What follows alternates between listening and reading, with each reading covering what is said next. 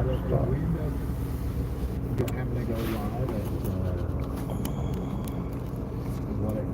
whatever time that the storm gets to the DFW area, which looks like early afternoon. Probably not. It really just depends on what the forecast looks like in the morning. But I promise.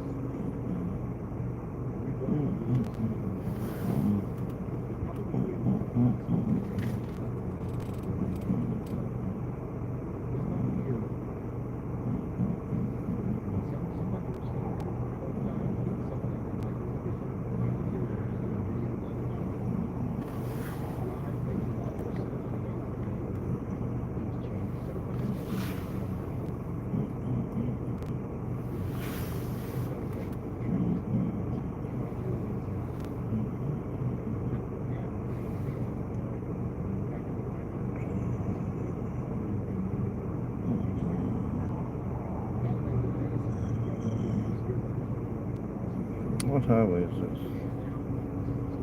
We are on Highway 18 South.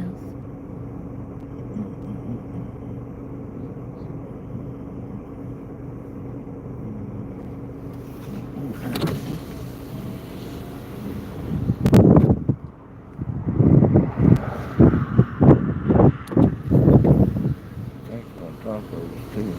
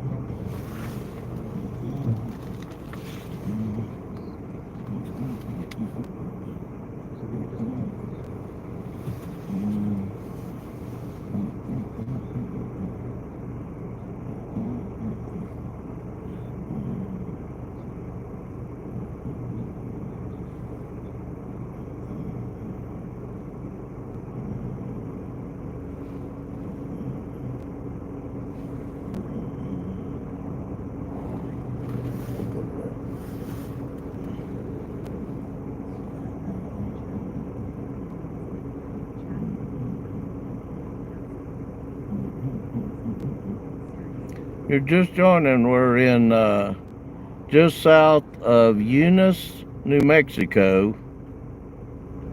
And the weather's going to get rocking and rolling here for the next 3 hours. But between Eunice and Jal, J-A-L, New Mexico, on Highway 18. A nice size supercell coming through here.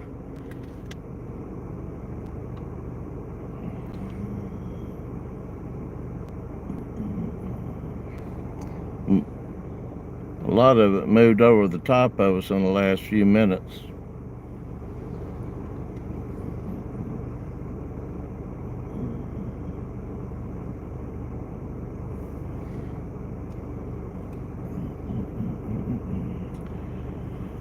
Just south of Eunice, New Mexico on Highway 18, we got this big supercell coming in. These things are going to start firing up now until about, they said between 8 and 10 is going to be the worst time for them, with potential tornadic activity. But this one here is, it's huge. I mean, we're only showing about a third of it. It moved in on top of us so fast. We were trying to get, the reason we're late, we was trying to get in position on this one before we went live.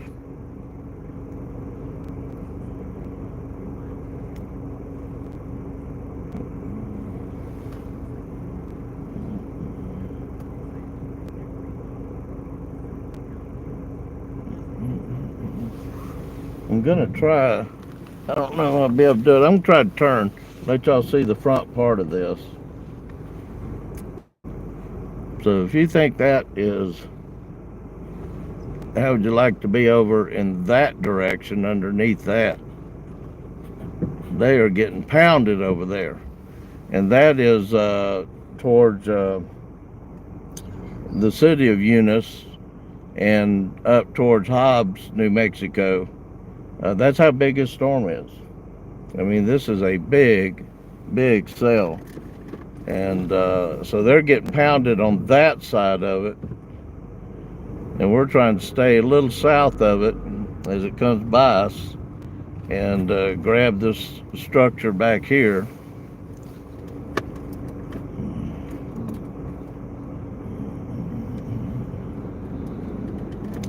It was hard to find a place we could get high enough, so we're kind of sitting near railroad tracks here to get high enough to be able to capture this without, it's so flat up here, just a few little trees on the ground blocks you pretty easily.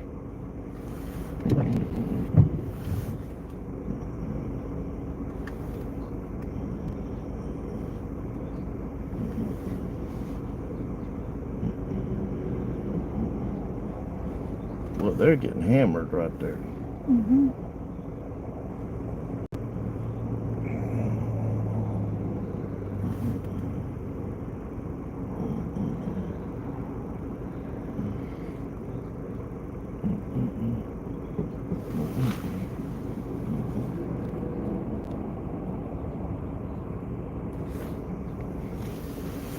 I'll give you a little bit better view of it. May have to back out though to get this structure. Let me get out and see what the best direction.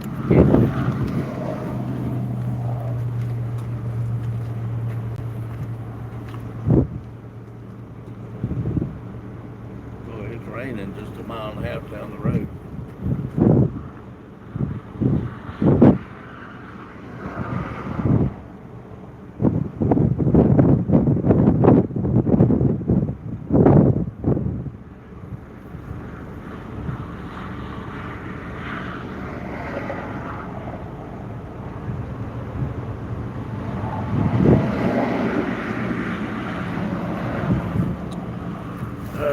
Let me get in here. We got a little bit of a rotation up here in front of us, but I got to turn the car for you to see it.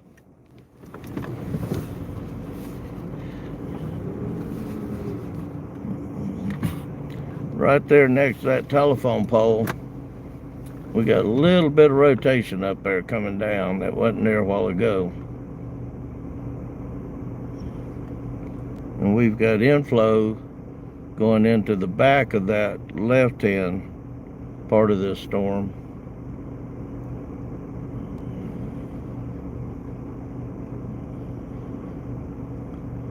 And they just put a severe thunderstorm warning on this storm. But it's so black to the right where we were showing you where it was raining.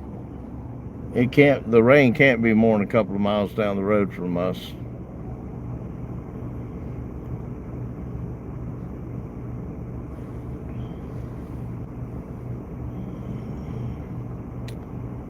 But if you're just joining, we're in just south of Eunice, New Mexico, right on the Texas.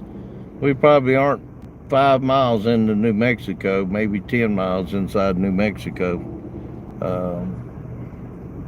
And this is where the storms are going to be, this east side of New Mexico and west side of Texas.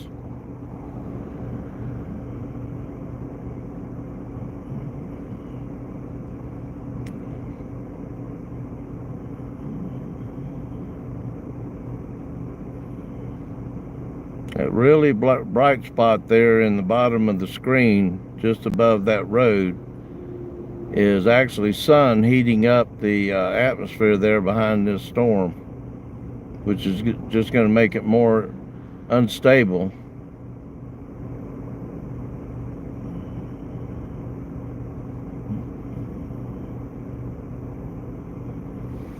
I'm going to have to zoom out so y'all can see more of this.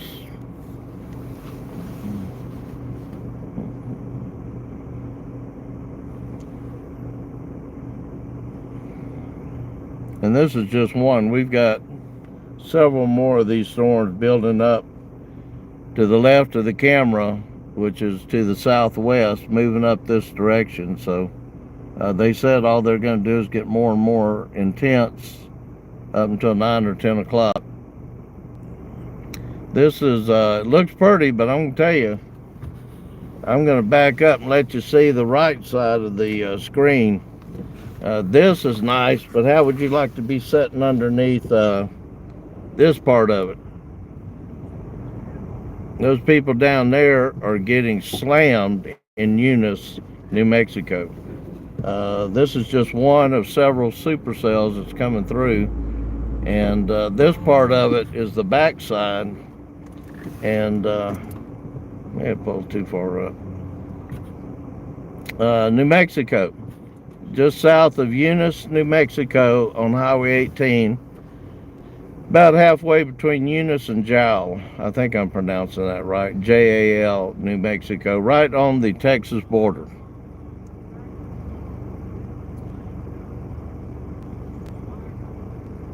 And this is just one, like I said, of many that's headed this way.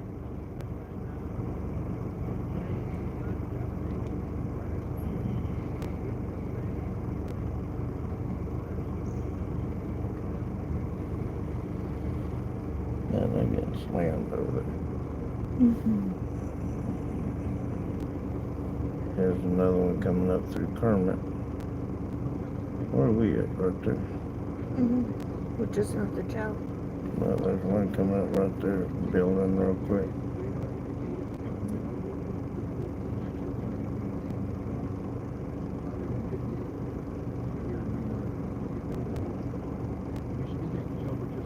Where's that at?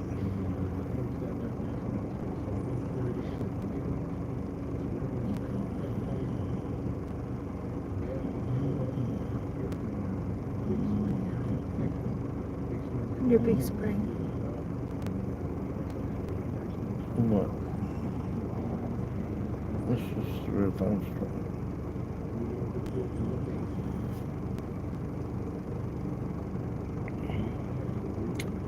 So we're about 5-10 miles inside of New Mexico right now.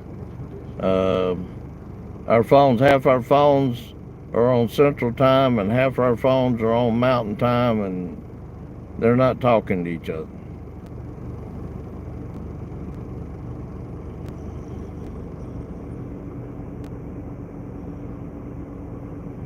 But the storm's moving northeast. We got some low-level cloud shear moving to the south and southwest.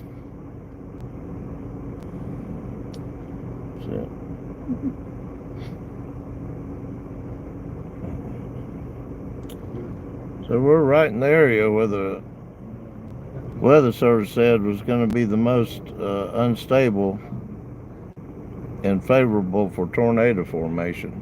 Don't know if we're going to see any tonight, but over the next couple hours it should be rocking and rolling pretty good.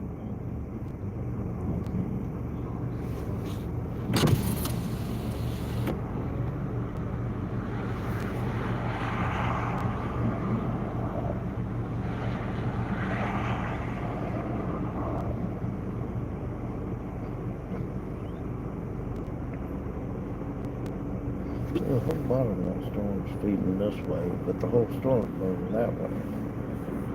See it? Yeah. It's crazy.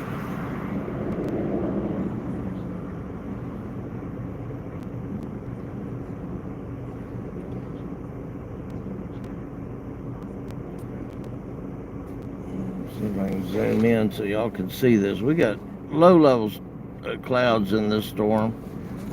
Moving, I don't know if y'all going to be able to see that. You probably will when they get here. But on the right-hand side of the screen, we got low-level clouds moving to the southwest, while the whole storm itself is moving to the northeast. And they've got a severe thunderstorm warning on this storm right now.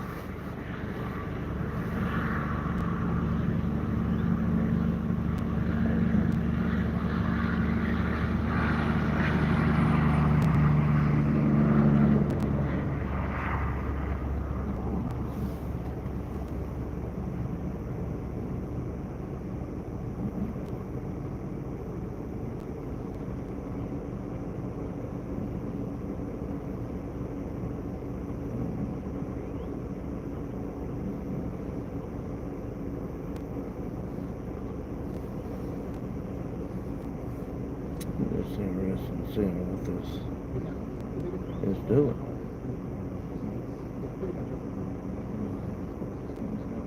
Well, we got all those clouds moving to the left. The storm is moving to the right. New lightning bolt just came out of that one. It's all the same storm. I know.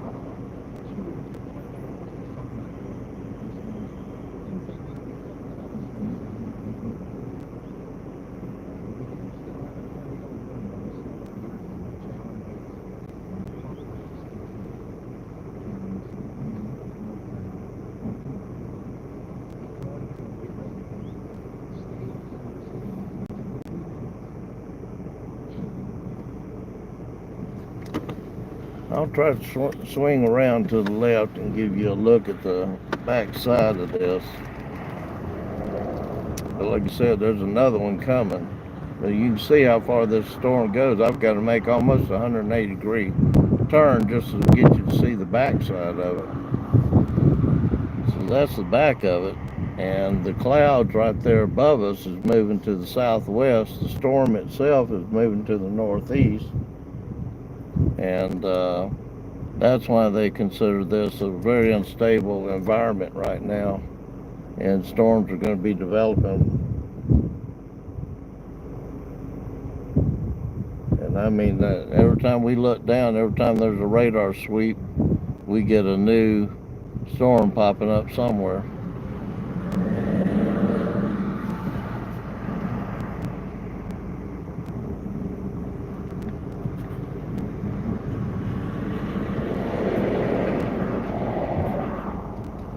See the whole thing here.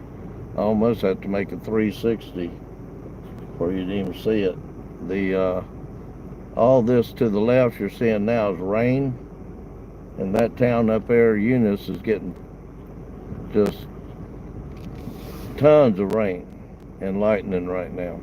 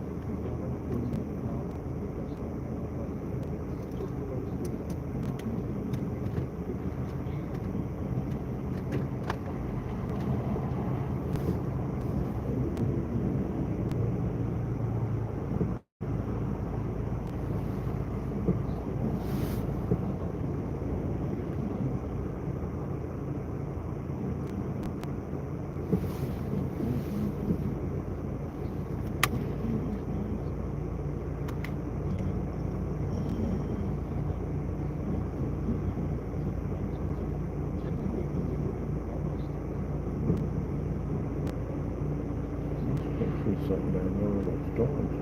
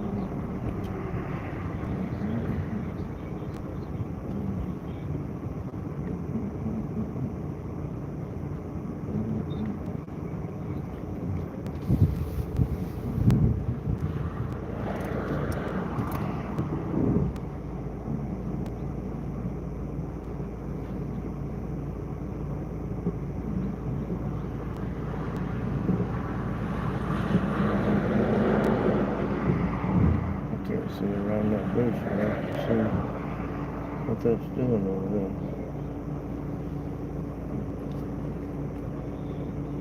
See over here by this tower? By the tower, see the tailback there? Yeah.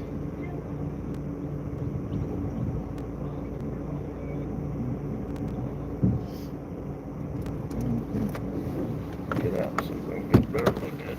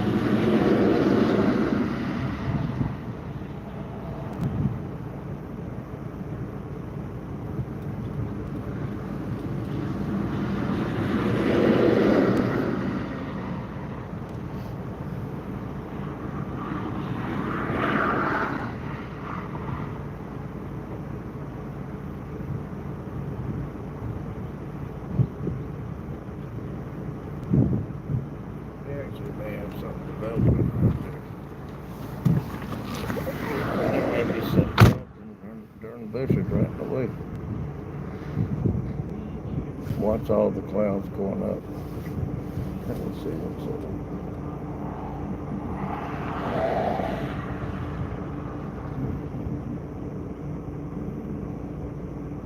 Yeah, there's some rotation. Watch right there.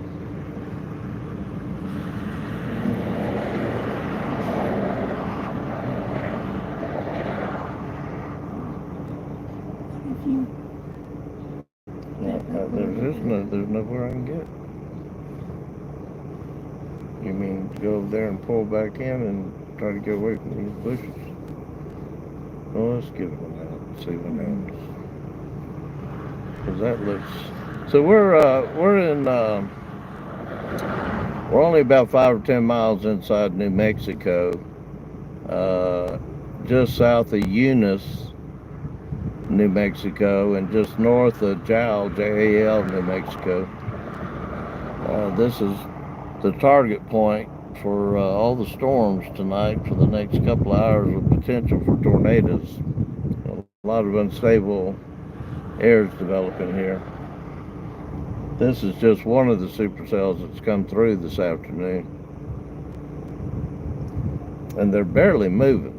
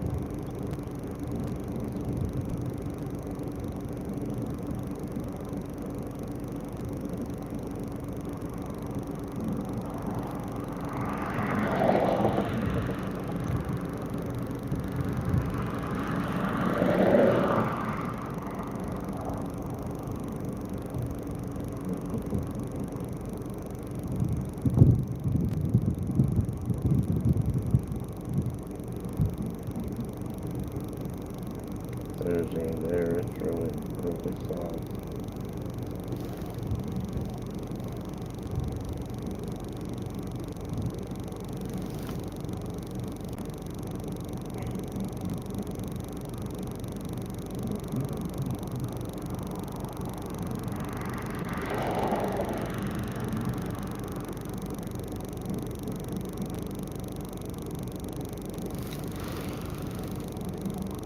We got to keep an eye on these storms. I don't want to get into what we got into last Tuesday and not have a way out of it. It was like Category 3 hurricane winds and rain and hail. We went back through Monday. Those that may be on here that saw us last Tuesday in Seymour and Monday, Texas, we went back through Monday, Texas yesterday, and they really got a lot of damage. We made it out of that town just literally a couple of minutes before it got hit. Took down a big radio tower, damaged several buildings, took down some grain bins. And it's funny, all of them had the same question I did. How come the sirens never got turned on? And we don't know. I don't have an answer to that. I was on the phone with the weather service when we came through that town, and then told them, you know, where to go find our live stream so they could see what was actually happening. But apparently the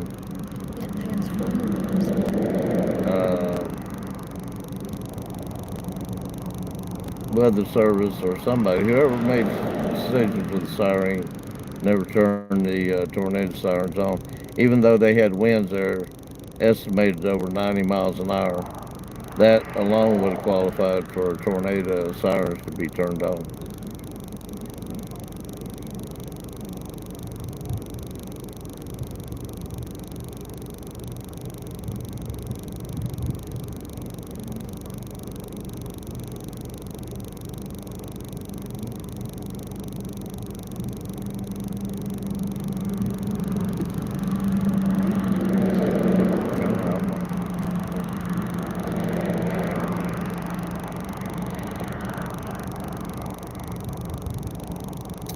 So all that brightness underneath that dark cloud, that's still the sun heating up the atmosphere back behind this supercell, and just really making the skies unstable. We got another one coming up to our left. I got to keep an eye on it.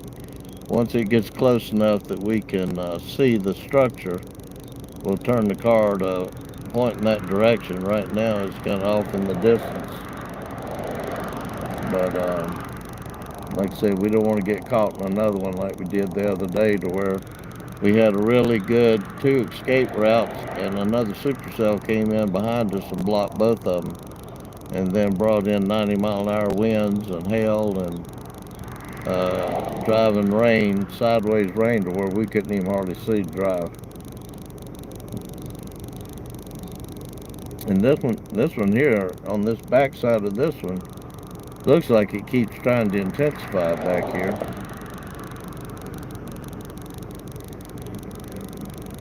Sure getting close to the ground right there.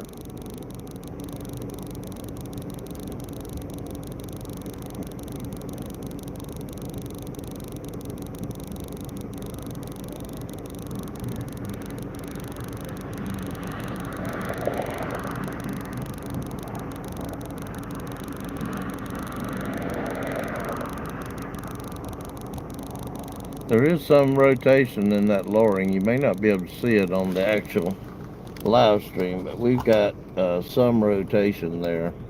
And I looked on the radar. It's not much. It's very broad. But we've got a lot of clouds feeding into it from the wind, clouds coming in from the northeast, but the storm's actually moving. The clouds are moving to the southwest.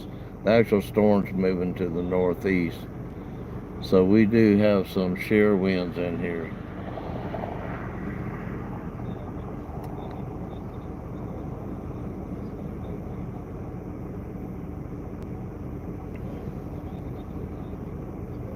I'm going to turn again and let you see just how this storm just keeps developing right here.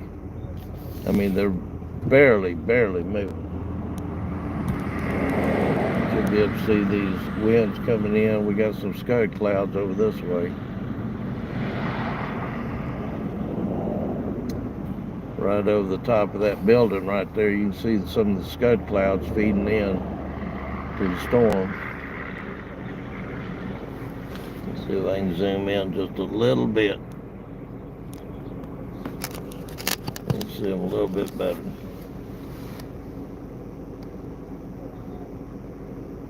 So there's some mild rotation in that lowering over there too, but it's all broad-based in this particular storm right now.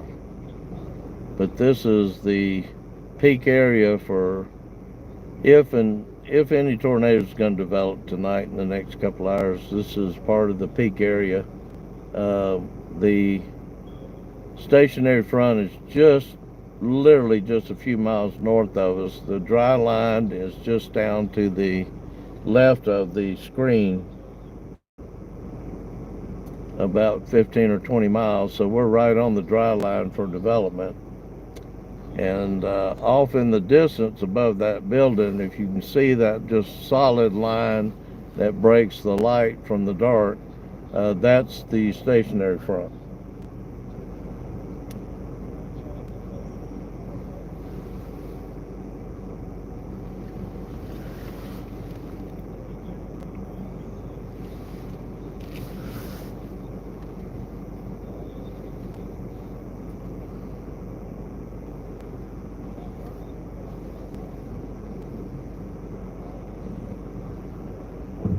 Thing's really getting low over there. See there?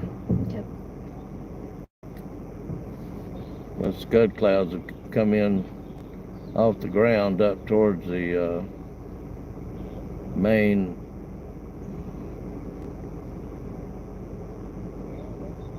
There is some rotation there, but like I said, I don't know if it's tornadic enough rotation or not in that lowering right there. We will see, because we're going to stay focused on it for the next few minutes.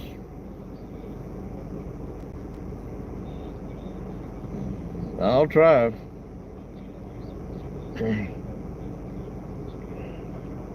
Gambler, were you on the other night when we had that lightning strike?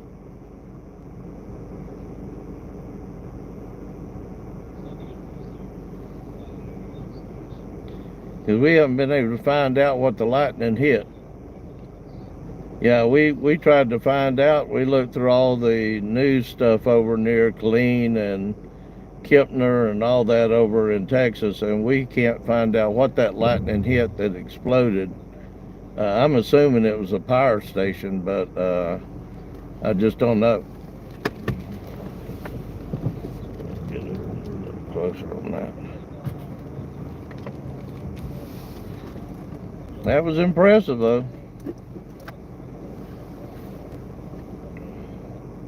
So we're, if you're just joining in, just south of Eunice, New Mexico, about 10 miles inside New Mexico. We'll be back over in Texas, and by daylight we'll be over in Austin area.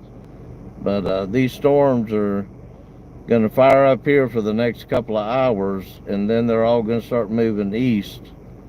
So we're going to be following them all the way back, probably through Mississippi, it looks like.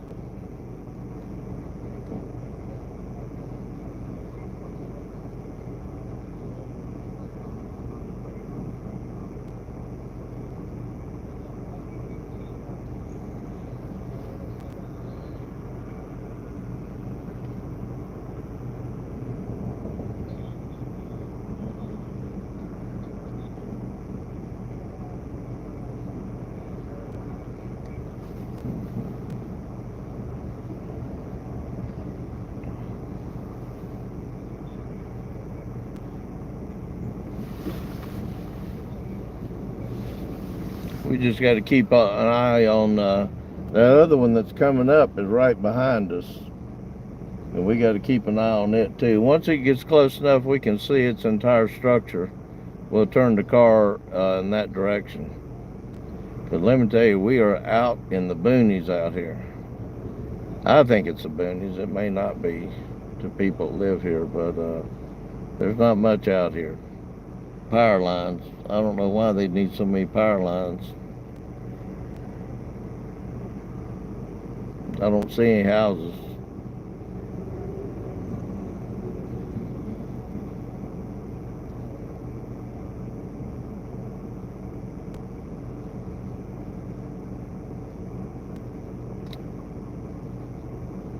Yeah, I posted that video of that lightning strike. Turned out pretty good, and that was just off the our 4K camera, one of our 4K cameras out the window. That's why we always leave a couple of them on, even if we're just driving in between storms. You never know what you're going to see on the highway or out of any storms around you.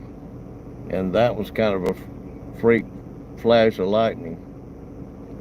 I don't know how long you stayed with us that night, but I called the weather service and said, "What's up with this supercell? It's been sitting here for 2 hours, just flashing lightning after lightning after lightning."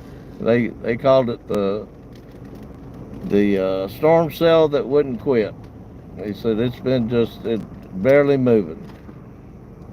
It finally died down. As soon as it died down, we cut the feed, but it took like 2.5 hours before it finally started calming down. Pretty impressive, though.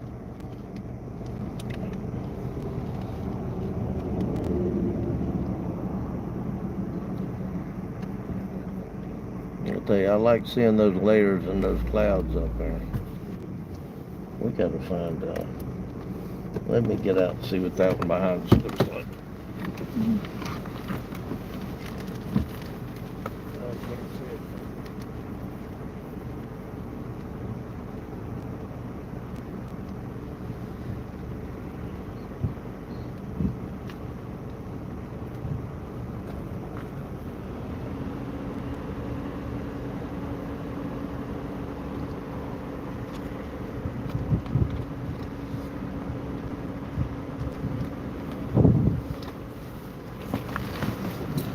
I think I can get y'all a better shot of this. Let me back up a little bit.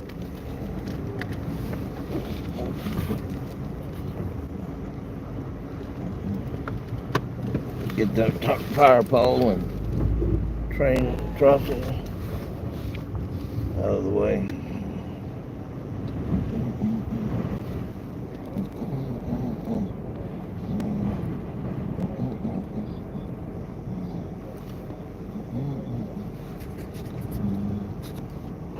Still think I got it too. There, that's a little better.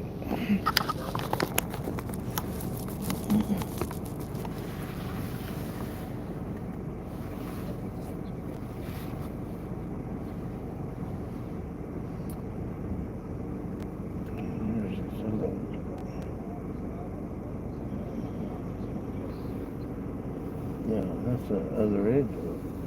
I don't know what that is actually.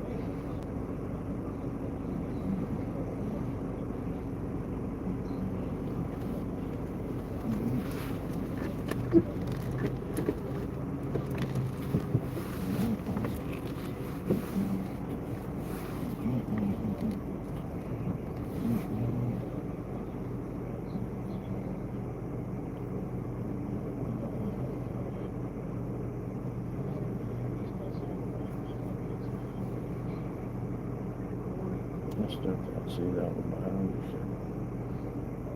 That one there. Yeah, the one that's in Kermit. No, I can't see this one. Yeah.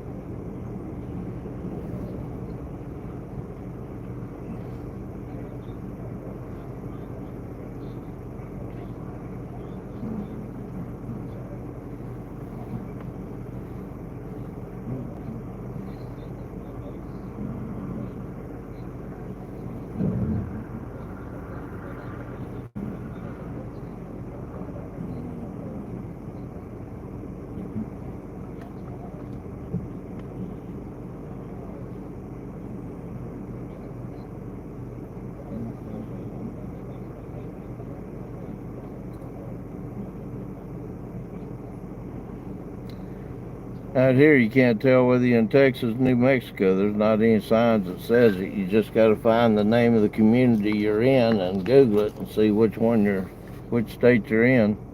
One's in Mountain Time, one's in Eastern Central Time. Half our phones say 7 o'clock, the other half says 8 o'clock.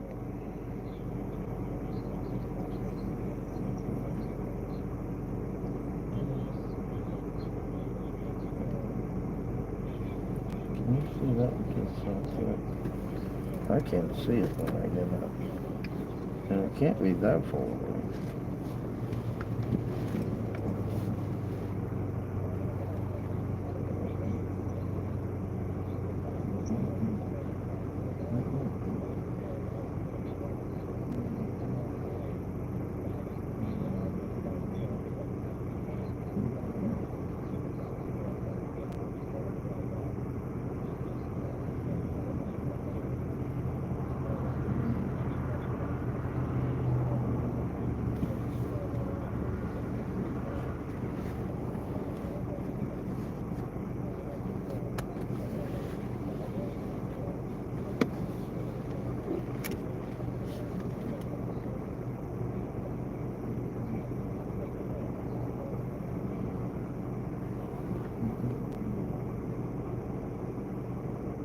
And don't know whether it's coming or going.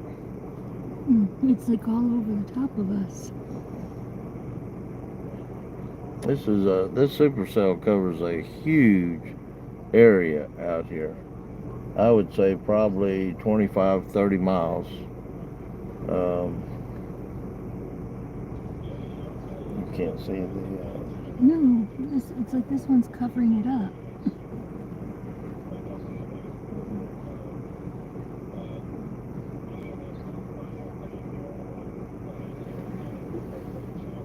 There it is on their feet.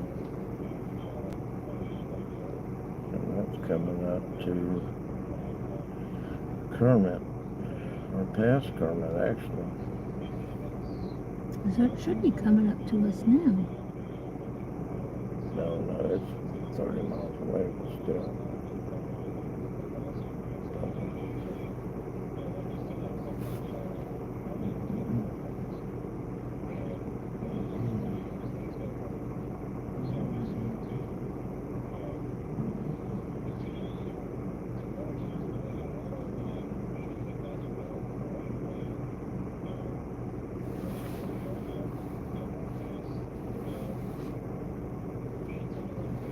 Here, let me slide down here.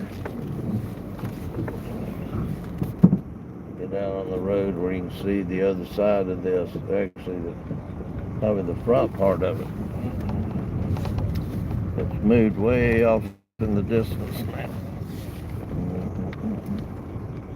So that's what we're seeing out here, is this thing goes way out there.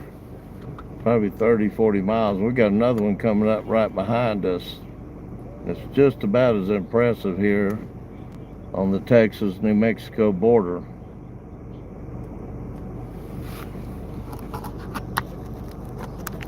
Is that it right there? You'd see the cloud tops coming in. So as you can see, this one it was pretty big. They've still got a severe thunderstorm warning on it. Whoever's out there and on the horizon at the beginning of it, they're getting slammed pretty hard right now. They said there's hail, hard rain. They've got some flash flood warnings out somewhere out here. We're still under a tornado watch until 10 o'clock. I believe it's 10.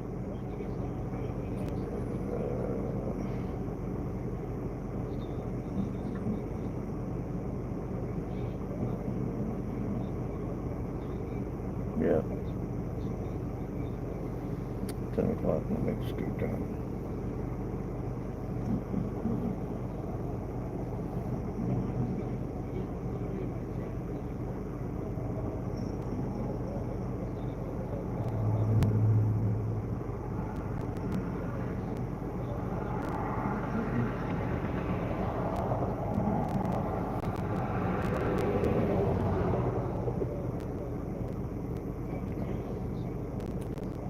Kind of feel out of place out here. Everybody out here drives jacked up trucks with 22-inch tires on it, it seems like. But this is oil country, and I assume you got to have those to get up and down these roads.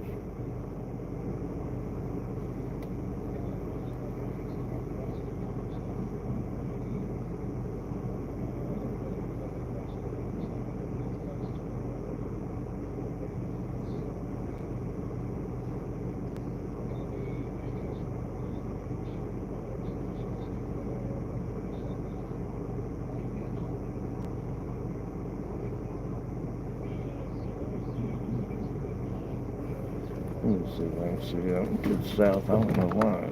I see it on radar, but I don't know why we don't see it.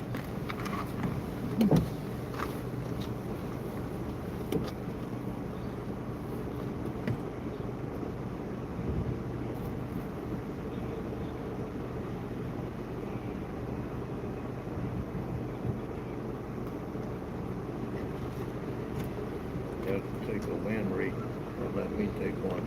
Okay.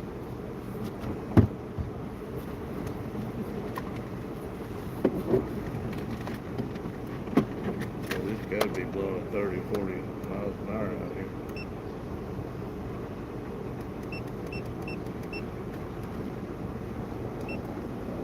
There you go. You'll probably get it more accurate outside the car.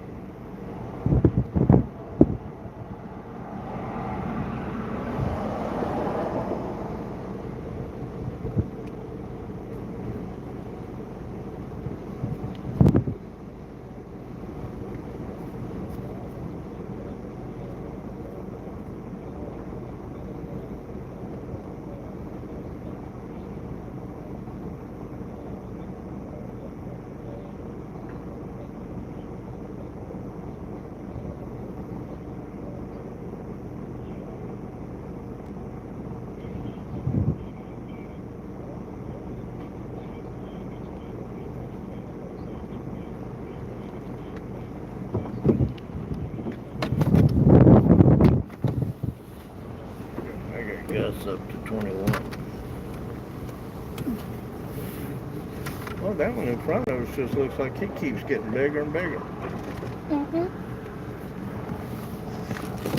I tell you, that storm right there in front of the live stream looks like it's getting bigger and bigger again. Let me see what it looks like on radar. It does look like it's getting big. So that's the one that just came over us. And it looks like it's getting bigger. They've still got a severe warning on it. I'm trying to decide whether to follow that one or wait till this one comes up behind us. I don't know why we can't see it already. But that one out there is getting really, really big. The space you're looking at across there has got to be at least 20 or 30 miles across the front of the live stream.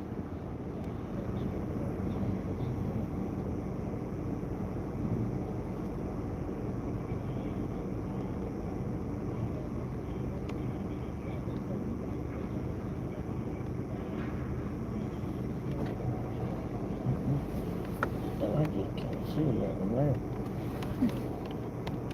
I'm not sure whether to follow that big one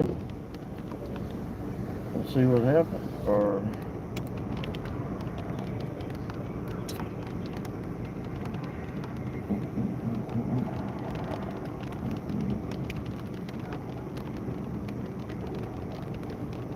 what's funny is that storm's moving to the northeast, but clouds we've got down here on this side's moving to the northwest.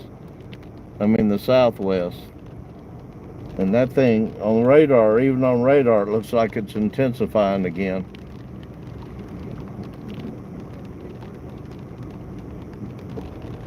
And that one's actually moving into Nadine.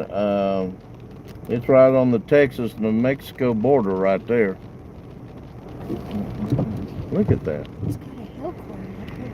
Well, I know that. I can see that on radar. So I don't know whether to wait on this next one or chase this one. This one's getting so big. Guys, that is a huge storm up there in front of us. On radar, it's getting more intense as it gets above the stationary front. It's actually intensifying above on the north side, on the cool side of the front. Because we were up there a while ago and it was like 58 degrees on that side of the front. Down here, it's probably 70 something. And it's actually intensifying on the cold side.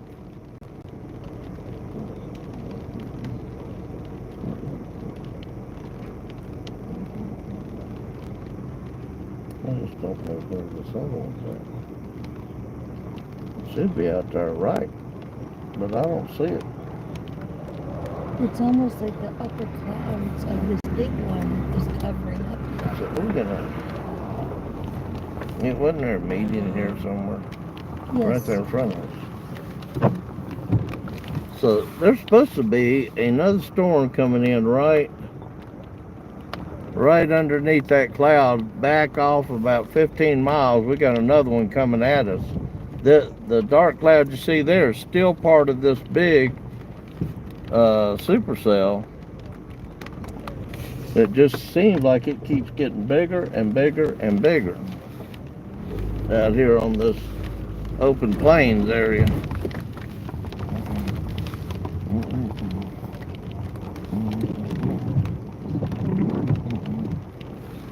I can't zoom out any further really to give you a better shot of that. That's probably as good as I can get. Because this thing is huge. And it keeps getting bigger.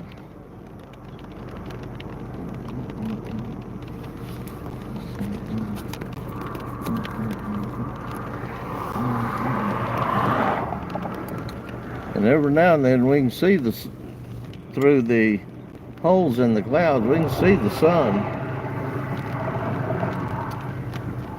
I'm gonna get out again. I just can't understand why that one's getting bigger and this other one hadn't caught up with us yet.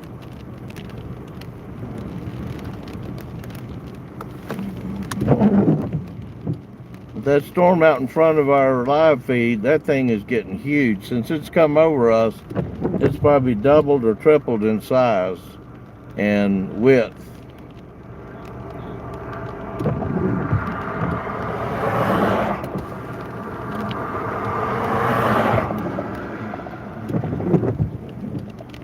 Take a look at the cloud tops and see what they look like. Oh yeah, that thing's blowing up.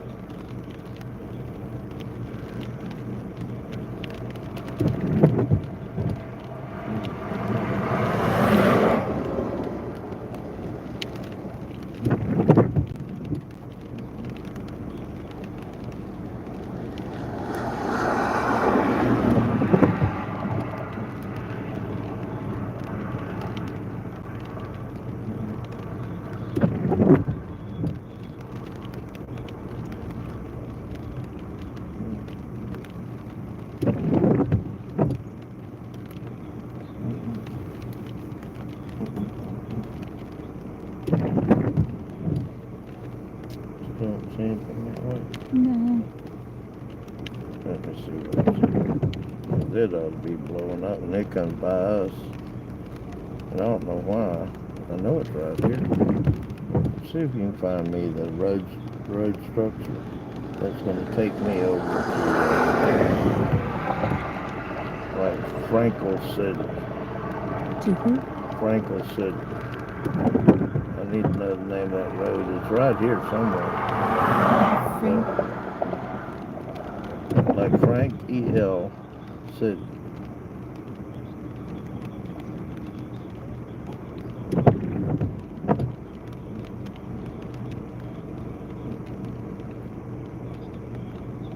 That put us directly in front of that storm that's coming up. Highway 18 to Highway 176. 76 behind us. 176. behind us? Yeah. How far are we away from it? Done. So, where are we at now? We're right here. Just south So of that's upside Eunice. down. Eunice is right there. Right. And Oh, Franco City is. okay. Then that isn't where I want to go.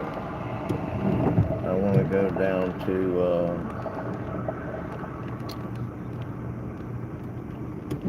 There's a road down here. Jow. How far are we from Jow? We're pretty much in Jow.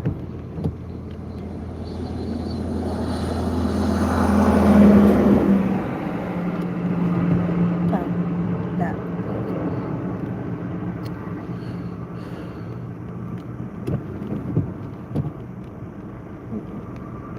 I think by the time we got down there, it'd be coming through there.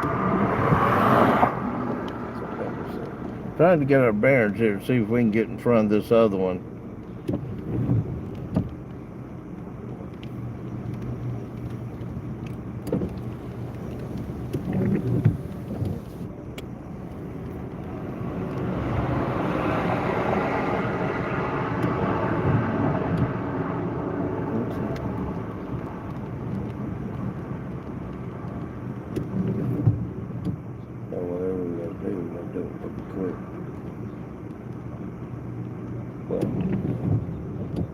No, it's already past Jow. So we need to go up to Eunice and take a right and go back the way we came. What is it? I don't remember seeing a Y on this road. I don't think this is part of this next storm. Well, we're going to go up here the way we came in and get in front of this next storm.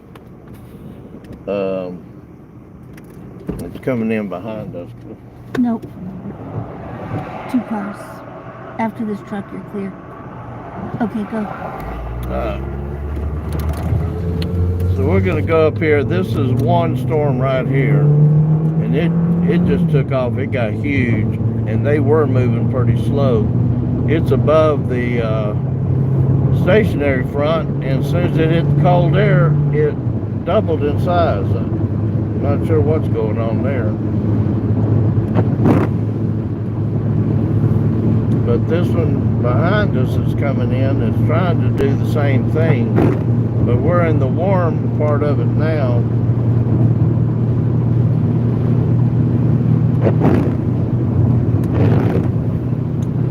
We're going to go up here and take a right. And so we're going back to Eunice, which is just a crossroads up here, community. And we'll go back towards Andrews. So once we take a right up here, about 5 miles down the road, we'll be entering Texas. So there's that big storm that just came over us. And it is big. It covers a fairly large area. We're going to go up here and take a right. How far to that town, Waco City? That was halfway.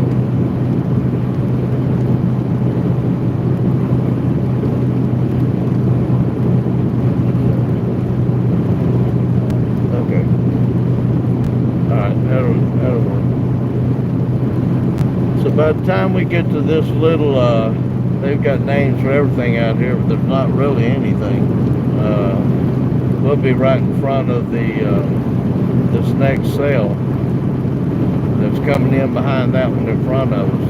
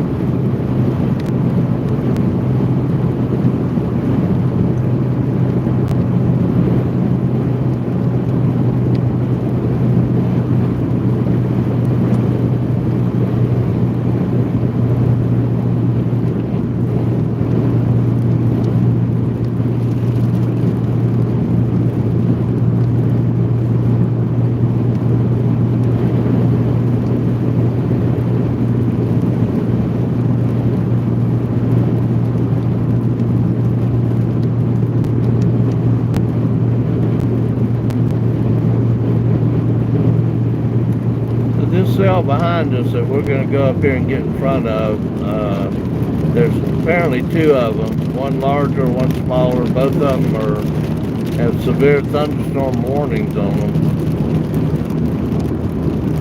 I'll tell you, that one right here in front of us, it was moving so slow, and then all of a sudden it got above the stationary boundary and took off.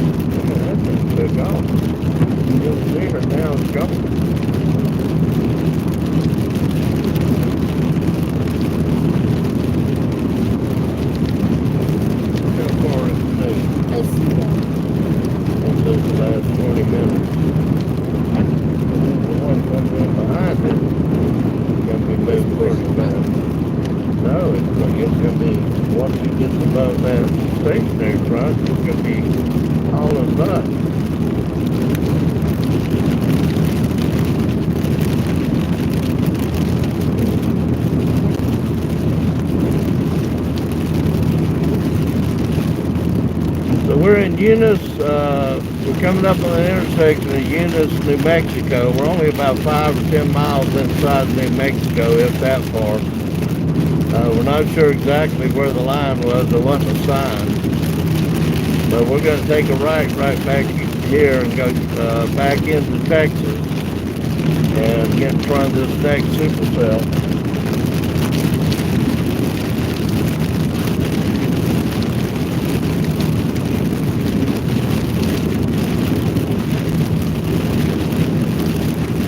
What it's going to do.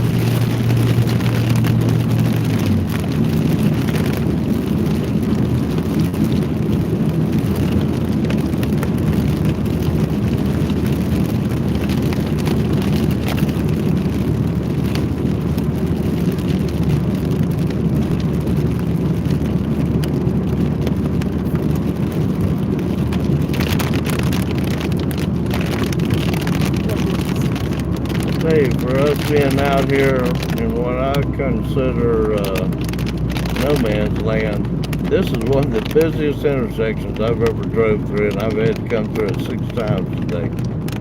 It actually looks like it's not as busy now, but I can tell you, it's a 4-way stop on a 4-lane highway.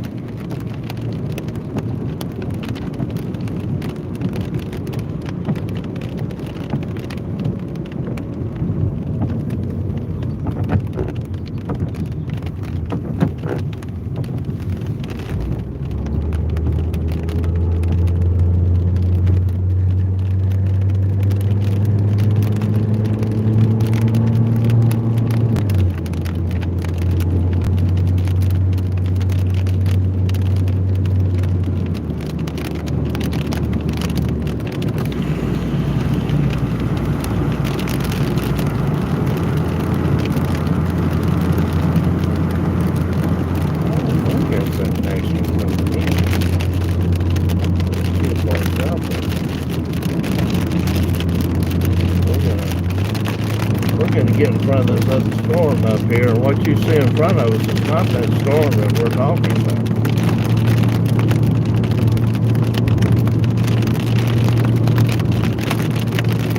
That's hail. We're getting a little bit of hail here right now. Not a lot. Well, hopefully it won't pick up. Well, maybe it will.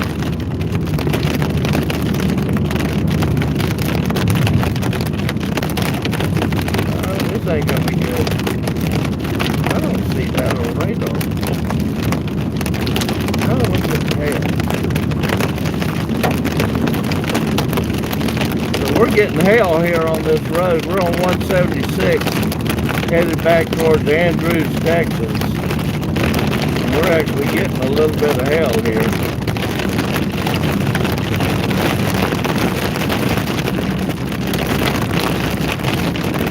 Not in from the storm we're trying to get up here in front of. This is the back side of that other storm that came over a while ago.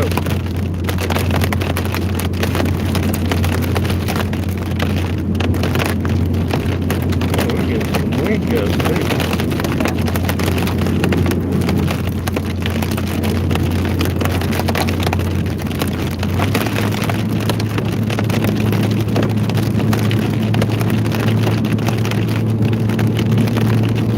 What you see here in front of the live stream and to the left was a storm that came over a while ago. It was one cell, and this is the one we got really big. So we're actually, man, I don't know why I've got southbound winds. So we got wind blowing to the southwest pretty heavily right here. That's hail that you hear outside. Man, I don't know why we got wind so strong here. Alright, it's getting a little bit bigger. Okay, what is going on?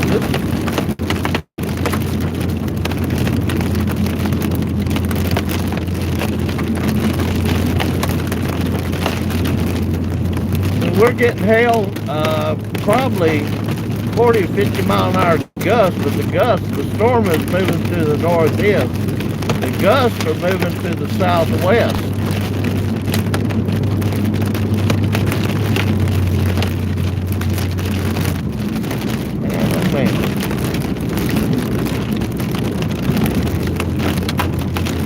Definitely getting some hail.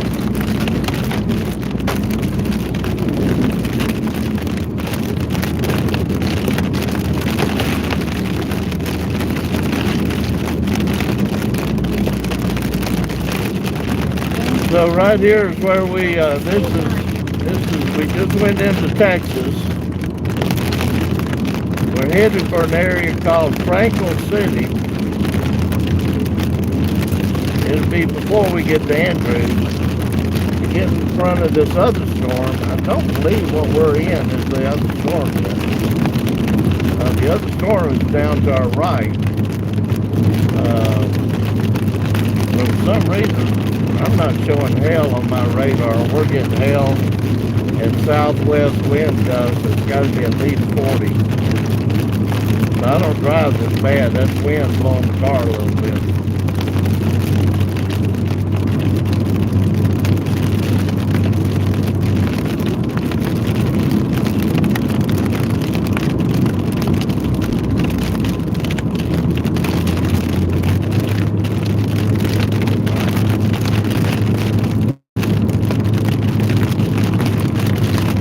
That was just a little storm that popped up out of nowhere.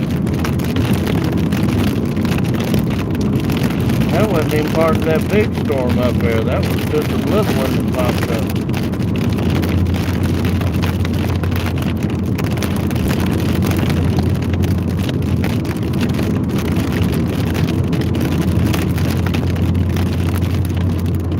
That hell was probably a little bit bigger in pea size.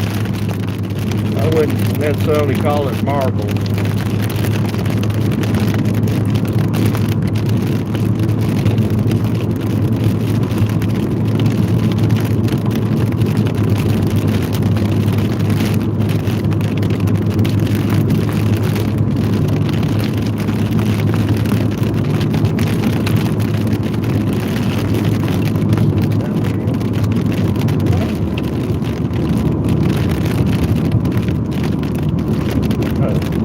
Turn that down.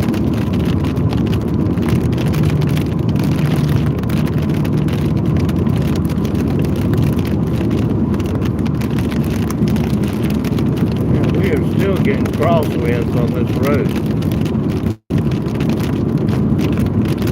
No hell but crosswinds.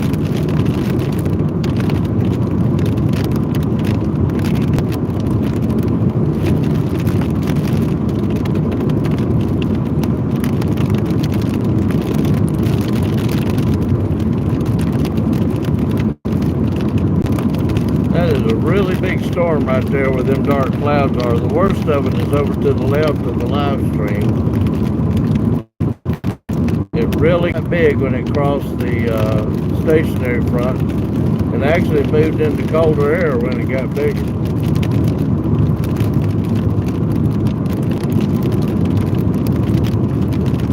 I guess it's stud cloud down there.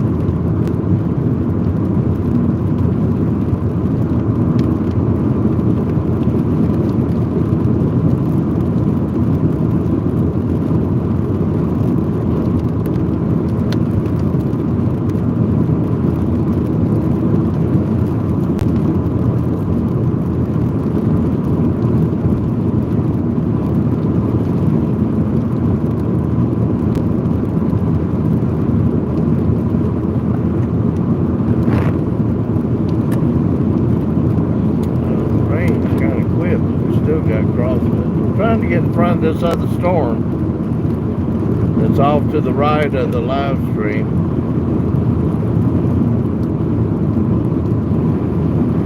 If it intensifies when it gets north of the stationary front, like the other one did, well, we might be in for a show.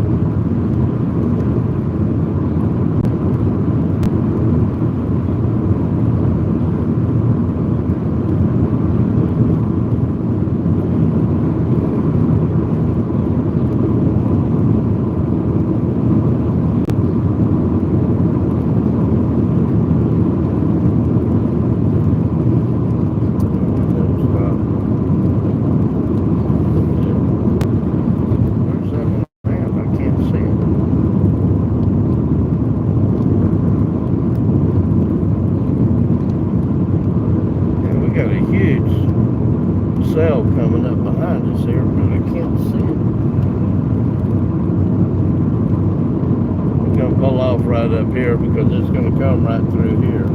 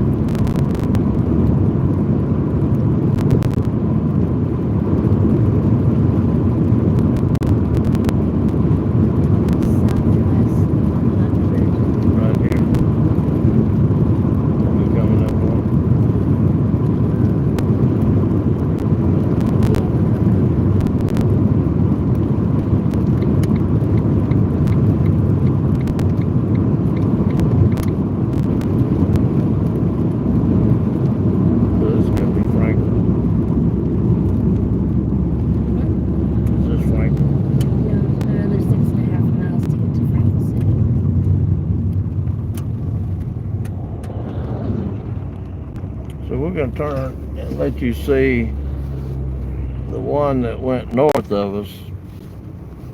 So there it is. Huge storm. That one went north of us. We're in Texas now, so we're just west of Andrews, Texas, north of Midland and Odessa, about 40 miles. So that storm just came over us. It wasn't that big until it got north of the stationary front and actually got into colder air and got bigger. Now the one we're after is down this way. We're going to go down over this ridge. There's one coming right at us.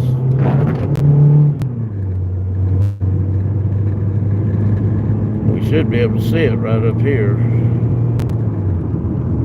I don't think these clouds in front of us is it. Should be able to see it here in a minute.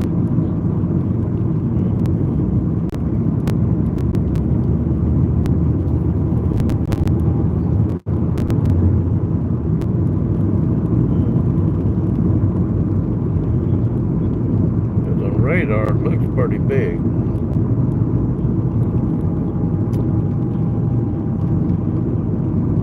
I say I don't think this is it, but it could be.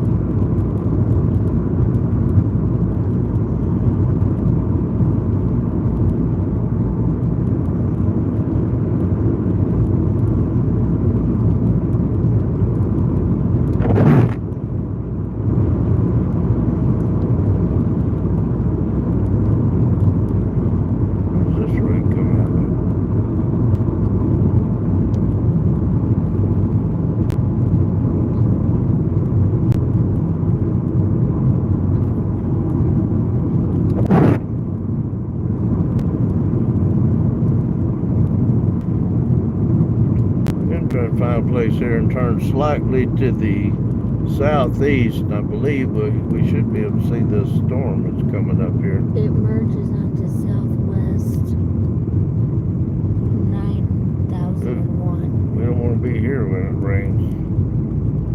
Road floods. Do what now?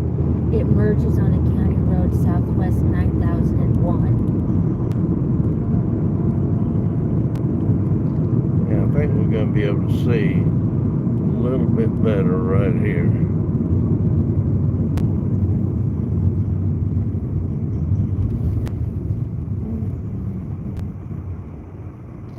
I still don't see it though.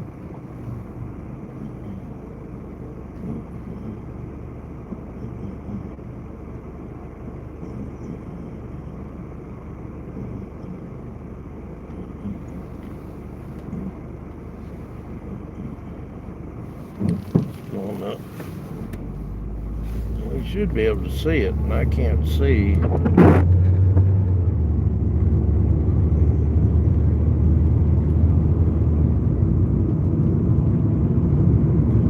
Following says wind turbines.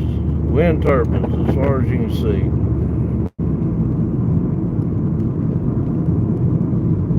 It just takes you on a bunch of little county roads and circles around here. Yeah, I just want to see the storm that's coming so I know whether to keep going or turn around and go back the other way. If we can't find the storm, it'd be best to go back the other way. Yeah, that's my thought. Exactly. But I think that's it right over there. We're in West Texas, west of Andrews. I mean, we're barely in Texas by about 5 miles, 10 at the most. We were in New Mexico a while ago.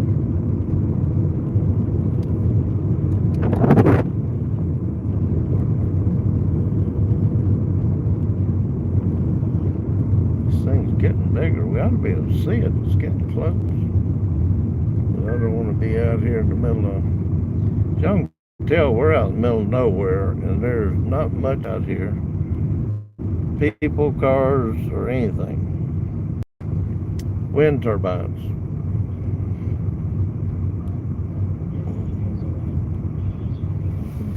I believe, though, that right there is our storm that we're waiting on.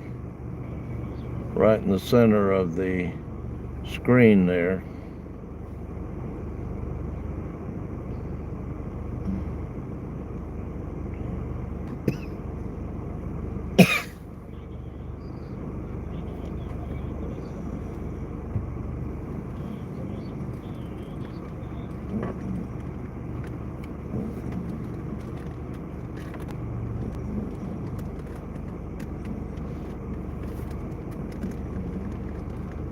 Now, radar's pretty up to date too, so we're only 4 minutes off from the actual time on radar.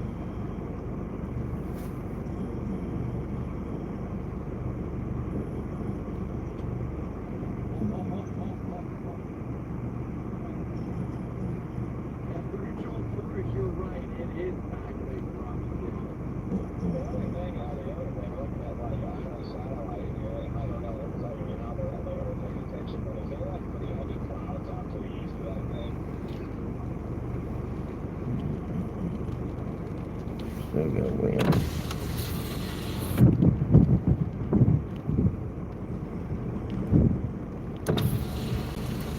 I just don't want to get caught on this side of where that road flooded back in.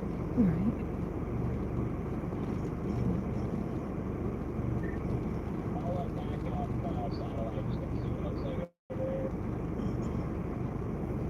Now let's see what they do when they get north of that stationary front. If they start getting bigger, we'll go back up and go on down to Franklin and Andrews.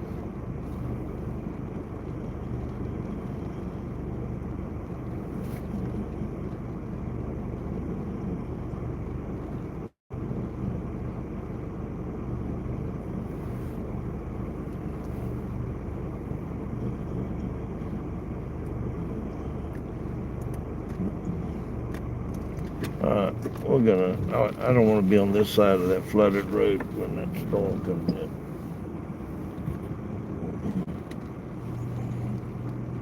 I just saw some lightning Where? straight ahead where you're looking. Oh, I think that's a storm right there now in front of us. I can sit better on the cameras than I can out the windshield.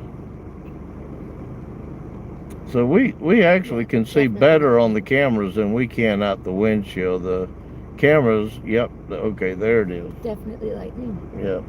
So on the horizon, that's where the storm is. It's not that far from us. But now I can see it. And this road we came in on, there's a place back there that's going to flood again if a lot of rain comes in. So we're going to go up and intercept this on the main road. It looks like a good road. It is a good road, but it's out in the middle of nowhere. If we got stuck or couldn't get back across this flooded area up here, wouldn't be good.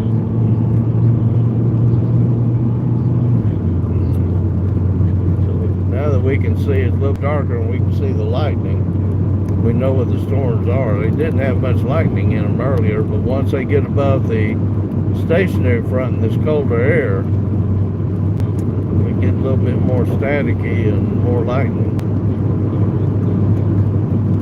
I don't think staticky is a meteorology term, but it's one that we came up with. Or when a warm storm hits a cold area, obviously the two differences is like static electricity walking across a rug.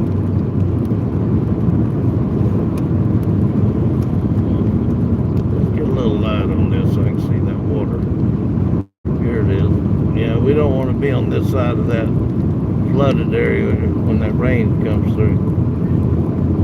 Looks flat out here, and I know we're at 15 to 1,800 feet above sea level. There's a lot of low land in this flat land.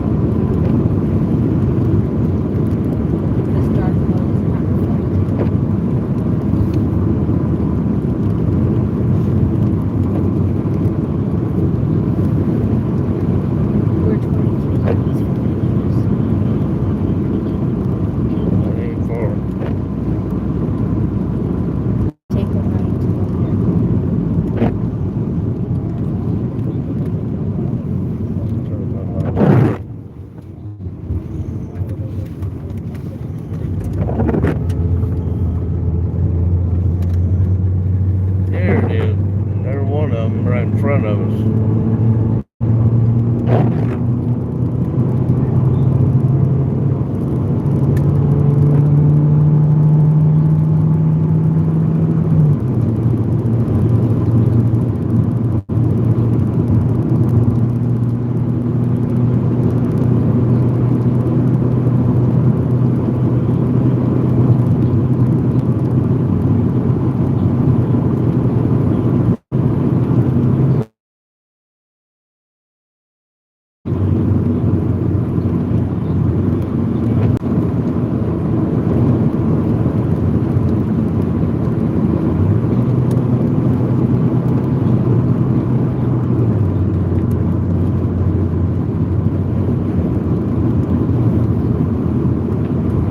Hello, Lauren. Goodbye, Lauren. Those of y'all who are still on last, there's two thunderstorm cells coming up from the south. The last one that came up got bigger after it crossed the stationary front. The dry line's about 15 or 20 miles behind us. And this looks like the other one had very little lightning in it. This one looks like it's going to be have some pretty impressive lightning.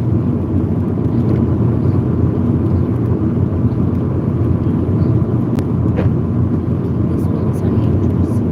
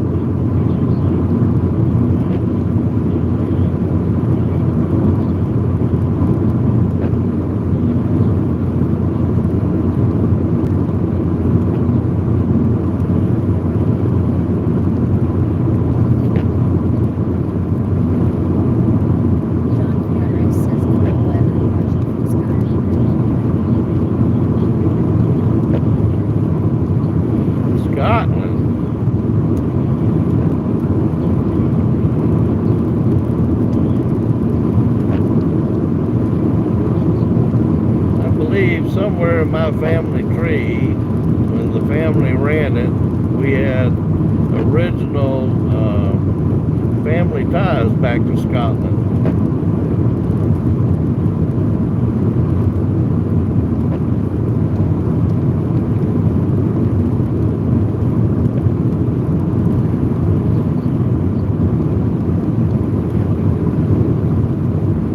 How cold is it in Scotland this time of year? We're at in Texas in the United States, it's about 58 right now, but on the other side of the stationary front it's probably closer to 70.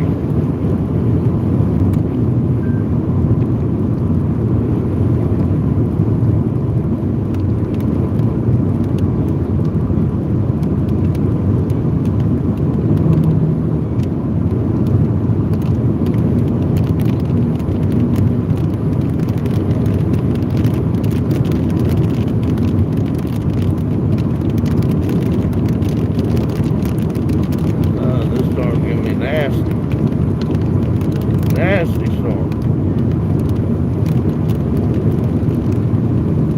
It's kind of real for it.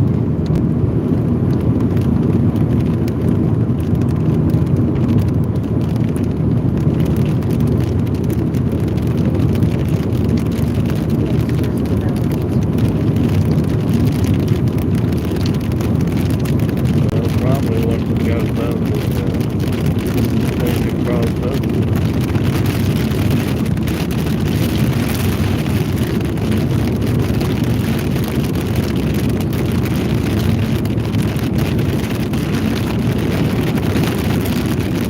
Yep, it's getting ready to get pretty intense.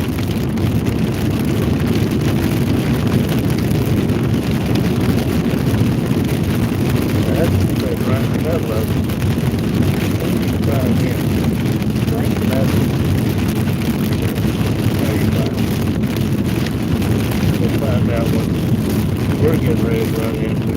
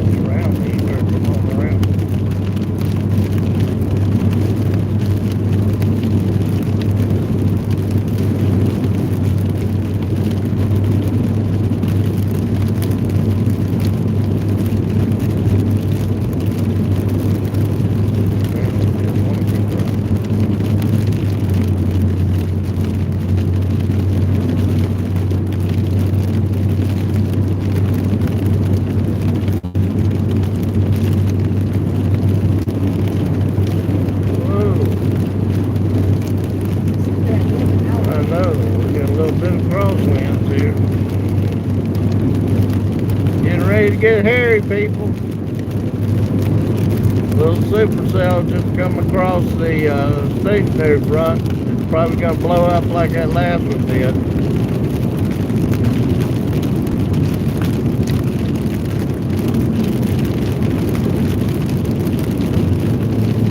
Actually, there's two of them that are getting ready to come through.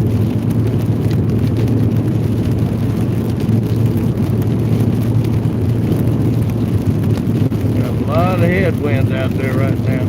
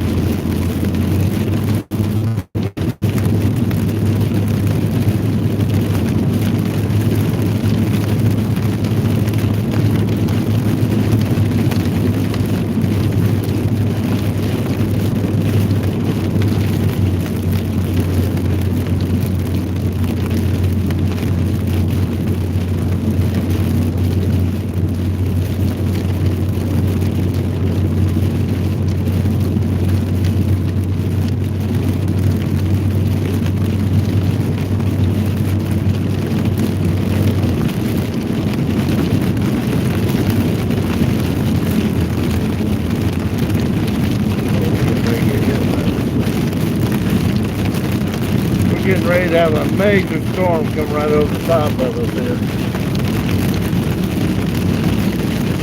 Maybe two.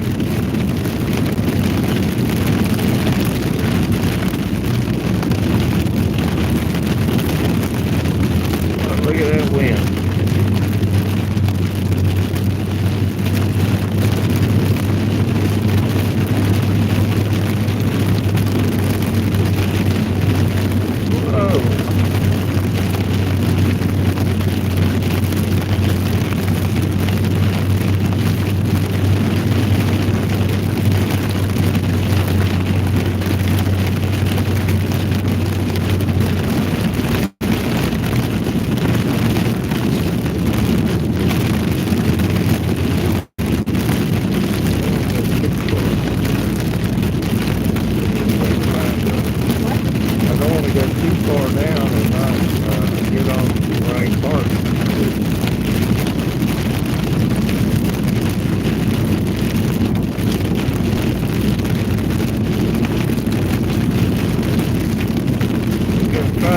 Somewhere down here to park till the storm comes over the top of it.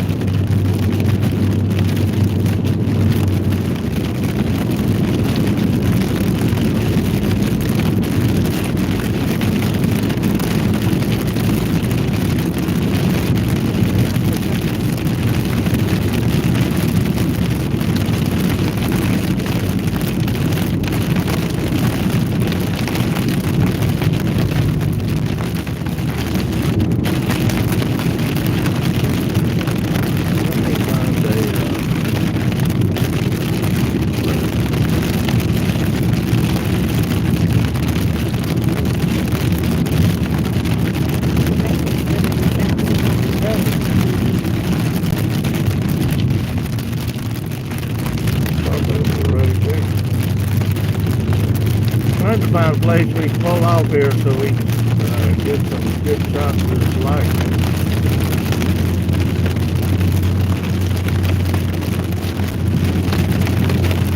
Alright, there's a little bit of hell. We got a little bit of hell in this storm. I'm not sure how much.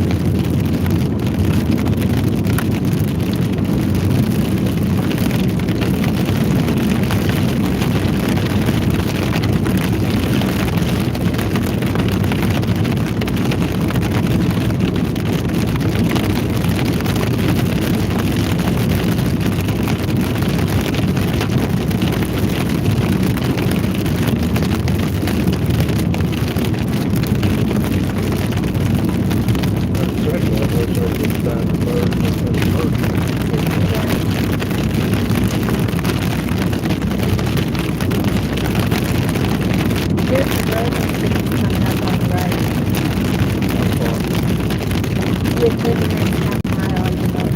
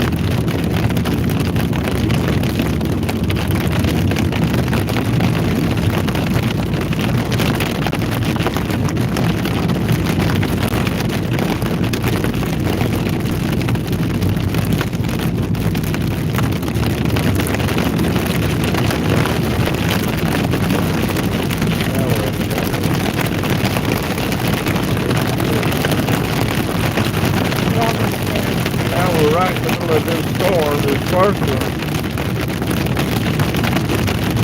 A little bit of hail coming down. It should be right around the corner.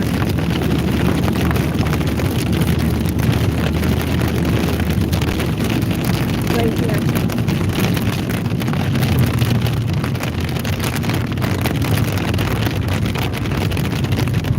Right here. I don't think you want to go down there, but it's a good place to pull over. Yeah, we're going to sit here just a minute and see if we can't get a good shot of this storm coming through.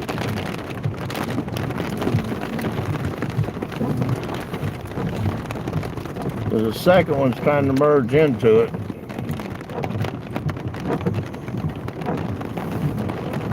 Turn the headlights out. We can get a little bit better view of this storm coming.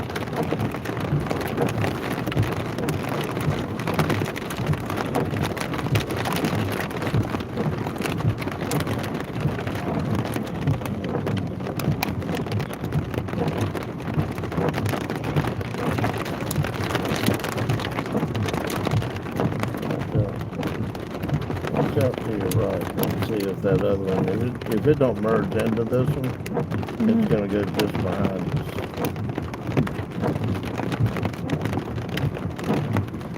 So we're on the outskirts of Andrews, Texas, on Highway 176.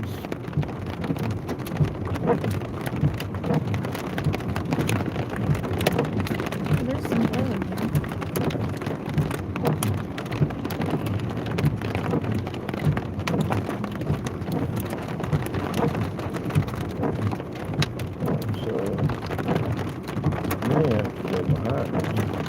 They've got it following this first one.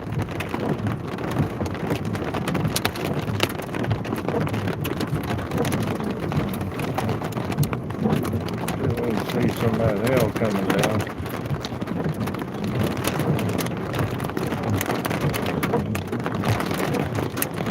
There was some rotation on it. Right there.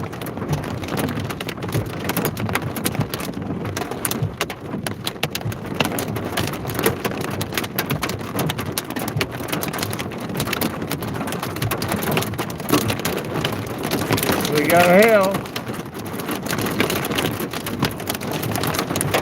So we're in Texas, on the west side of Texas, near Andrews, not far from the New Mexico border.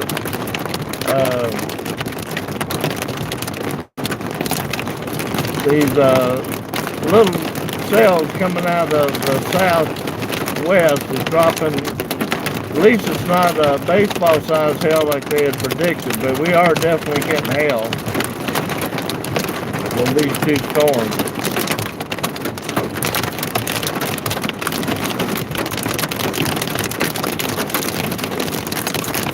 We'll get a lot of hail.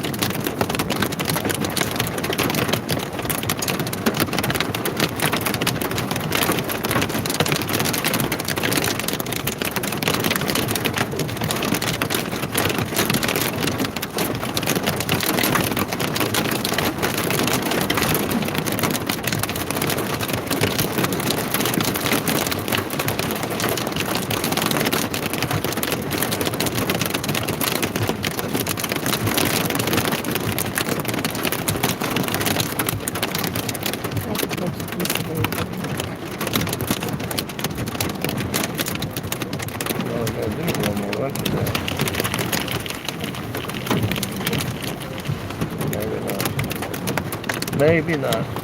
Get my hands in there.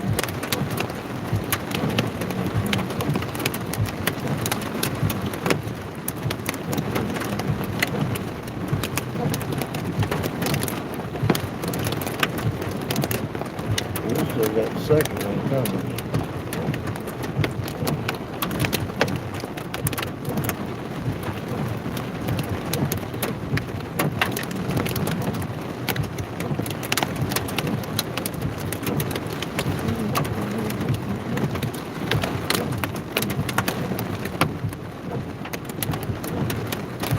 Yeah, so we got one more coming in behind this one. But we're getting a little bit of hail. It's bigger than pea, but smaller than marble size hail.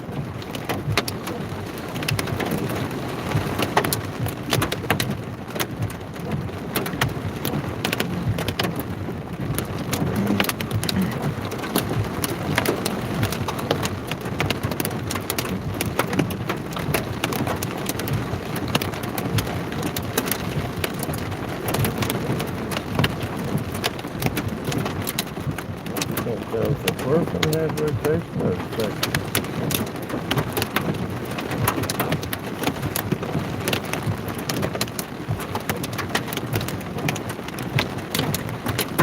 So we got another one coming right behind this first one that went through. It's going to have hail with it too.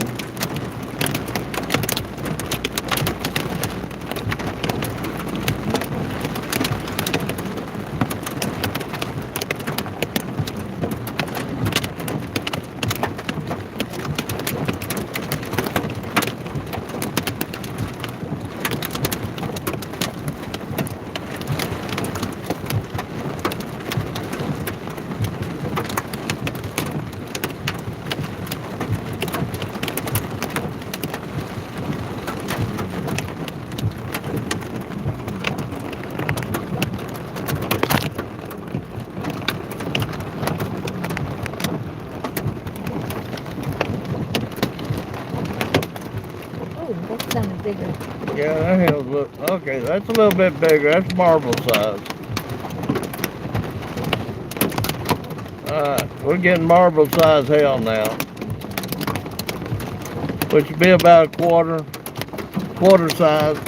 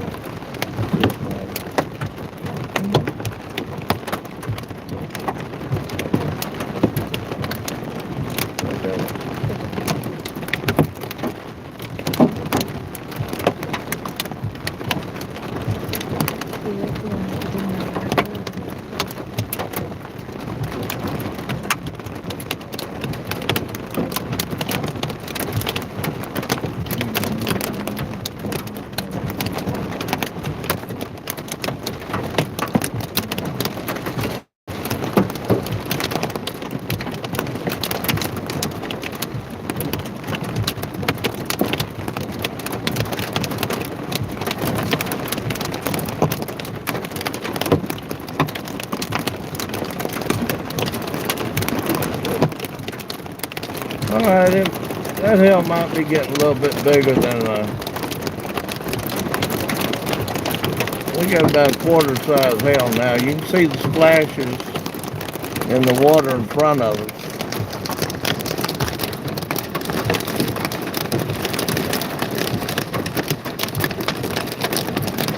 The hail is actually splashing, making the water splash.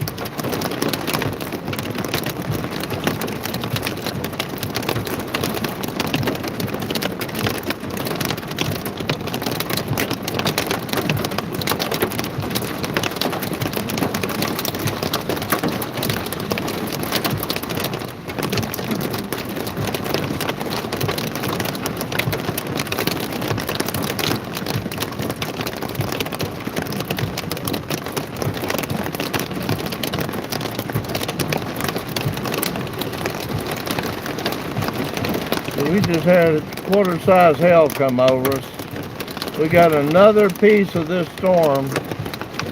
It's actually another cell trying to merge with this one. We'll see how big the hail core is with it.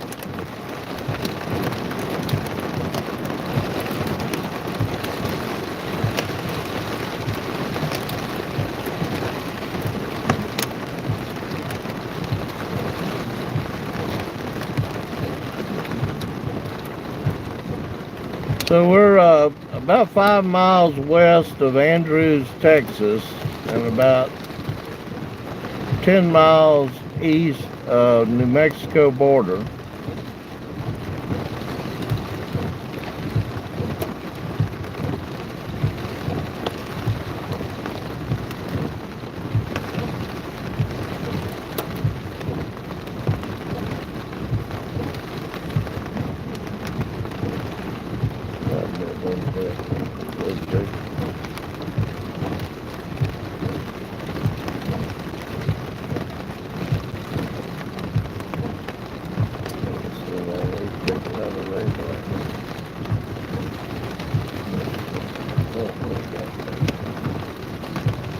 That's probably the best one.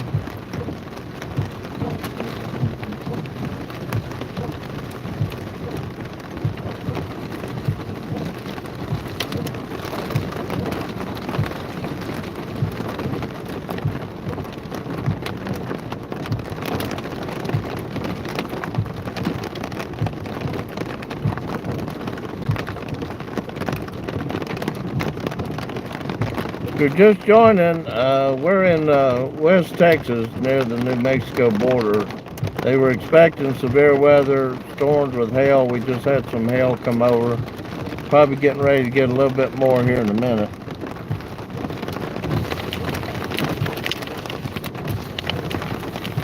We're fine. Yeah, we're fine.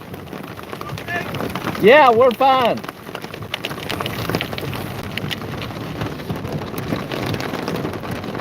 I got one. Anyway, we got one more little storm getting ready to come over the top of us. It should have some hail in it too. We're going to wait and see how much hail it's got and how big it is. Not that I want to lose my window, but I don't think it's going to be that big.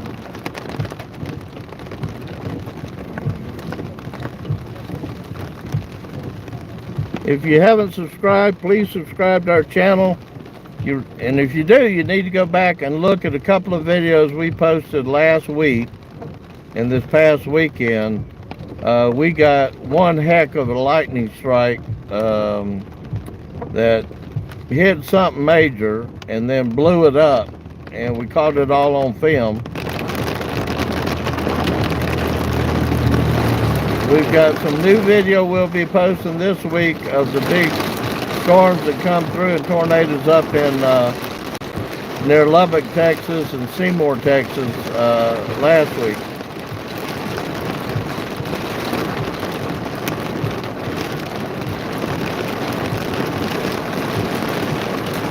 This is going to be that second storm that we were expecting.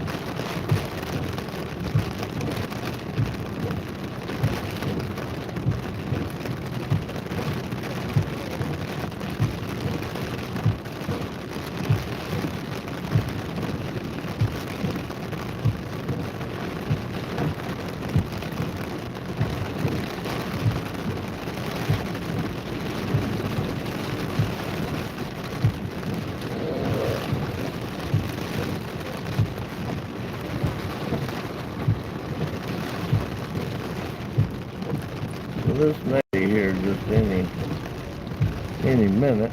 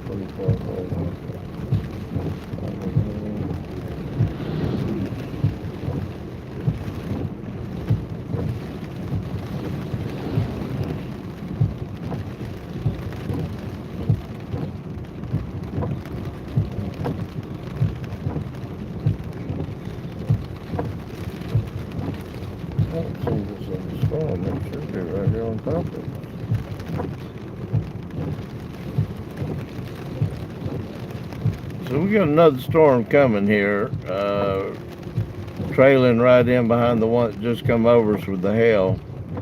We probably had 3/4 inch to almost an inch size hail there for a couple of minutes.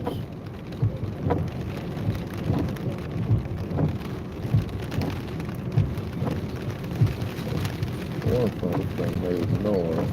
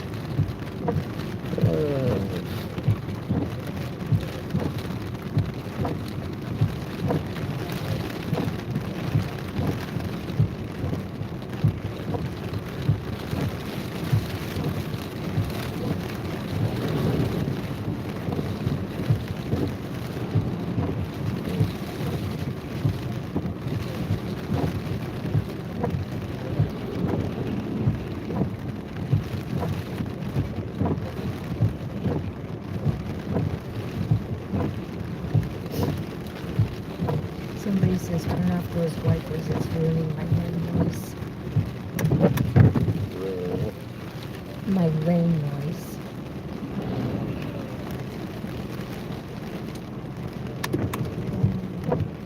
You know, turn them on every now and then just to keep the windows straight. But this other storm ought to be here just any second.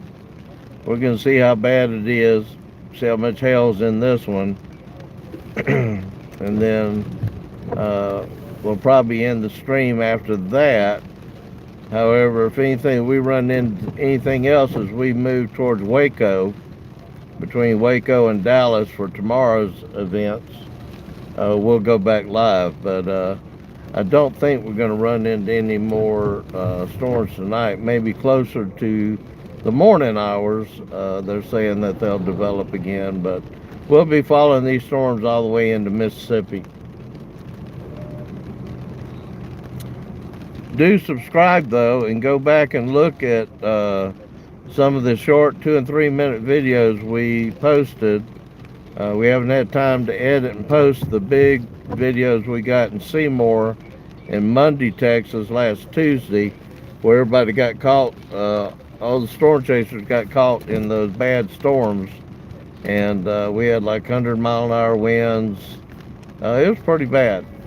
We went back and talked to some of the folks in Mundy yesterday, and they got hit pretty hard. We probably didn't we wasn't out of that city 5 minutes, 10 at the most, before they got hit by those thunderstorms we were trying to get away from.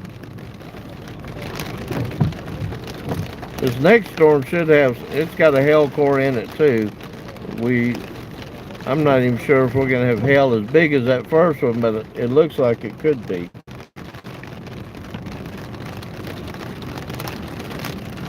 But we're going to find out in a minute, because here it comes.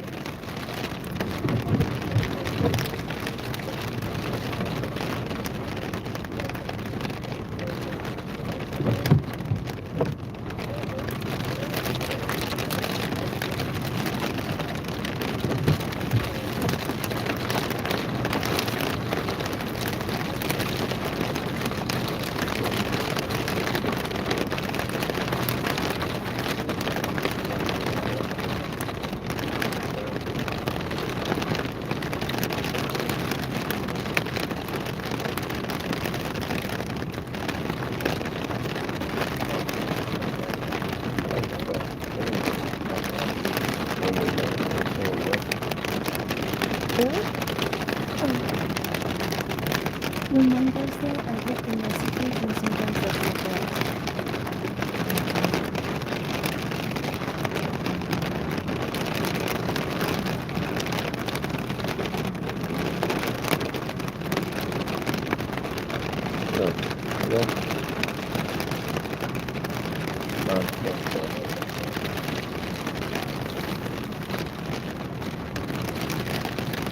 So maybe this was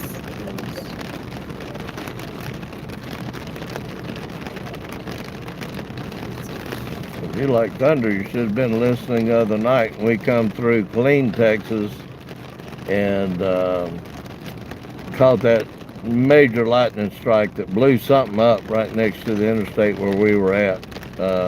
You really need to subscribe and go back. If you don't look at any other video, look at that lightning strike that we posted where it says lightning explosion, because whatever it hit, it blew a transformer, lit the entire sky up blue. Then you thought it was over with, and then all of a sudden there was a major explosion on the ground right where it hit. So I don't know if it was a power station blowing up. We've tried to look on the internet to see if there was any news stories about it, but it was a major explosion. I don't know if it's anything.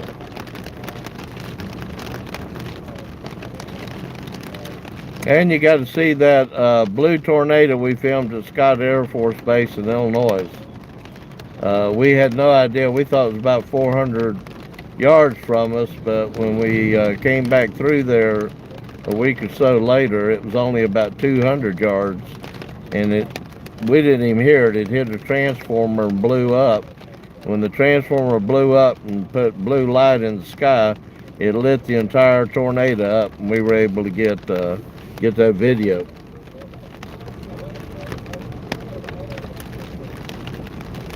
Wasn't on the ground long, but it probably wasn't more than a few hundred yards on the other side of us and where it was to the traffic control tower at Scott Air Force Base.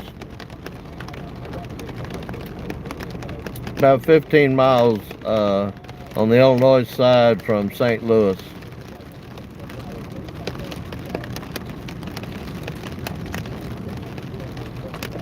This thing's going or not? Can you see that one? Yeah. It just showed lightning. Hi everybody, and glad y'all hanging in there for a little while tonight. We got to drive to Waco, so we probably will be sleeping a few hours in the car before tomorrow's starts up.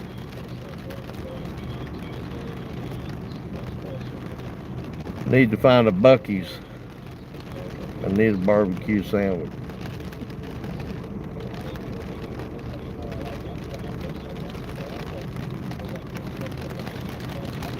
Okay,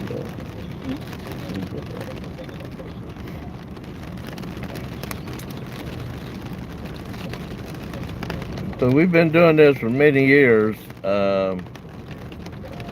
This year has been nothing like last year. Last year it was like every day it was tornadoes everywhere. I think we officially had 1,700 and something or 1,800. But since probably mid-April, it hasn't been as active. Seymour, Texas, last Tuesday, it got a little hairy. We got some really good video, and may even have captured the tornado that went through Seymour. We've got to review the video on it. We've posted some on it, but not the deep video that we've got, including we barely got out of an intersection. I looked up and it was full of power lines, and I said, we can't stay here. We probably didn't get 150 foot out of that intersection before the transformer behind us blew and shot sparks all over the place. And you can see that on the video. So we'll get that posted this week sometime. We'll be out for about another 3 weeks to the end of May, and periodically after that. But we've been out pretty solid for about 3 or 4 weeks right now, and we're gonna finish the season up the end of May.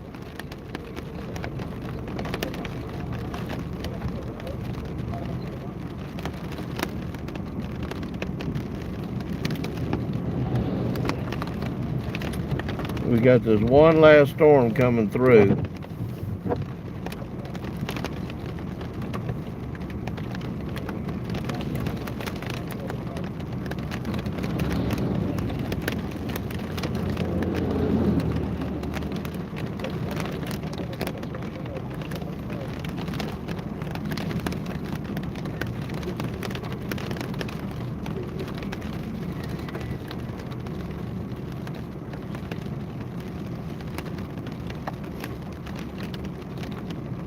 They still got a tornado like that?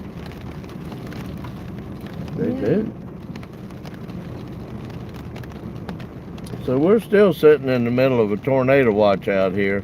You know, they said it was really going to start blowing up about this time, but we don't see anything below the stationary front near us. Most of it's way over in New Mexico, central and northern New Mexico. And even then, I don't know if it's tornadic. I don't see any tornado warnings out on those.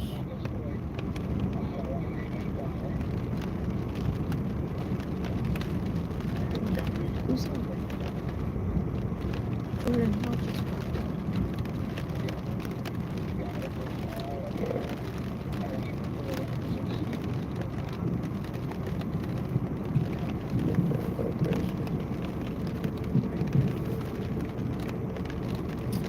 I see that there, but I don't see it here. Is that thing?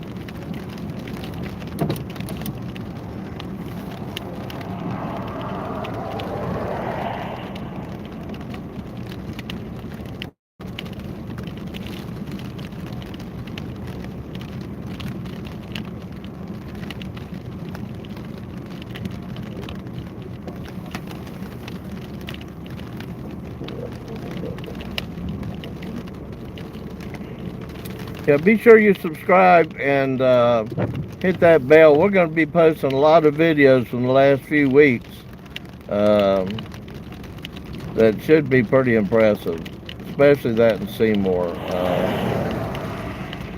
Being from Florida and used to hurricanes, I would say that what we drove through trying to escape out of Mundy, Texas that day was equivalent to probably Category 3 hurricane weather.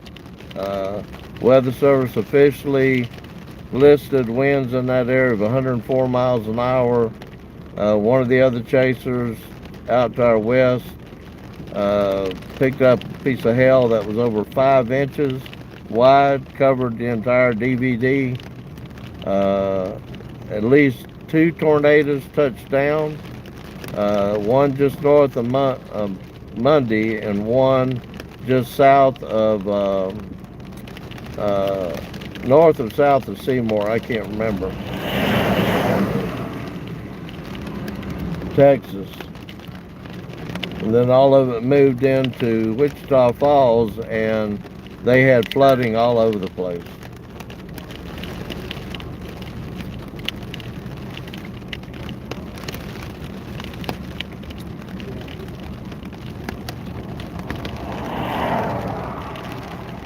I think today was the first time we actually crossed over into New Mexico.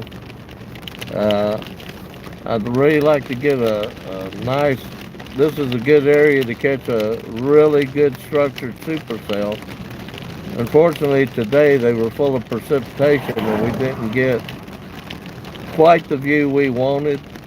The ones up in Seymour, Texas the other day had some really nice structures to them. The problem was they also had some really bad wind, hail, and tornadoes.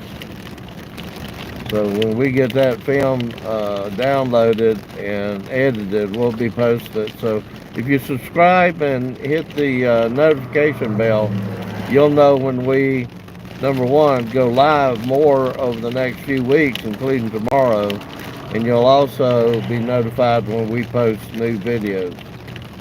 But I tell you, that lightning strike we got the other day near Killeen, Texas was probably the most dramatic lightning strike I've ever seen, that included a massive explosion after it hit the ground and blew something up.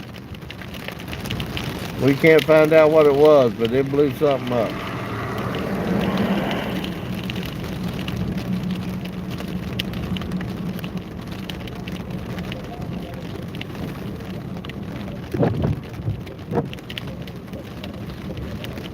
I don't know if that thing's gonna get here or not. This next storm slowed down on us.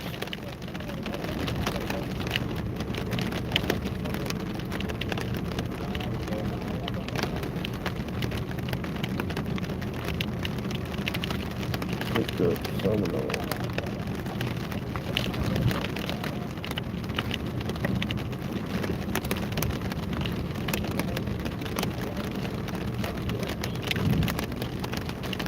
Oh, I hear the thunder now. Yeah, we can hear it, we can see it, it's coming.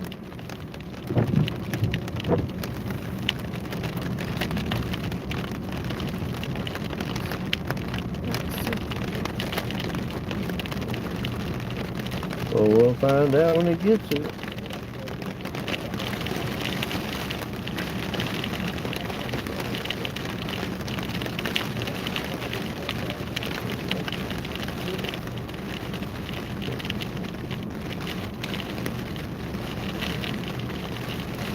We have to do more than that though.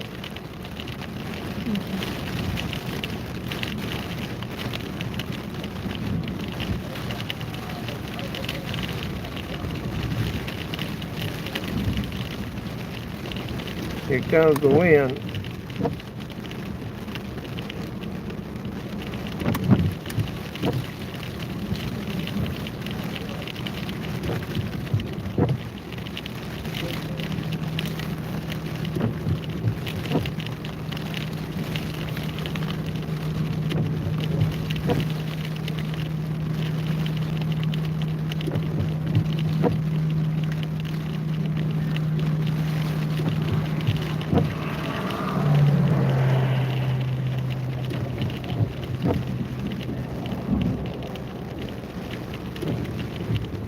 So we've got one more storm getting ready to come in on top of us here. We're going to try to wait and see how big the hail is with it.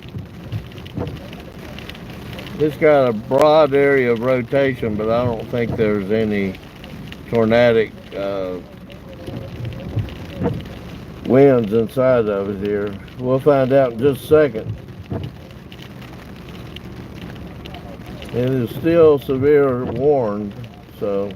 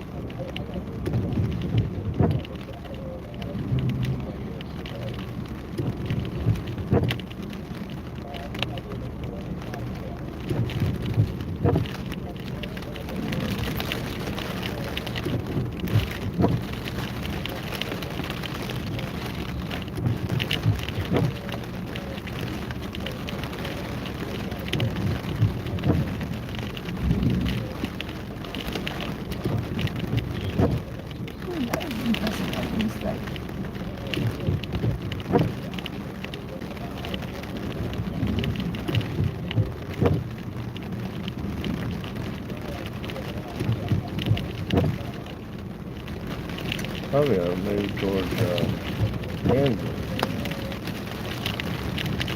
There's Andrew. If you face the car that way, you'll see lightning strikes. It's pretty impressive. Well, I don't want to go up this road. Let's see what we can do here.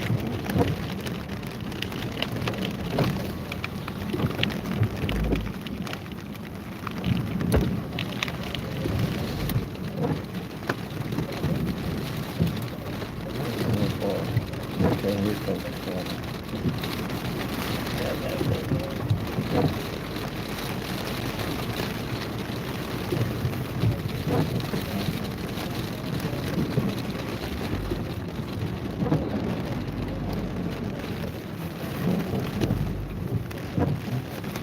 Tell me when I can turn down that road.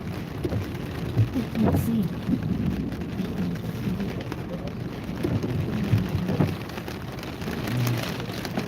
We gotta be right here. Okay. What? You can stop.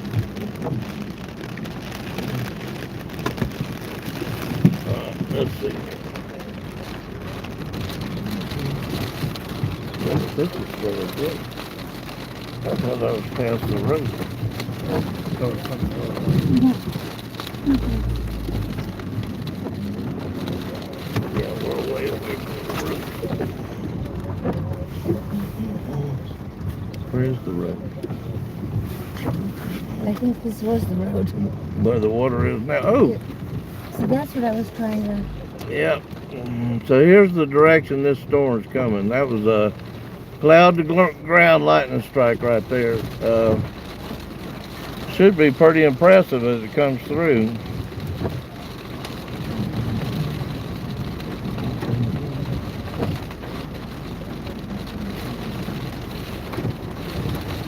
We got some hail, we got some lightning. We'll have a little thunder.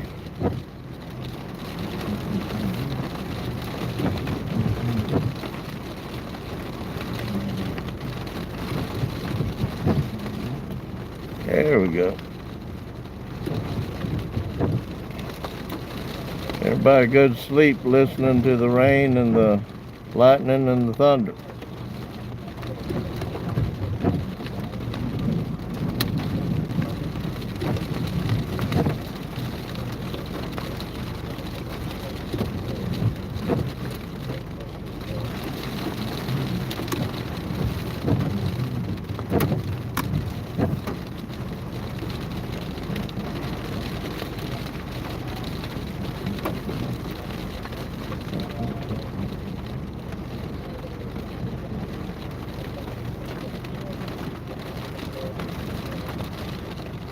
Whoa.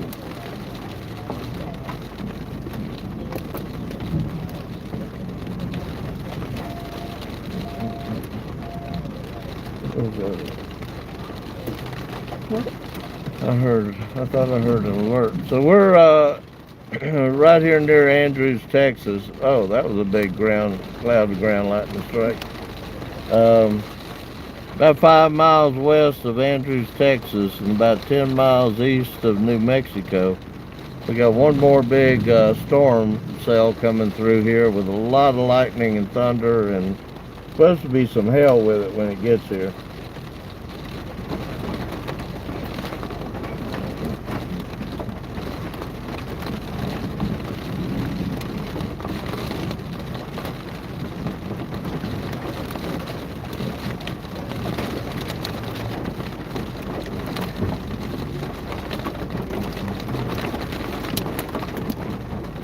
I hear a little bit of hail.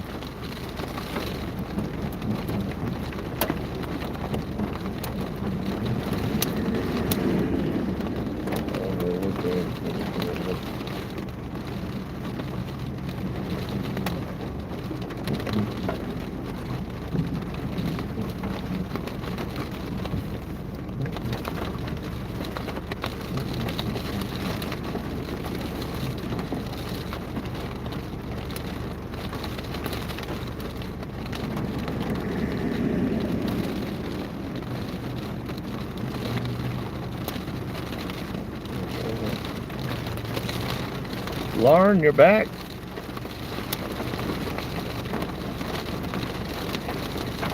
That was good.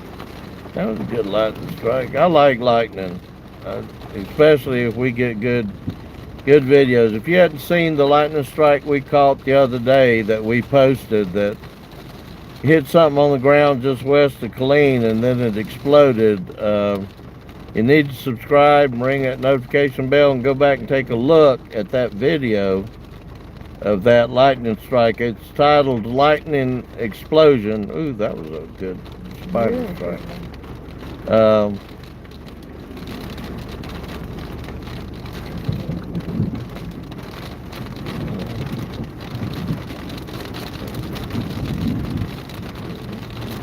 Where was that one?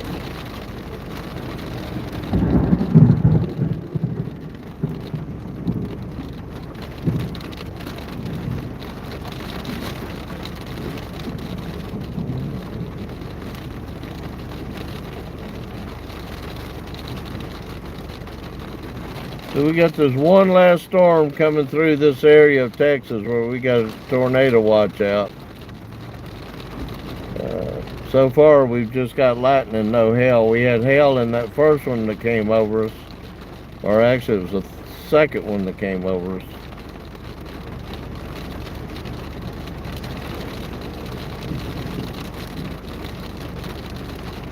Not sure if this is going to have much hail or any, based on what we can see. There is a hail core. I can see the hail core on the radar, but I don't know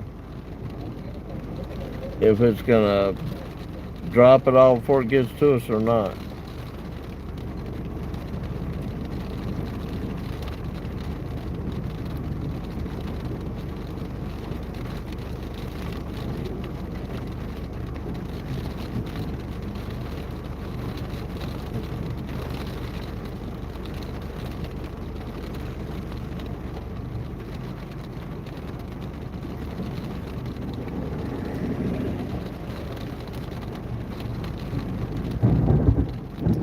That is a good one.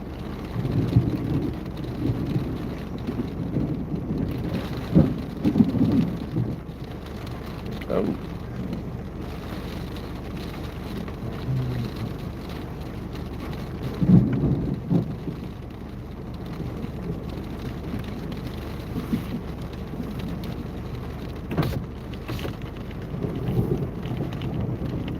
It's a very electrical storm. ooh.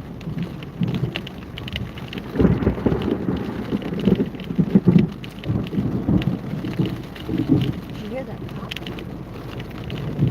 Hopefully it wasn't that close as that one the other day to us.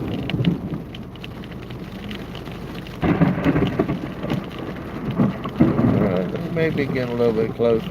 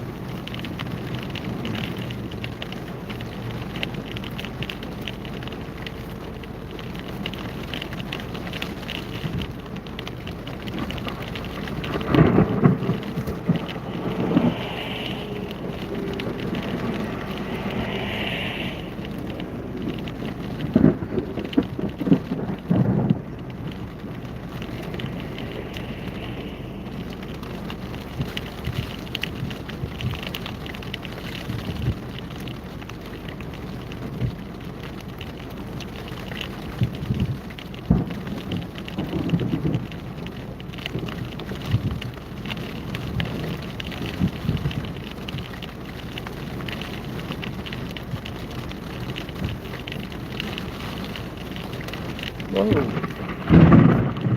That one might have been close. Yeah. Moving away from it. Yeah, time not to touch the door.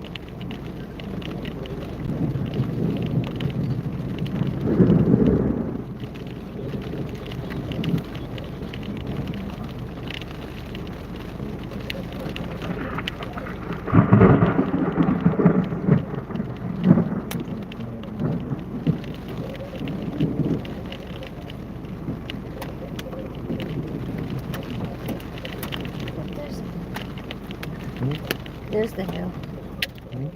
There's that Oh. hill.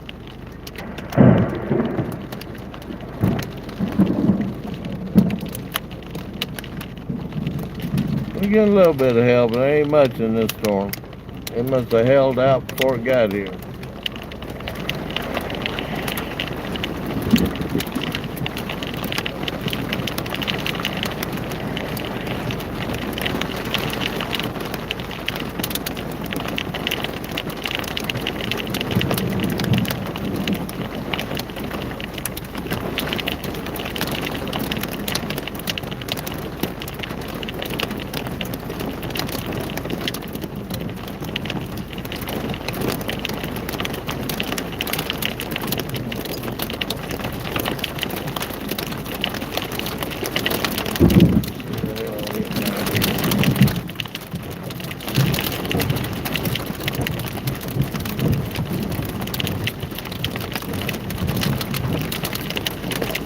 Oh!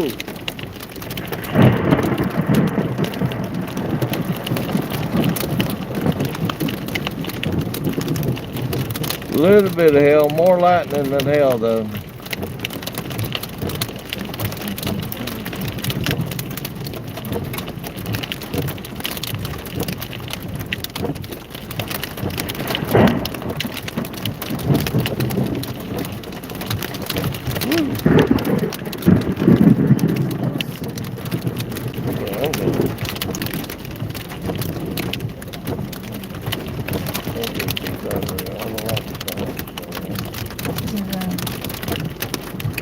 Almost 3 o'clock. We're gonna catch up this thing. So I don't drive in a ditch.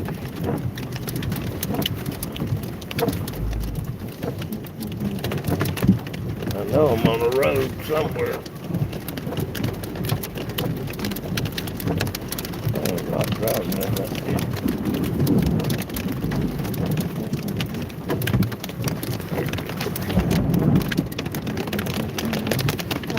Well, this ditch, ooh, that was a good cloud to ground. Oh, here comes some more hail.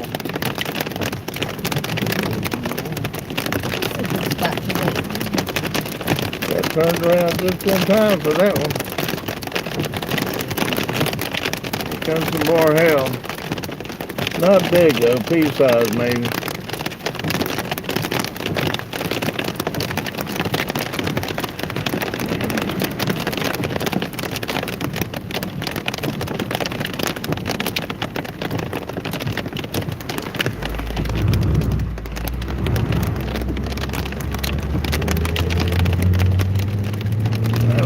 Be driving that tanker truck.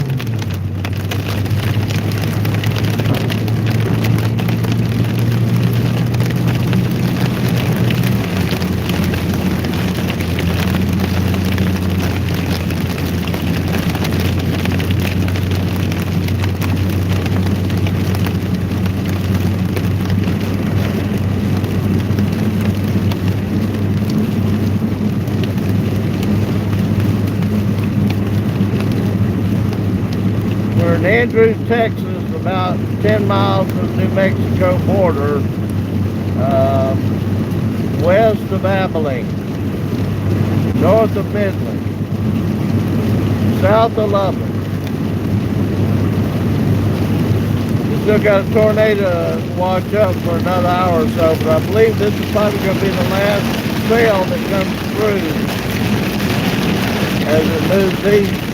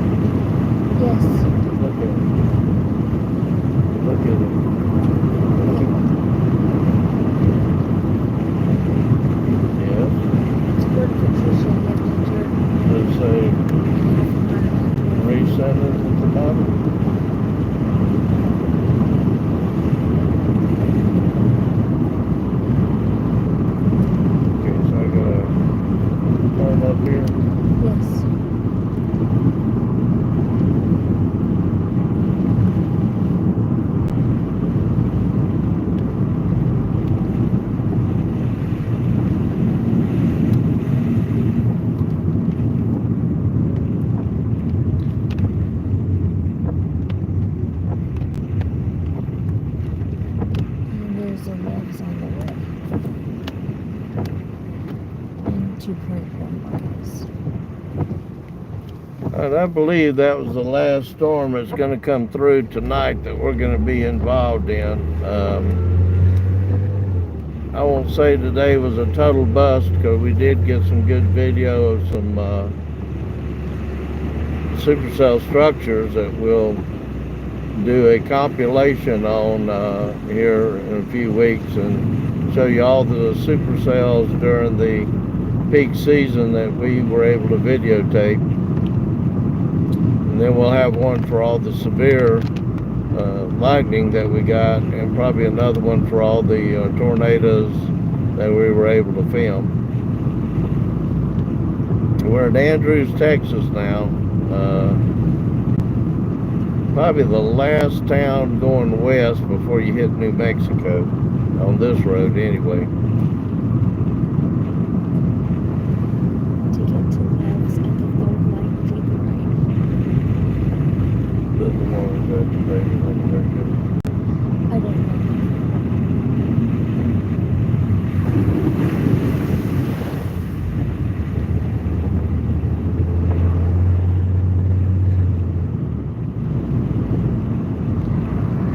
We're gonna gas up real quick, but we're gonna leave our live feed on for just a little longer because the road that we're gonna take to get over to Abilene before we cut back down to Waco is gonna put us back in front of these storms for just a brief time.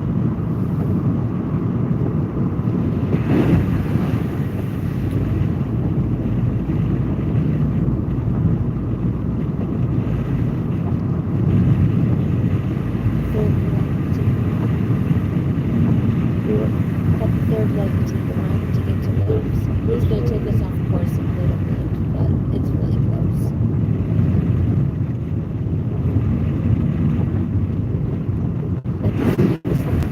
This one is next. This one right here, take a right.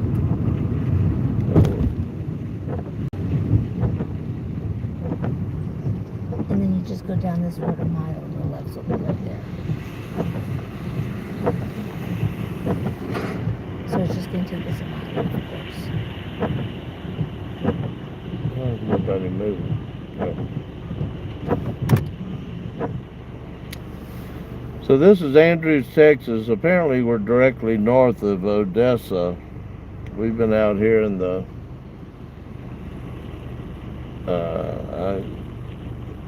south we would call it out in the sticks, but apparently these little towns are bigger than you'd expect them to be.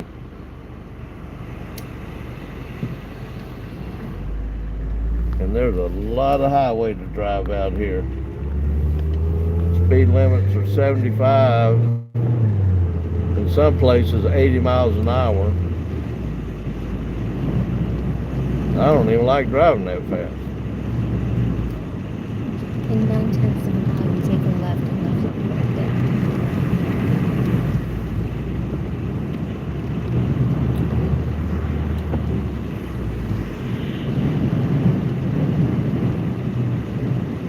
So we're just north of the stationary front and just east of the dry line. But I just don't know if there's going to be any generation. We're going to catch up with these other two in just a second as soon as we gas up, but they're still severe warned, but I just don't think that they're going to generate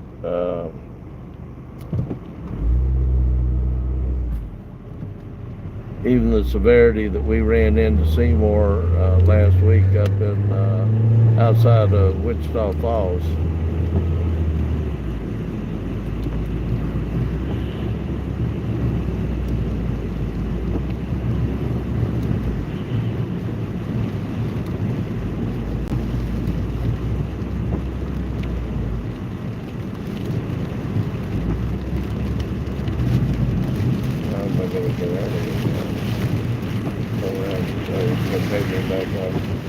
Then you'll just go back the way you came to the main road and then go straight. So Yeah, it's just right we're now. gonna gas up real quick. Then we're gonna take a route that's gonna carry us out to Abilene and put us in front of these two storms. I think that's what it gets us. You think what? I just don't know about this one. I think it's the one we had earlier. No. This one has McDonald's in it. We won't have this one. Oh.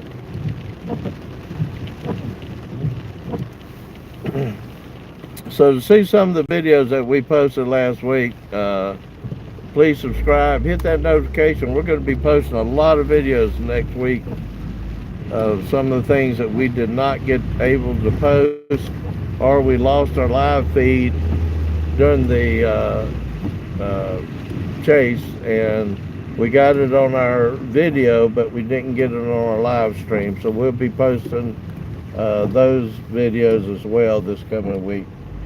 We just got to get them all edited.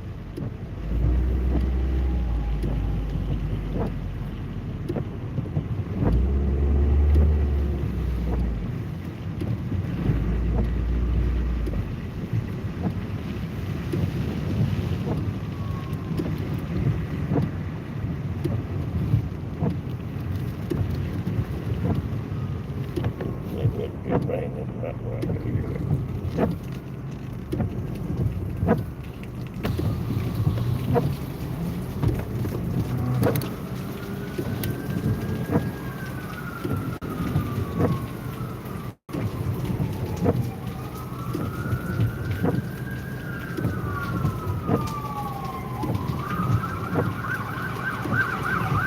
That's fire department. Yep. Well, they must have had something happen somewhere.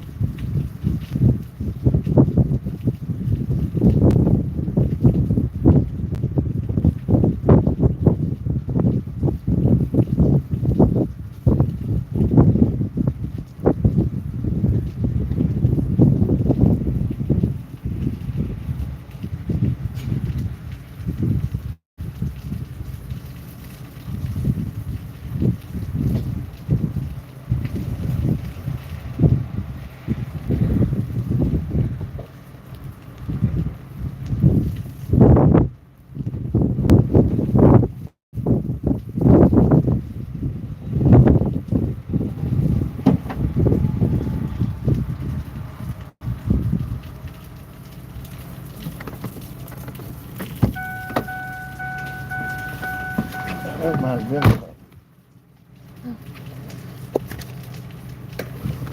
going on, because I've heard EMS and the fire and the police go out.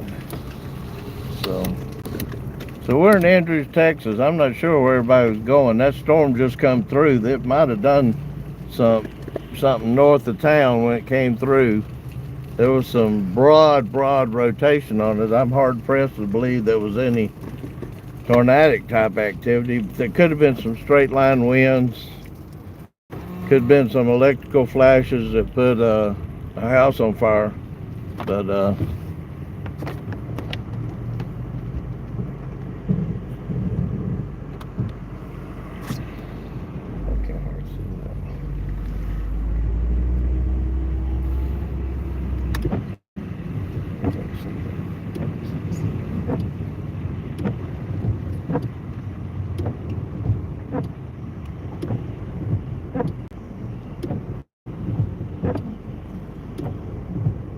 turn here. Yes. I wonder if that caught a house on fire, that cloud to ground lightning. We had some pretty bad cloud to ground lightning. It might have hit a house and caught it on fire. We had if you subscribe, go back and look at the video that we posted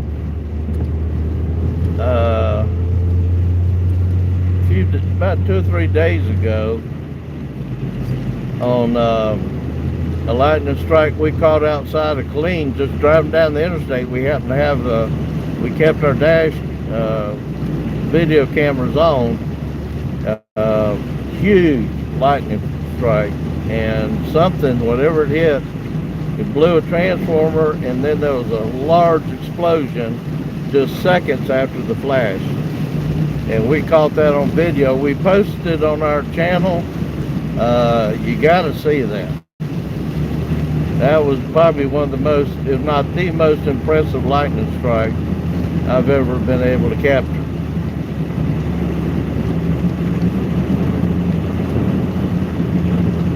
So we're going to go down here. We're actually headed up towards Abilene, but it's going to put us back in front of those two big storms that just came over the top of us. They're not moving very fast. I'm surprised. The ones we had the other day in Seymour was moving about 45, 50 miles an hour. These didn't seem like they were moving anywhere near that. Which way did I go here? Straight? Or is that just a road coming in? That's just a road coming in. In 1.2 miles, you take a right. I can't see nothing. Let's get some light on the surface. Put some light on the highway so I can see. How far do I go before I get on the road? 1 mile, you take a right onto 115. How's that? I'm going northeast. If I take a right, I'm going to be going southeast. It says you're going to go 115 north, 176. Oh, so it's two roads. Yes. I'll be on 176. How far do I go down before I turn north? Or do you know? I don't know. I'll let you know if you turn in. Anyway, we've got more videos we're going to post from the last 3 weeks. We were able to get the Scott Air Force Base tornado that we filmed up, and we were able to get that huge lightning strike, probably the best I've ever captured on video, posted on our, so if you go back and look at those on our channel, just subscribe and it'll bring up all our videos. These are real short, 2 or 3 minute videos that only shows you what we actually captured. You don't have to watch 20 minutes of dead space. So right here. Yes. And those are pretty impressive. Then we've got the Seymour Monday storms from last Tuesday. In half a mile, you turn onto 115 north. We posted some of the supercell that eventually dropped a tornado on Seymour, but we've got much more video of those two supercells. That's what happened to everybody. The south one took everybody's escape route out, and then it just fell right on top of all of us. 'Cause I kept watching it every time I turned around. Where's it at? In 350 feet. Oh, okay, I see. Every time I turned around, the supercell on the south side just kept getting bigger and bigger and bigger, and then we saw a funnel come out of it.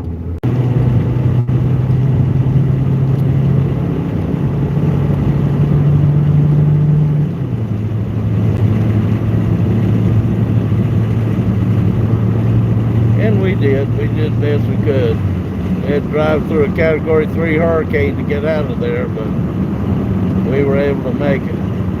I think all but one chaser got out of there that day, and his car got rolled. And then I was talking to one of the residents yesterday, and he said that his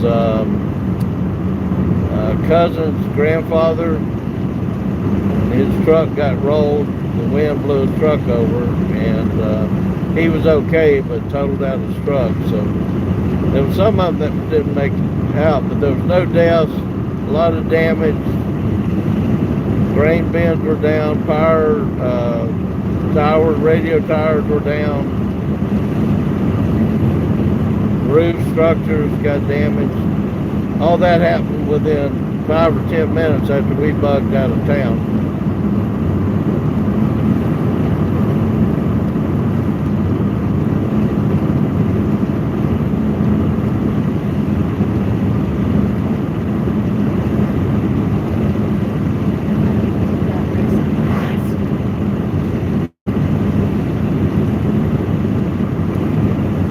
If it wasn't for these amber lights we've got on the front and this bar light, 24-inch bar light we got on the front, there's some storm road crew that we would not have been able to get out of because we wouldn't have been able to see the road. It was raining or hailing so bad we couldn't see in front of us. Y'all can actually see better on the live feed than I can see out the windshield. So when we can't see at all, sometimes I have to glance over to the camera doing the live feed to be actually be able to see where the road's at. And I'm not the only one. A lot of other chasers have done the same thing.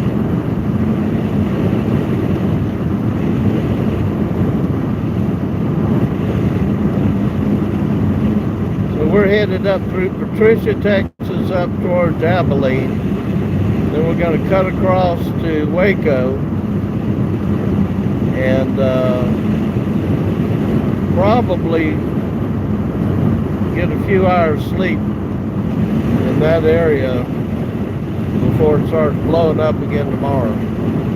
So we're going to follow the storms all the way into Mississippi.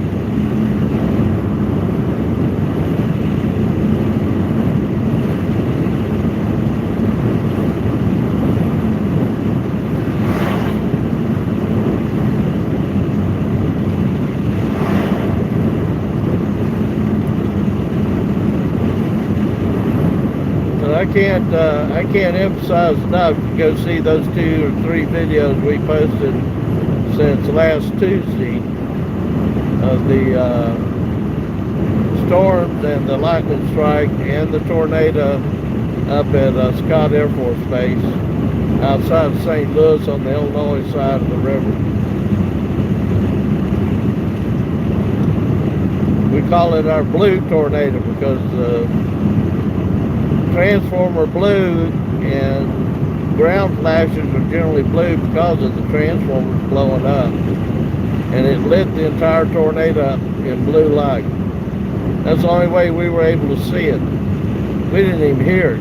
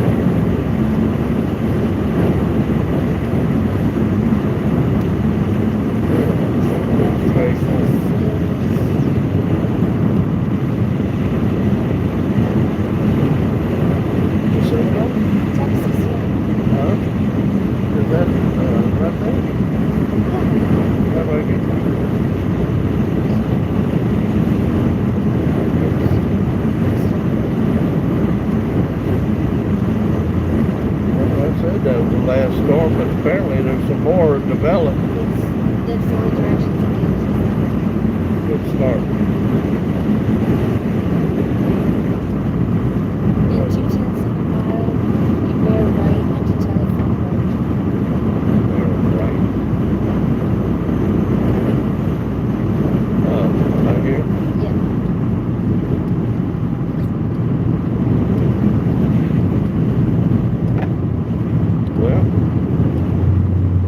Well, I don't know where these storms come from, but we're out here. We might as well chase them and get in front of them, see how big they are. 2/10 of a mile, you take a left Yep. onto Telephone Road. Telephone road. Does it carry me anywhere? Yeah, it's gonna take you straight into summer. Okay. Clear. I guess you're clear.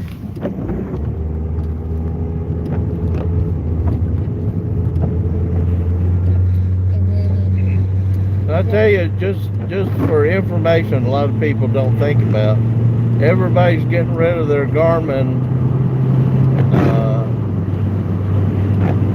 GPSs to get you where you need to go, and everybody said, "Well, I got my phone." Let me tell you, there's a lot of places out here there is no cell coverage, or like what we worry about is when a tornado or bad weather does hit, and the power goes out, and maybe cell phone towers are taken down by tornadoes. Your cell phone is as good as an anchor at that point, because it's not going to get you anywhere. So we keep at least one primary and one backup GPS in the car, just in case our cell phones are not able to get us around. Because I'm going to tell you, we had no way of knowing how to get out of here. The cell phones went down, and I didn't have a Garmin satellite GPS for backup. I would not know how to get us out of here. I just try to figure out with a compass which direction to go, and try to just keep driving in one direction till we got to a city. And I'm telling you, some of these, Nebraska, western Nebraska is probably the worst for me. And we were in the sand hills in Nebraska just 2 weeks ago.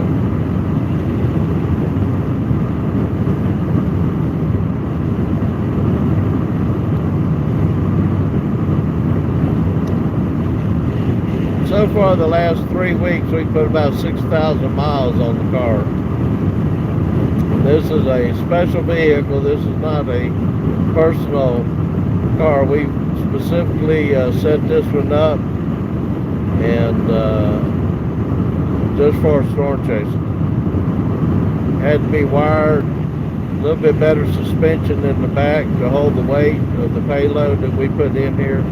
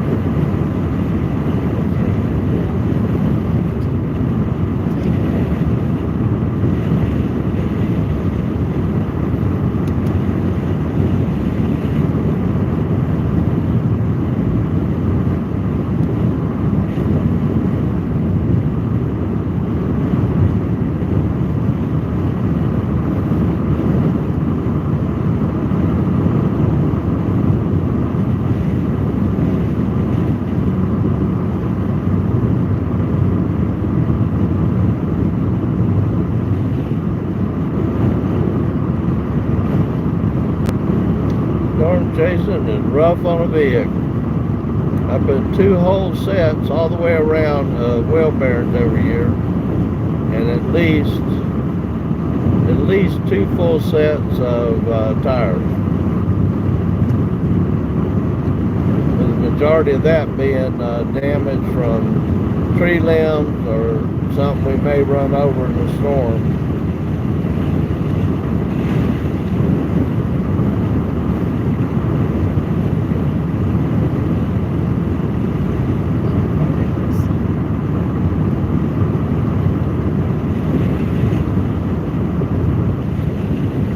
been very lucky. Like today, I had to get it aligned after we put a wheel bearing in this trip this week.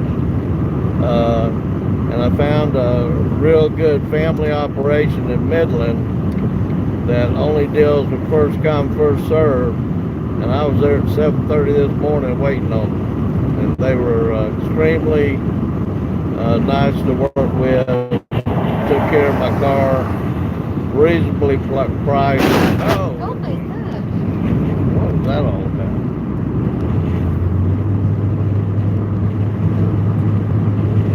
I am not going to drive as fast as him on these roads. They're wet.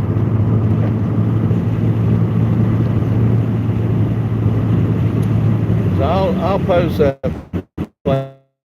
There's been several people of us on this trip.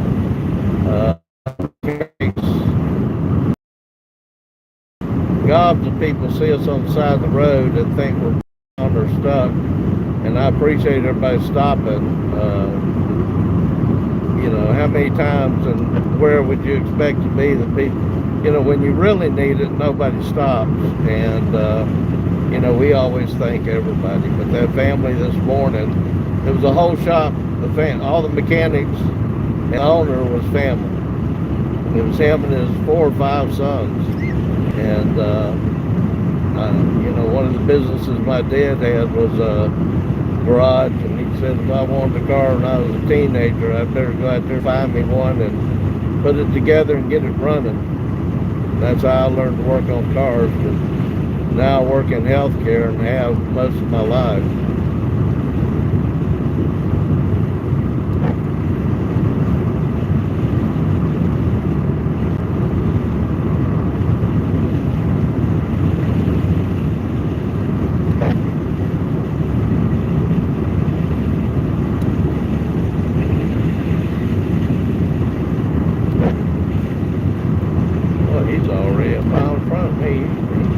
Driving these wet roads like this.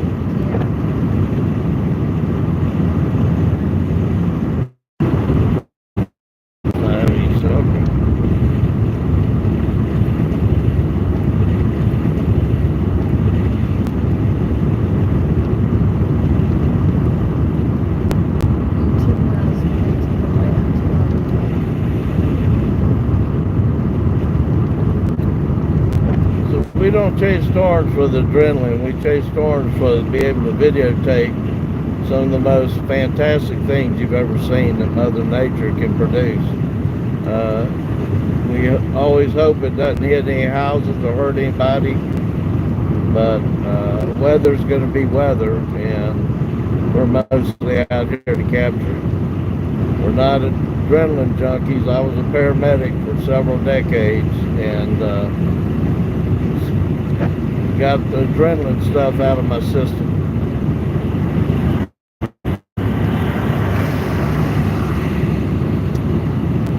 And I was a firefighter. So, been there, done the adrenaline thing. I don't need any more of that.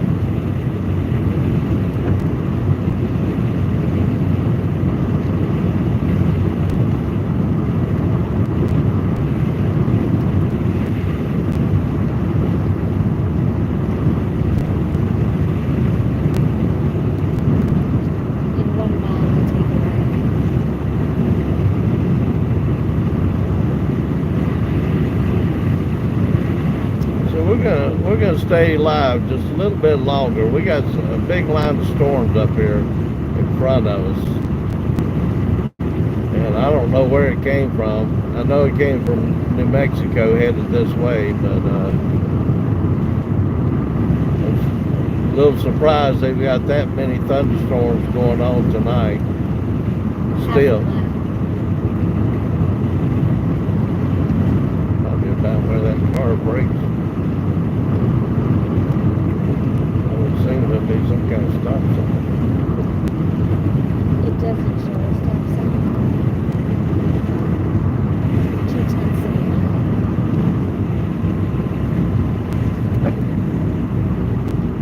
It's got me right here. What's his name? Molly, M-O-L-L-E-Y. Is that it? I did fast. keep going or turn around? It says you could keep going 5.4 miles. Let's turn around. I don't know where I'm at out here, so I better stay on the given path.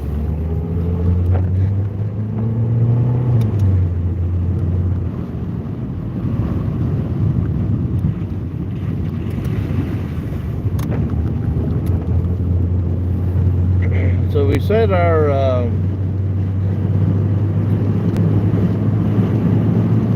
GPSs on the best route, not that's the shortest route or the fastest route.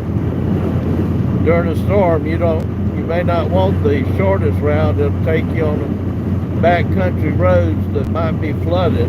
We've had that happen, especially up in Kentucky. And you don't want the fastest route because you're not going to be able to drive fast anyway. So we try to keep us on the main highways. Something's got asphalt on.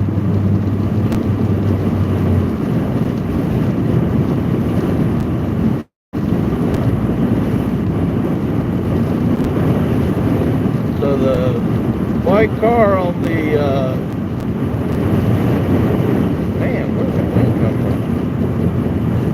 So the white car at the beginning of our videos is what we're actually in.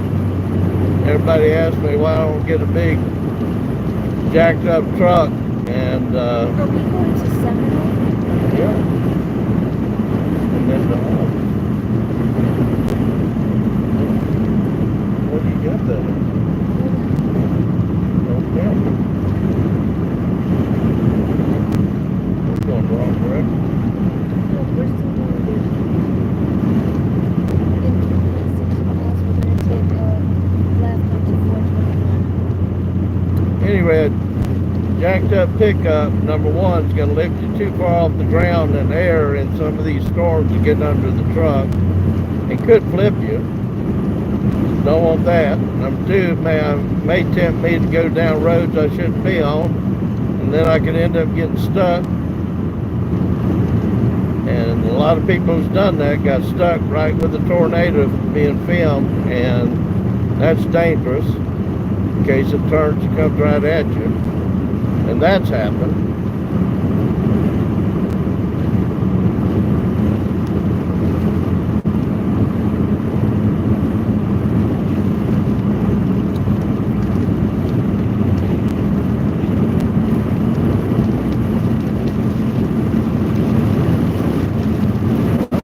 Where did these winds come from? We must be getting close.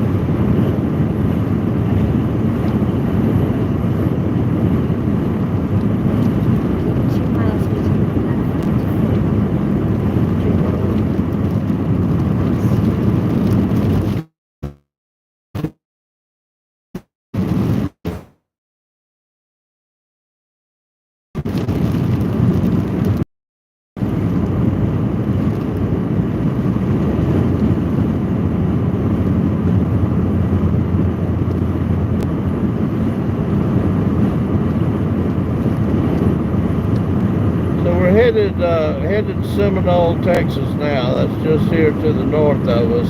The big line of storms is coming in out of New Mexico.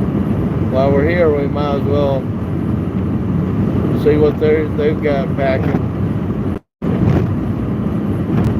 All of them severe warned, so they've at least got wind and hail and the potential probably for a tornado.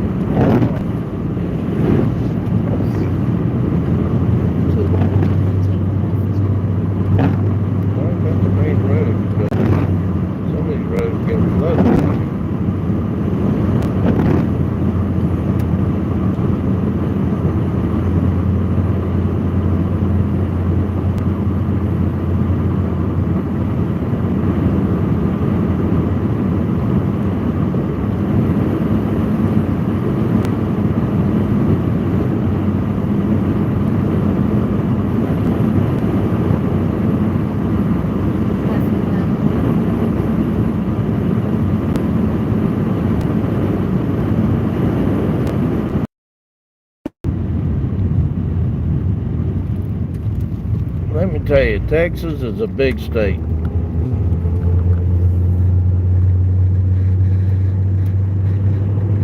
From Midland, Texas, we looked to see how far it was to El Paso, and we thought no.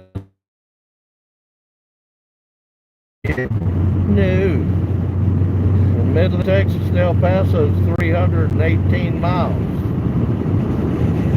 Texas. 80, which is going to bring us to 7. I can stay on that. Now that I look at it.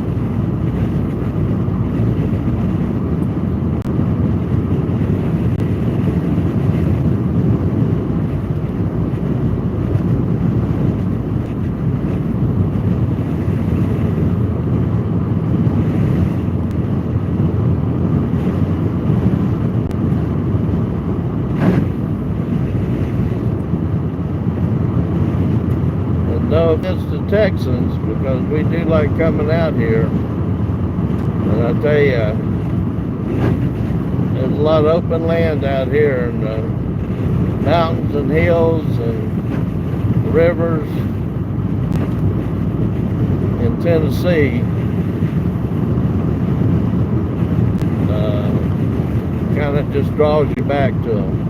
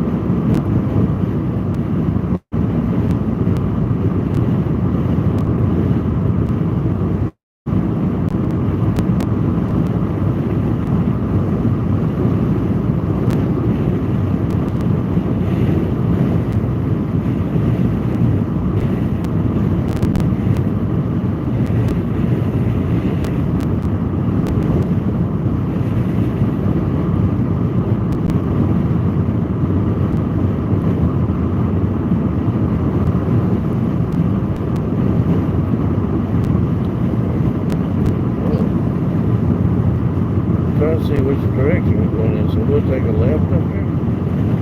Yeah, you go left to stay on 425.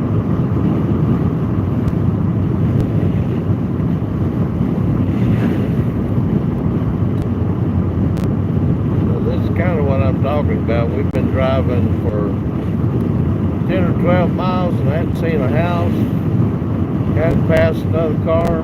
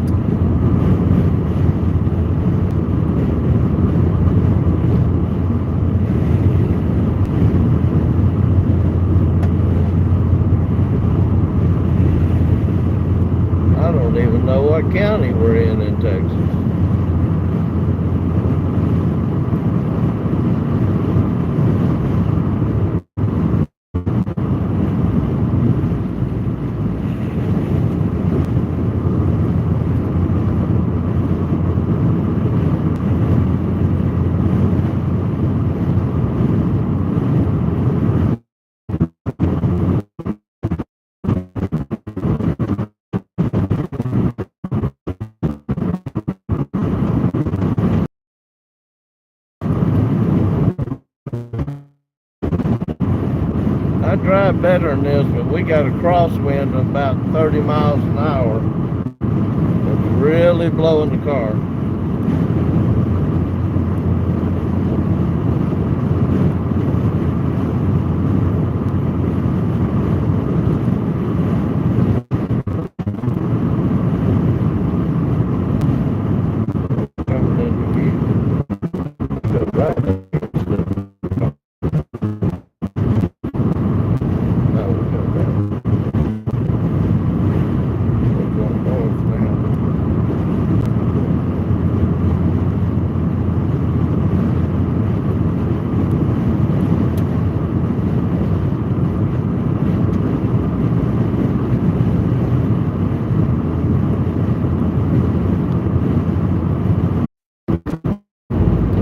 Cold like it was earlier. We're back. There you go. Now we can see the lightning from these storms headed this way. They're all severe warned, so they must be pretty intense.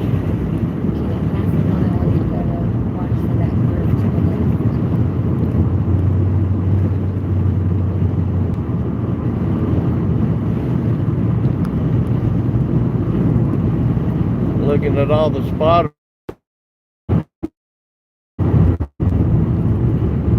There's a whole line of storm chasers on the radar. We can see all the spotters. Here's the road to the left to stay on the main road. They're all headed back towards Waco.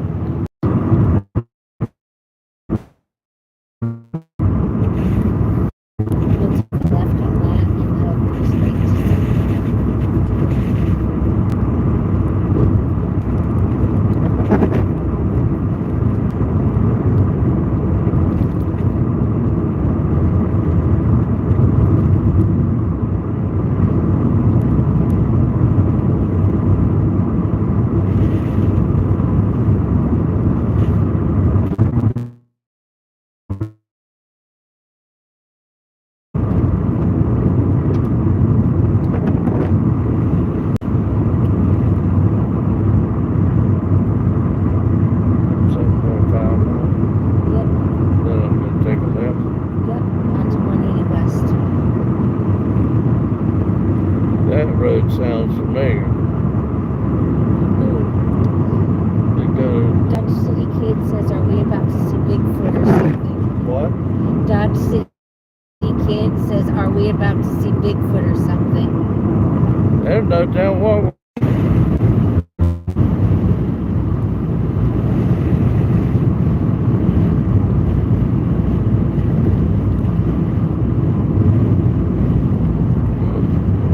Man, that wind out here.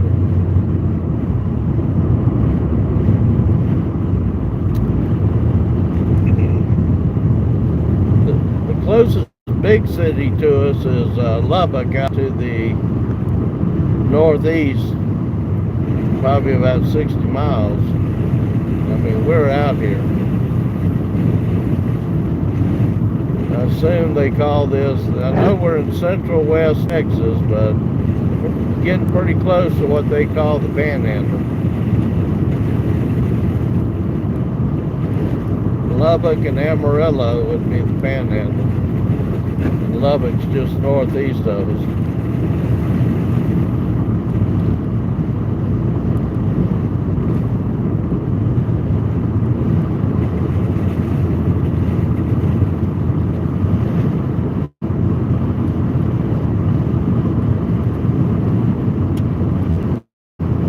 Probably got a sustained 30-mile-an-hour wind blowing to the left from right to left in front of us. That's why I'm trying to stay in the middle of the road since there's no cars. Give me a little room to navigate. But if you can see the grass on the side of the road, it's at least 30, and I can feel it against the car. There's nothing out here to break the wind speed.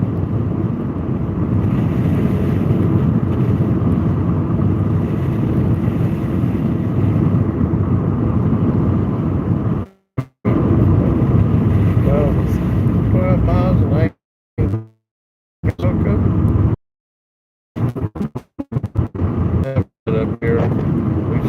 looking directly into that line of big storms headed this way.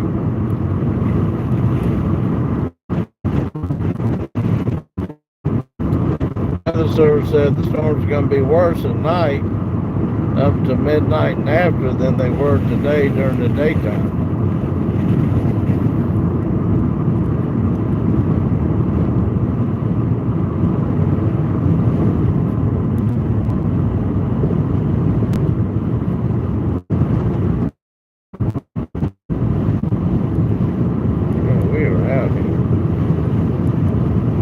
Seen a car or house in about 20 miles.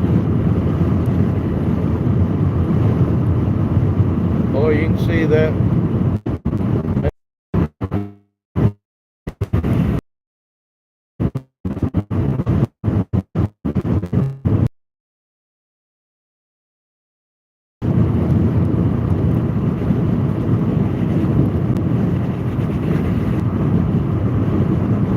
The bats are flying though.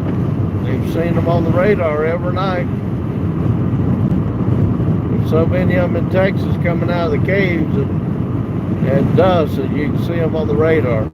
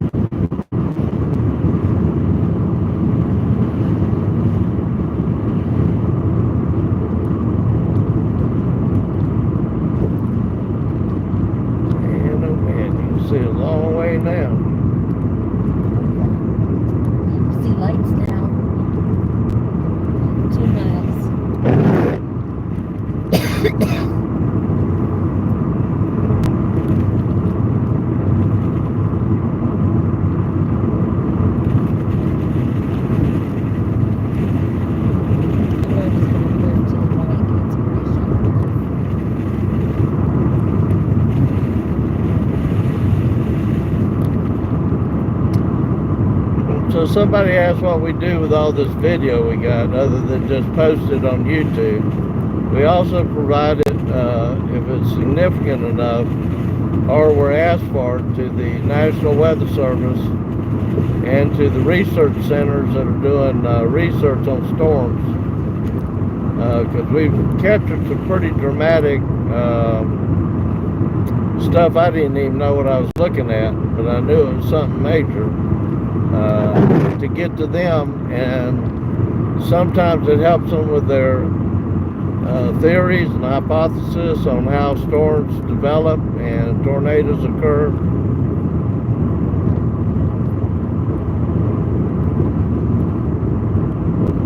We do it from the National Weather Service because they're only looking at computer screens. Very seldom they actually get to see what they're reporting on and putting the warnings out for.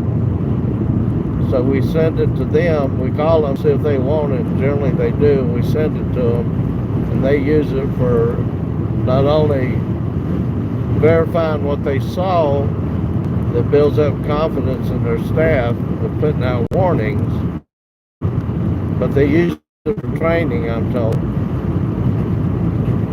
That here's the radar that we had on that given day. Here's what was filmed on the ground.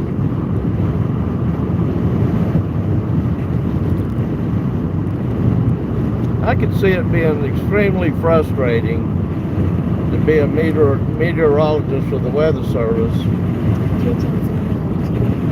and you see it on the radar, but you don't get to see it, you know, happening in real time. So that was the initial thought when I called originally some years back. But when I found out they were using it for training, and then I talked to some of the research universities, they let us know that they use it to compare their theories and you know, basically to be able to show on video what they had come together and thought was happening in reality anyway.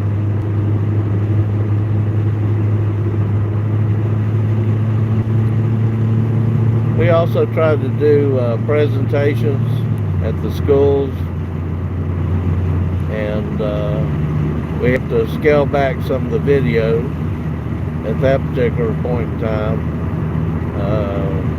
We don't want to scare the kids, but we don't do it for like elementary. It's generally middle school and higher.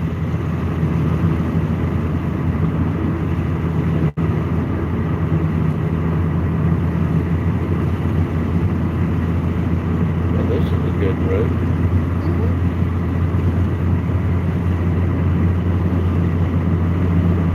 I think it's the best road I've been on since 6,000 miles ago.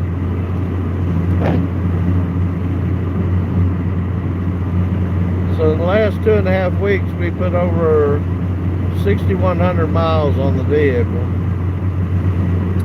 Since last February, we've put 53,000 plus miles on it.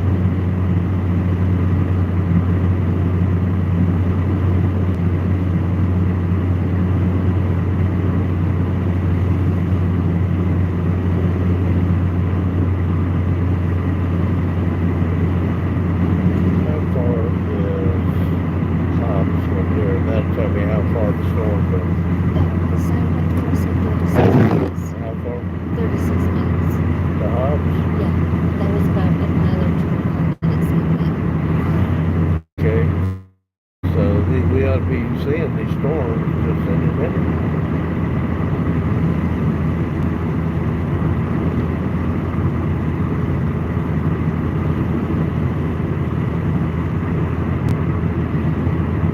So we're going to stay on the Texas side. Hobbs, New Mexico is on the other side of the line. That's how close we are to the New Mexico state line.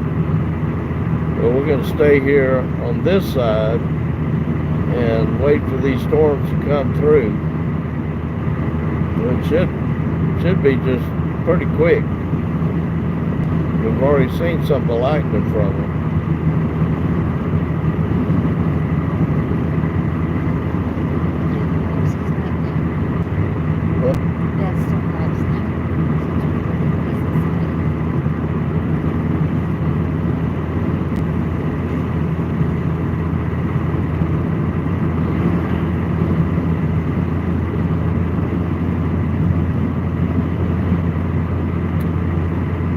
I couldn't imagine riding a horse all the way across Texas.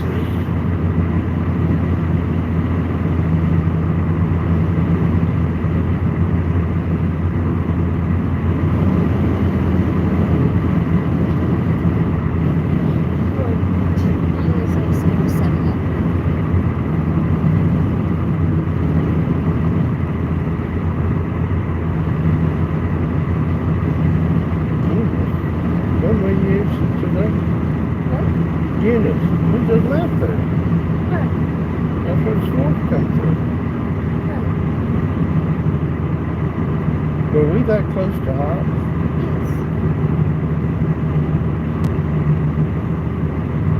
We just did a big square. Big deal. Well, we could stay in there.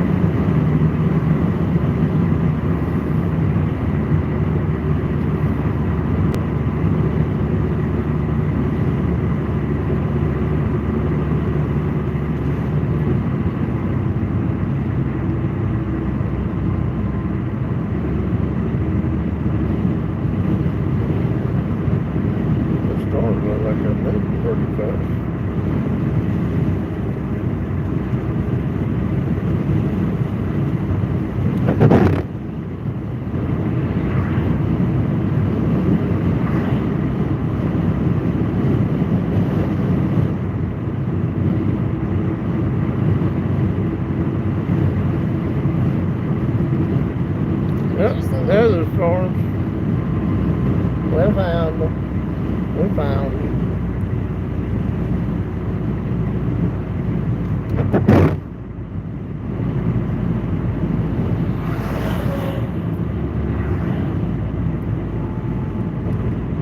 And we're sending a city limit.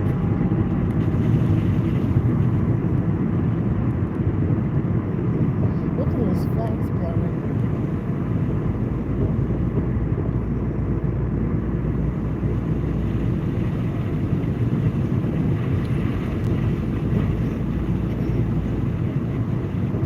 Is this the road that we could have found? Bring it straight through. Yeah.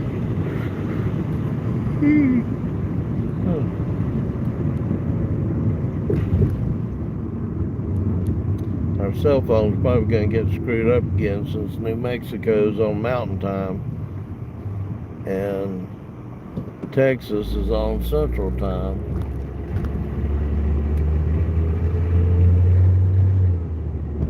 So technically here in Texas we're in the Permian Basin. Not quite sure what that means, but that's right where we're at. From a geographic standpoint. But we're in Seminole, Texas, so we're going to get out of the city lights. I'm going to do some calculation of how far these storms are, but they are moving pretty fast, so they can't be that far away from us.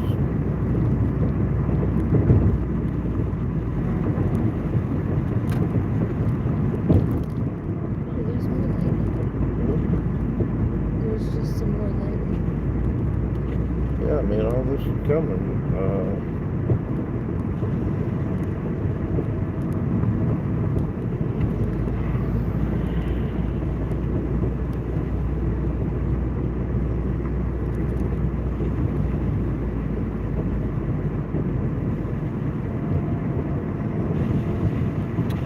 I tell you, we don't have any Phillips 66 stations back in the east and southeast like they do out here.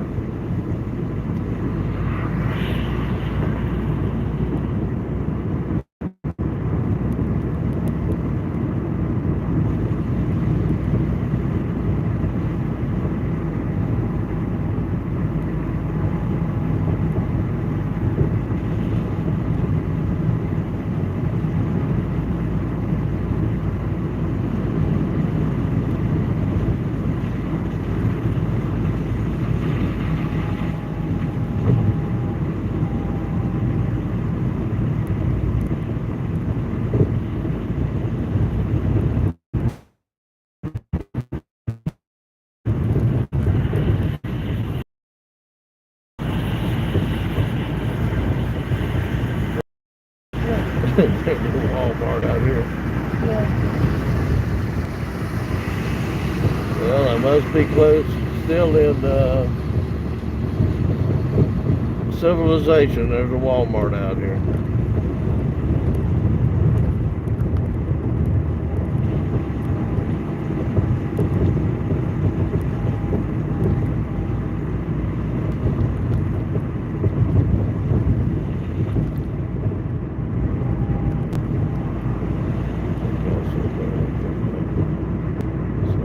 Pull off up here. We're going to find a place to pull off and see how far out these storms are and do some calculations. These lights are to the right. I don't know, what is that? That's a big building. In the building. I'm afraid if I get up on that hill right there, whatever lights are on the other side.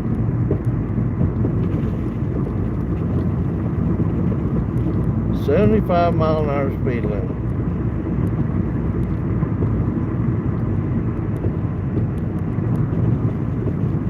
Alright. Let's see here.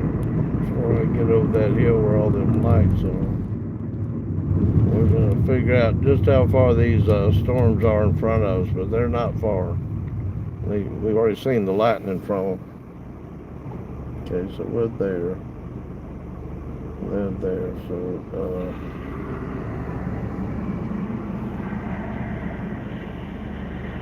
gotta be something out here we can use into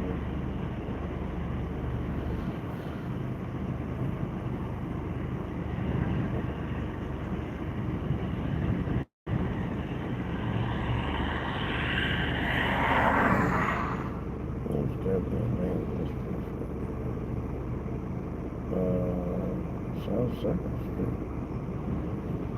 Well, that ain't hard.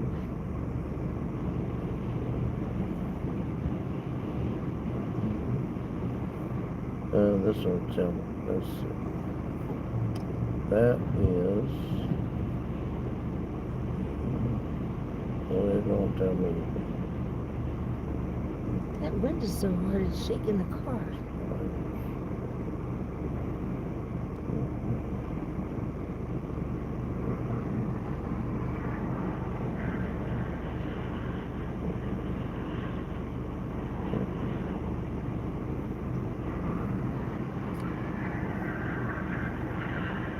Well, I can tell you, there's a Congo line of storm chasers headed out of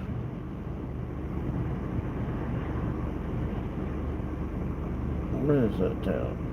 Mohannis and Odessa headed back up for tomorrow's storms. It looks like there's 50 to 75. So on the spotter network that most of us are certified to be part of to report storms and stuff, there's a certain radar you can use, and it brings up the location of every spotter. Because when we turn in a report, the phone or tablet or computer we're using, which is different with each person, actually has to show our latitude and longitude to prove that we're where we say we are when we report hail or tornado or winds, and we're measuring it with an anemometer. So anyway, we can see them, and they're all headed up I-20 back towards Abilene and Dallas. And then they're probably going to cut back towards Waco and Killeen sometime tonight.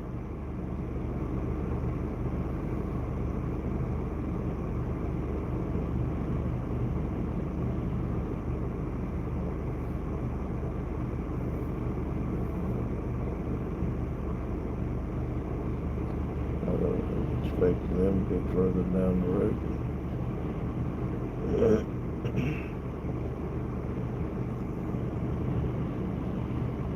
Now, that said 10 something while ago, now it says 11 something. Yeah, my phone says 11. Can't make its mind up. So if I take that road back to Hanson Avenue,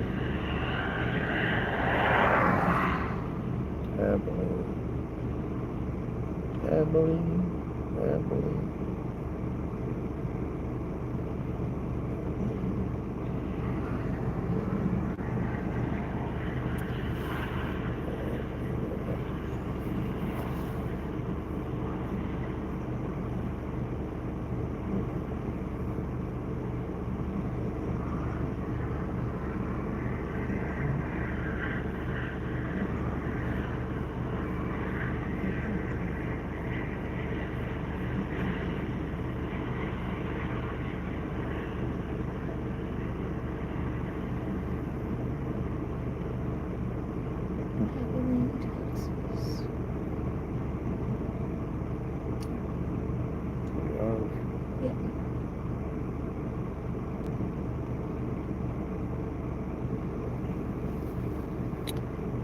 Alright, these storms look like they're not far from us. I don't know why we don't see as much lightning as we did a while ago. Tornado watch is still out. Severe thunderstorm warning is on the storms.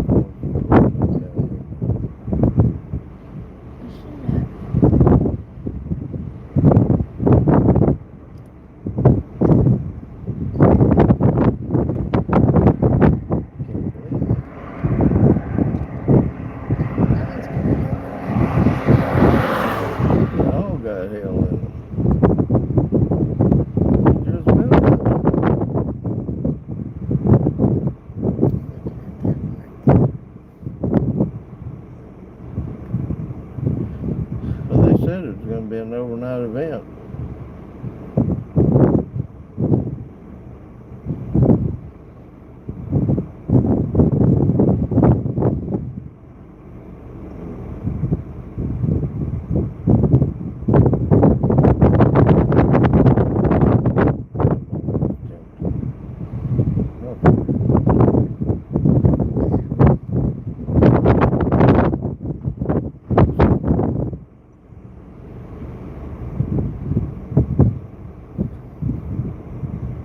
Andrews?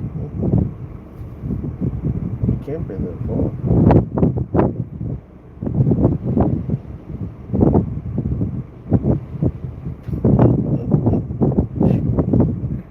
Oh my goodness.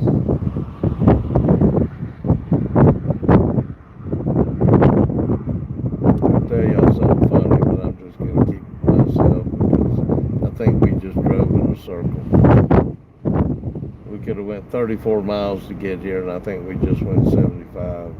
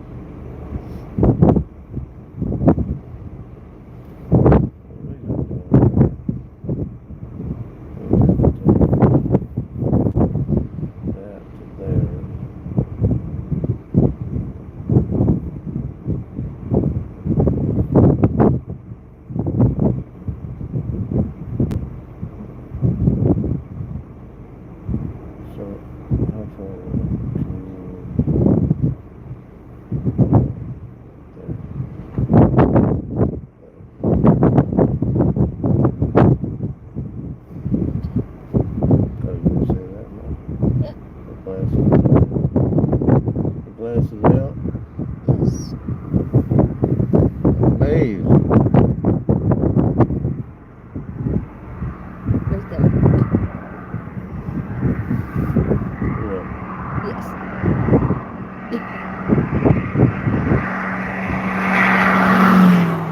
Jeez. He's all in blood. Me some eyes, I tell you. Speed limit 75 to 80 mile an hour right here. They're going to drive as fast as they want to.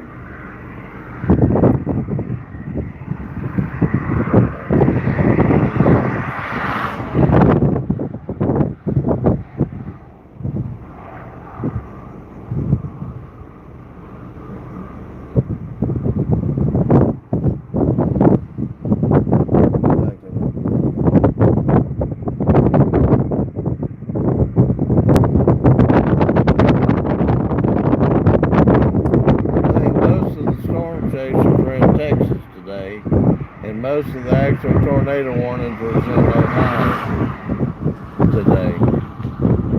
And Ohio wasn't supposed to be a big event. Crazy, man.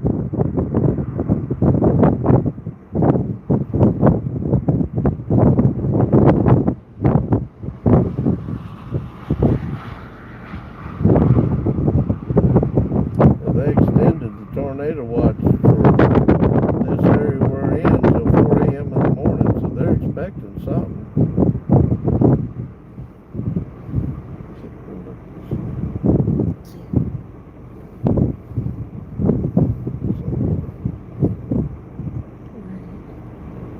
No. Well, it's okay.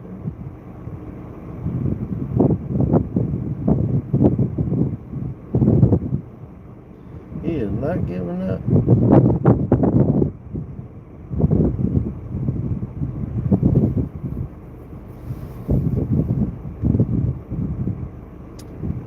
So tomorrow it's supposed to be in the Dallas, Waco, Abilene, Killeen area.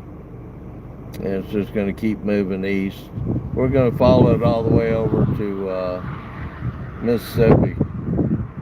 And then we're going to go home for a couple of days and come back out about the 14th of May. So we'll finish this week up, and then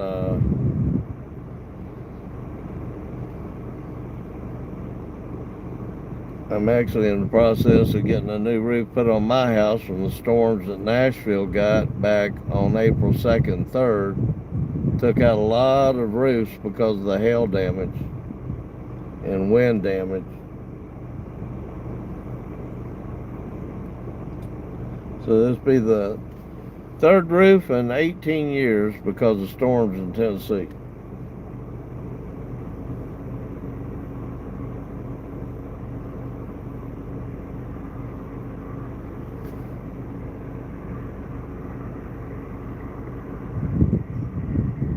I just can't believe that.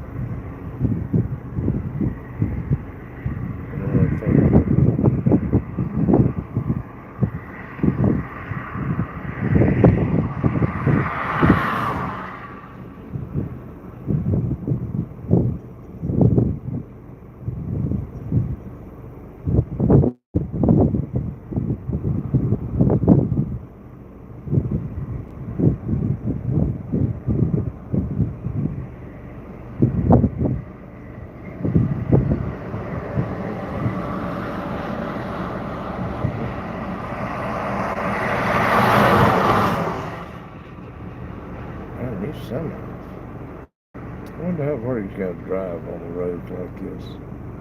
That'd be a tough job.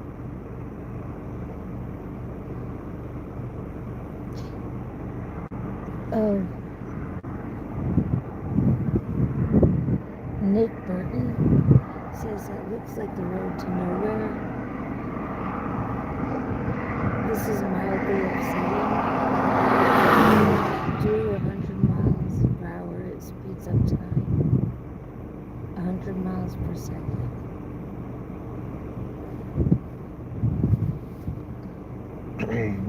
Well, even though the roads say 80 miles an hour out here, they're wet. And last time I sped up during the storm when the roads were wet, and the video's out there, you can go look at the video. We took about 5.5 spins through the middle of a median on a four-lane highway. Came right back out of the ditch, but that was a intense 4.5, 5 turns through the median. I had to check my seats to make sure nobody messed them up when we finished. So we don't like doing that. And it wasn't hydroplaning. We actually got picked up off the ground by wind. And that's why we use a car that's real close to the ground, so that won't happen.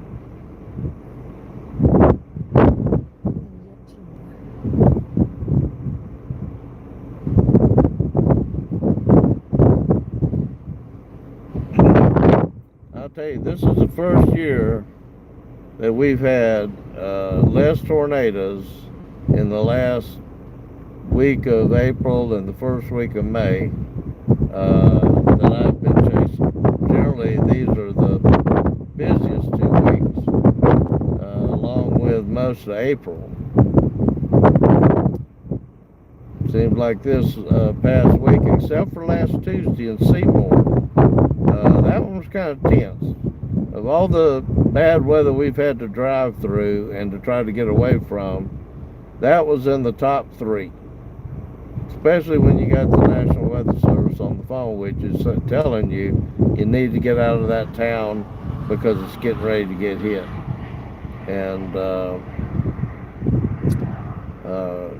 And just before that, transformer exploding behind us. I've got that on tape. We've got to get all that edited. Other than that day, that all the chasers got caught in that mess, it's been pretty quiet.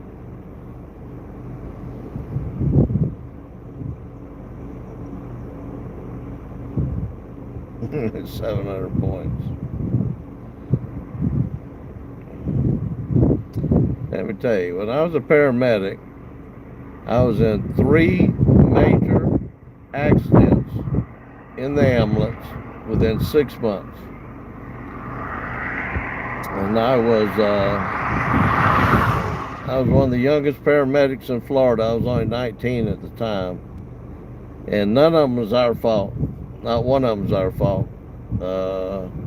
The one I was driving, guy ran a stop sign. I knocked the engine out of his car 60 feet down the highway and then went in the ditch myself. But I finally went to the director and I said, listen, if you don't want me to work here, just tell me. Y'all don't have to kill me. Turned out that was the most wrecks they had in almost a decade. And none of them our fault. I wasn't even driving, but one of them. And that man told me, he said, I never even saw that stop sign before I came out in front of you. I said, I realize that.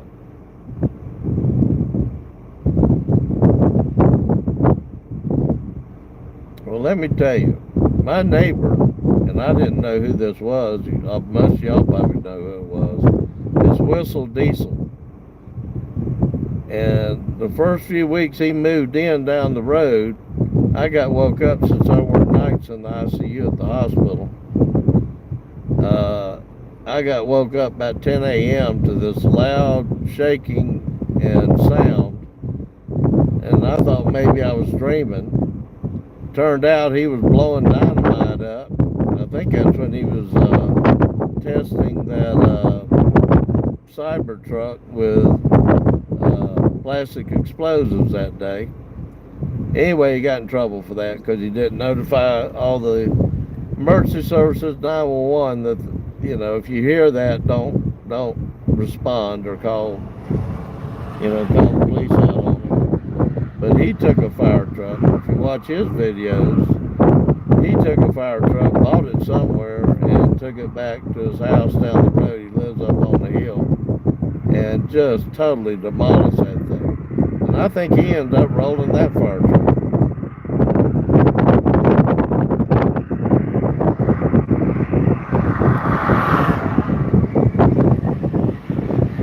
It is not hard to roll a fire truck with that much water inside of it. You figure 1 gallon of water weighs 8.2 pounds, I think it is, because I used to be a firefighter too.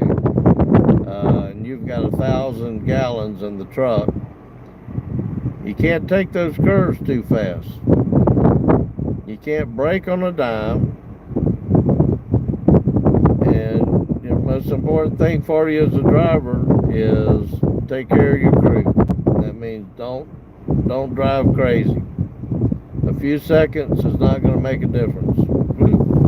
Now we can see the storms coming over that horizon. And hear the thunder.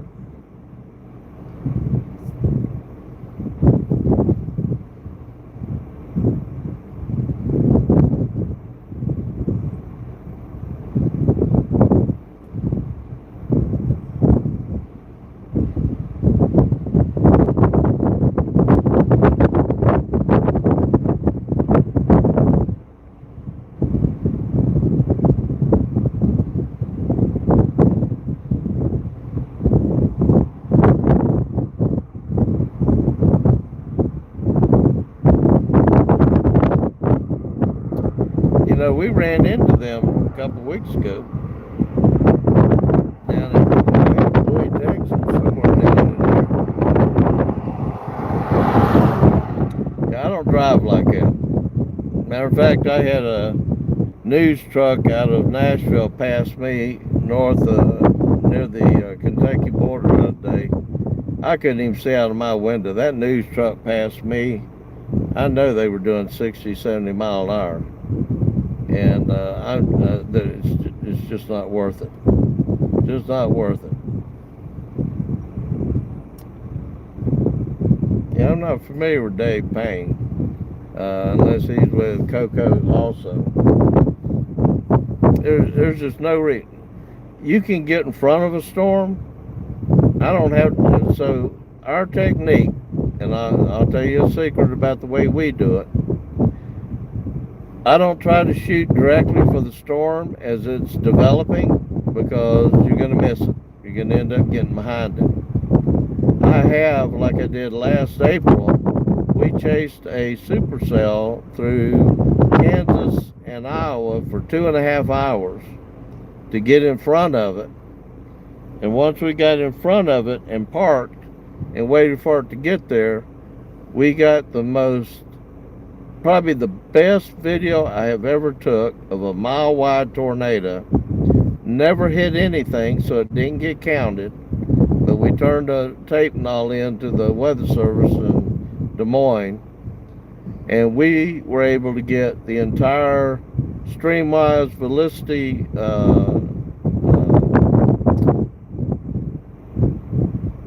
inflow coming from the front of the storm, which is counterclockwise rotating air on the ground, but it was in the form of, you could see it.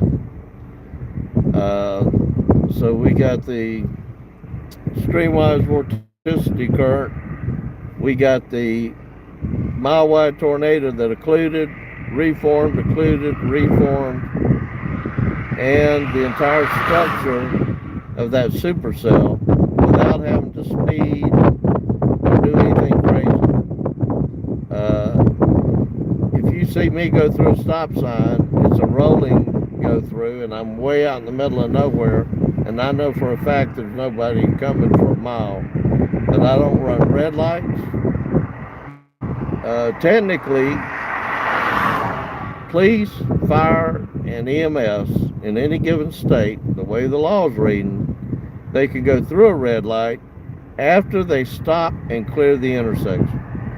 There is no law or no state I'm aware of that allows an emergency vehicle to blow a red light without slowing down, stopping, and clearing the intersection.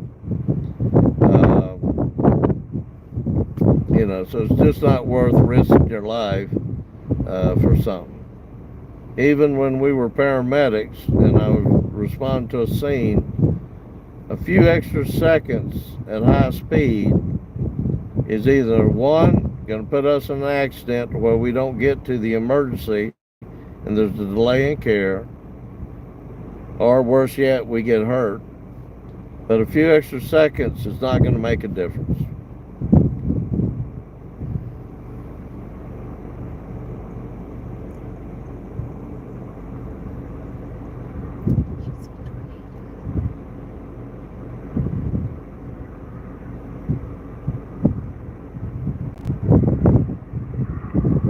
Man, it sounds like it's dangerous being in California, and if I knew there was a fire somewhere and I was in California, I might want to just pull off the road and park somewhere until everybody got through. But I know what you're talking about. I've seen it.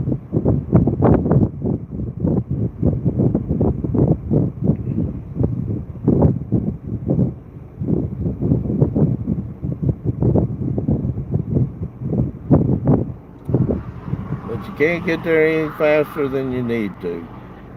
No reason to destroy expensive equipment, jeopardize your life. In Florida, during the 4th of July, and I was in the Panhandle, there'd be so much traffic on the beach that we couldn't even use sirens. We had to get on the PA speaker and say, red car pull to the right, green car pull to the left, just so we could get through traffic to get to the hospital with a patient, or to get to the scene.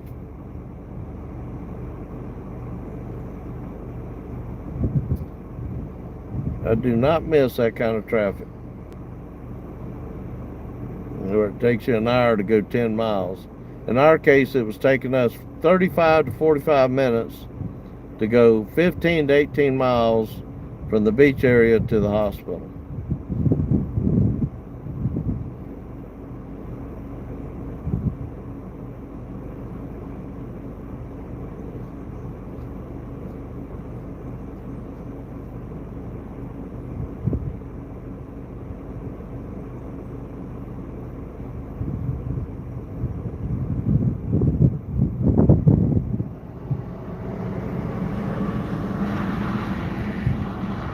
Like I said earlier, we don't do this for the adrenaline.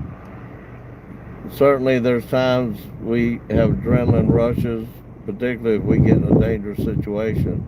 But if we're filming something that's just fantastic, something you just can't imagine that we're seeing, it's like standing at the edge of the Grand Canyon and you think you're looking at a picture, not the real thing. You know, if I wanted adrenaline, I'd go back and play paramedic and see, you know, see what I saw back then. And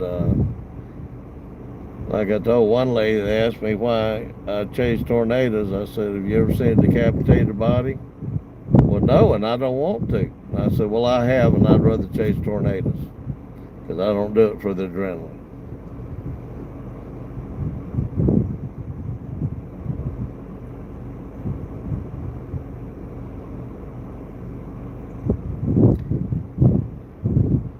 At least I don't hum anymore. So paramedics and firefighters are taught to hum during tense situations. So if you're in the back of an ambulance working on somebody that doesn't look like a human body because of how bad they've been tore up in a car accident, or I had a partial decapitation from a shotgun blast and they were still alive. And in the case of firefighters, humming helps slow their breathing down, so it releases some kind of endorphins is the reason they taught us that. But it keeps us calm and focused on what we're doing, so we don't get taken up in the moment.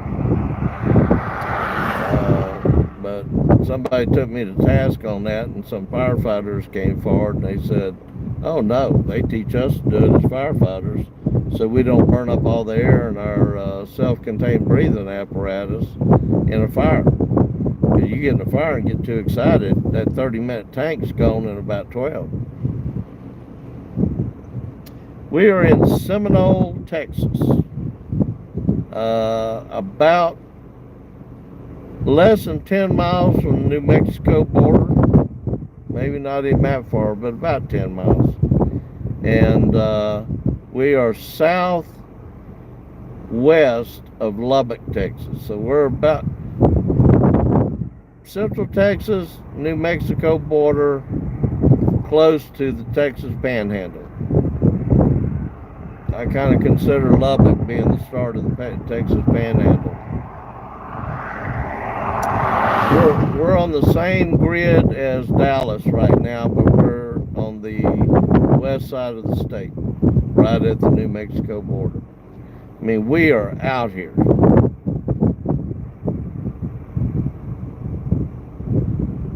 I thought Midland and Odessa was out there until I looked this morning when we left Midland, and to get to El Paso, you'd have to drive another 318 miles.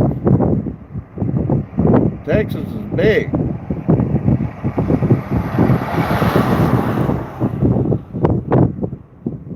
And I'm surprised how much traffic and people live this far out here.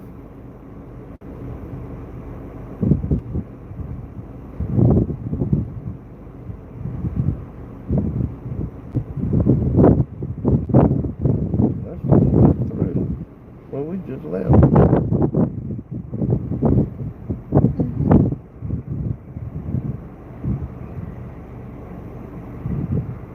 But there is some coming right toward us. Well, all It's this just down not here. All this down here's coming. Or it's just not here yet.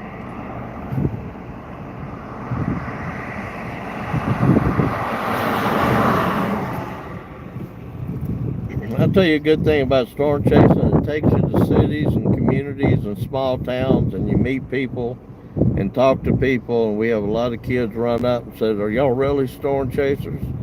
Well, we really don't think of it that way. We really consider ourselves video documentarists. We're videotaping major weather events and life-threatening events to share with the the weather stations and the researchers, as well as for our own benefit. But it takes us to towns and we meet people that you would never put on your agenda on a vacation.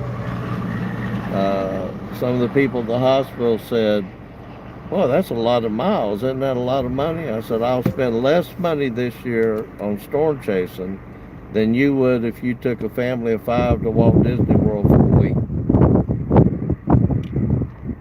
They said, you're joking. I said, go price a trip to Walt Disney World for a week for a family of 5.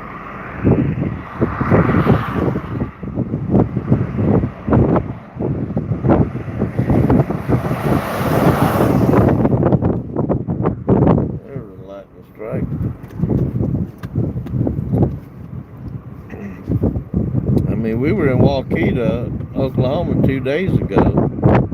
You know, there really is a Waukita from the movie Twister, the first movie. Couldn't find Meg to get a steak and baked potato up there. I think there's only 2 stores or 2 places open in that town, the museum for the movie and one other small place there, and it could have been the post office, I'm not sure. There's a sign there that said there was 410 people living on Waukita when the movie was made. I don't think there's that many there now. Probably half that. Anyway, that's what we were told.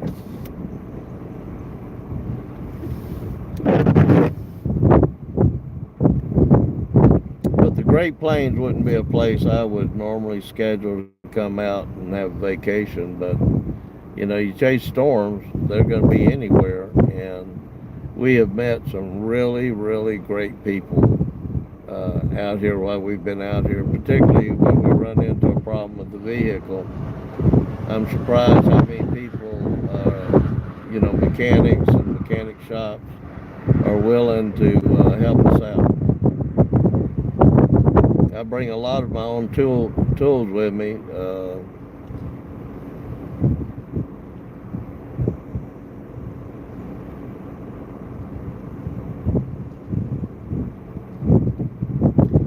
Well, if you live in St. Padre Island, then you can relate to me, because I left Pensacola and the beaches of Destin and Fort Walton and Pensacola Beach. Couldn't wait to get away from the coast and get up to Tennessee area.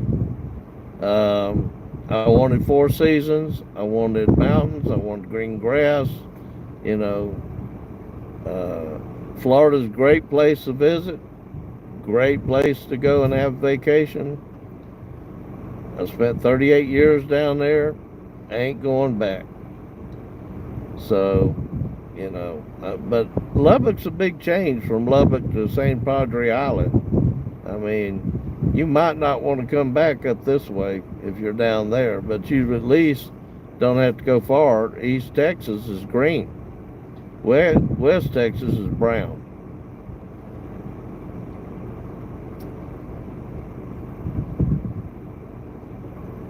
It was funny, I'm wearing a SpaceX hat right now. You know, it took a private company to be able to return rockets back to where they can use them. Took a private company to send spacecraft up to rescue our astronauts and bring them back.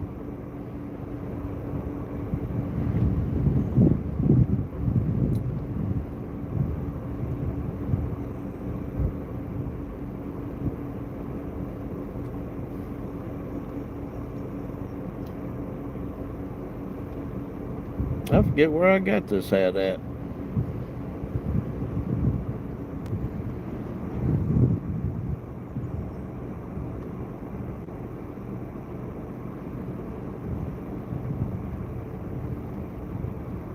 I think somebody gave it to me.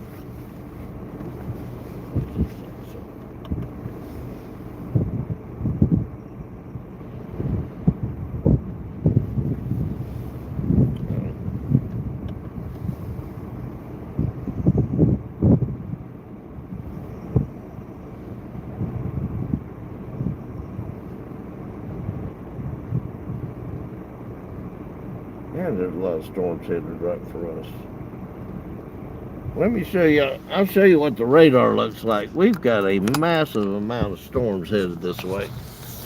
So, let me get it here where I focus a little bit.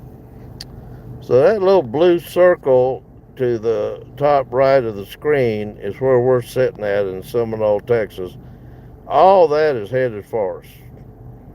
All of it is severe warned. All of it's got hail and high winds in it. Anybody else would be going back the other direction if they didn't have to sit here, and we're going to sit here and watch it come in. But that's all around us. We just can't see it yet. And that has blown up 3 times the size it was when we come over here to see how big these storms are going to be. For some reason, north of the stationary front, these storms generally should be blowing up south of the stationary front. The air is cooler up here. I think the temp's only like 60 degrees up here compared to what it was below the stationary front. And these storms are just blowing up all over the place. So that's one radar that we use in the car. Here's the other radar. It's a little cleaner as far as the storm edges and the warnings. And the yellow underneath those boxes is the tornado watch. But we use this radar because I can, guess you can do it. We can actually move it and split the screen and look for correlation coefficient in the bottom screen for rotation in the cloud for the possibility of a tornado. It'll also help us tell how big maybe a tornado is that's coming at us and whether we should stay or bug out. And in the case of that one the other day in Seymour, I did not like the look of that storm on the radars, and we bugged out. And it's a good thing we did, because just a few minutes later they were putting out warnings to everybody to get out of the way of being in front of those storms. So this is radar scope. We use radar scope for the correlation coefficient to see if there's any debris, any rotation. And this is my radar. It lets us have a little bit better view, cleaner view, and helps us get in front of the storms a lot faster. By the way, all these little red dots, and I'll zoom out a little bit.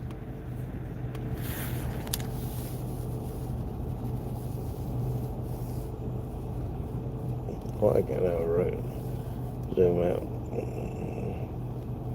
Oh, I'm in the wrong mode. So all these, I'll move it over here so you can see them. So all those red dots every dot represents a certified storm spotter. And that's how we can keep track of each other sometimes.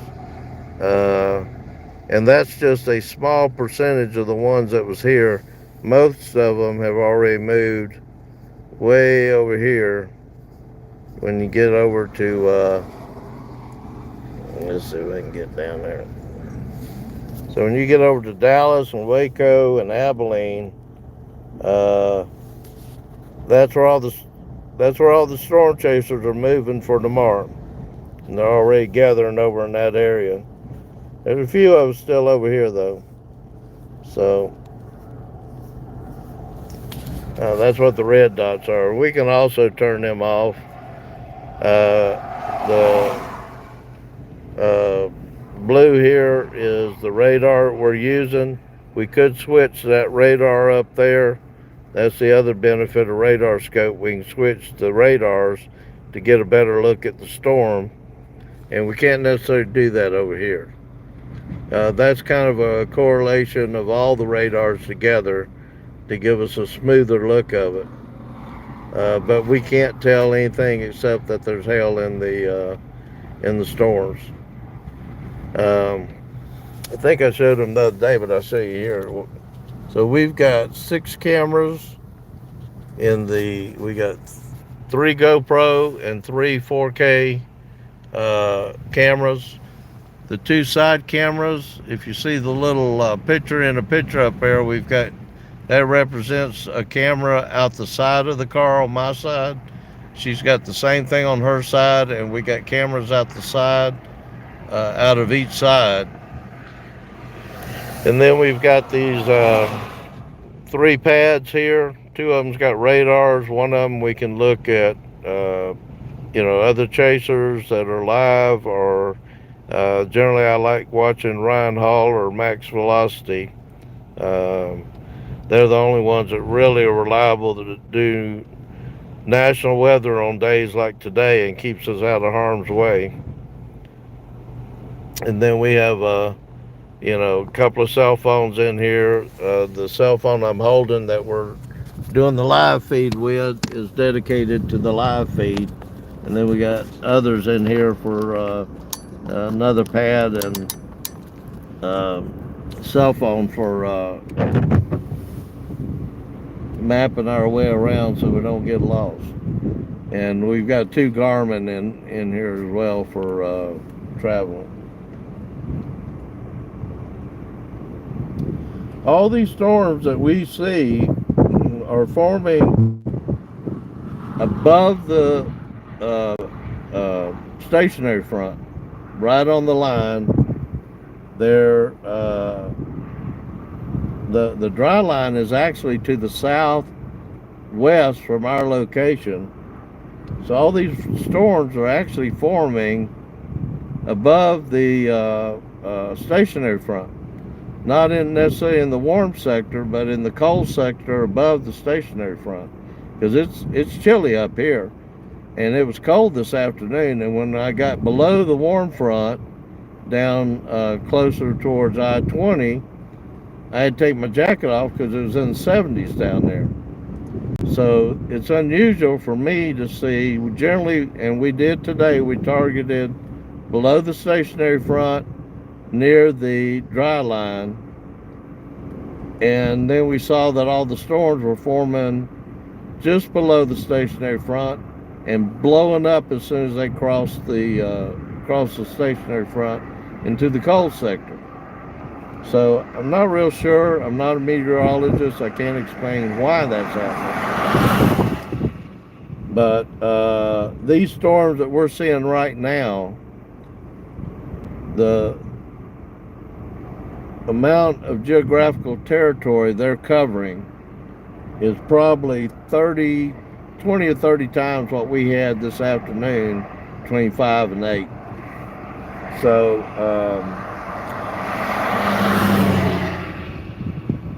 they're forming right on the New Mexico-Texas border and moving to the east-northeast.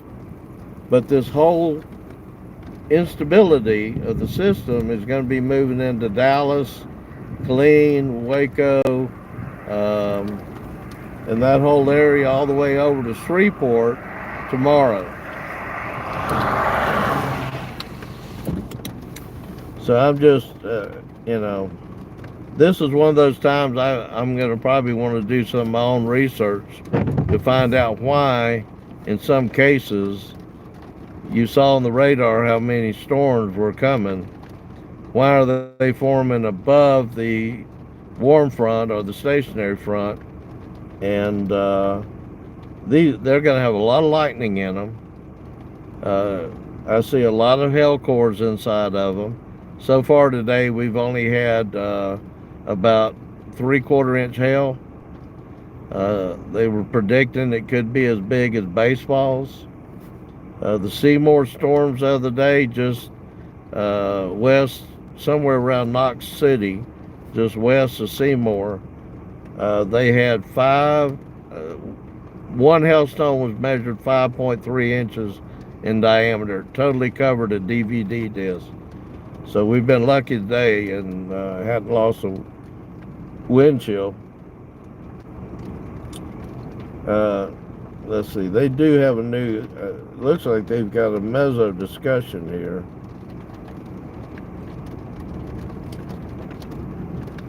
Okay, so now you saw the radar, how many storms are on the way, and this is covering Stockton, Edwards Plateau of western Texas. Heavy rain, flash flooding is possible. Storms are regenerating along the dry line and surface front.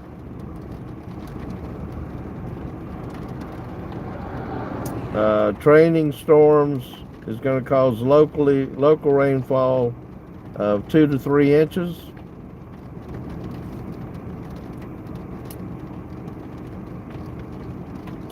So they're seeing the same thing. It's forming on the stationary front, and as they go north, they're just training and regenerating. We saw that in some of the supercells this afternoon. One of them moved very slow until it got to the stationary front. And once it got north of the stationary front, that sucker took off and was gone. But we watched it for almost an hour and a half to 2 hours move over us and basically just get a little bigger, rain itself down, get bigger again. But when it hit the dry line, it blew up into a huge supercell and took off.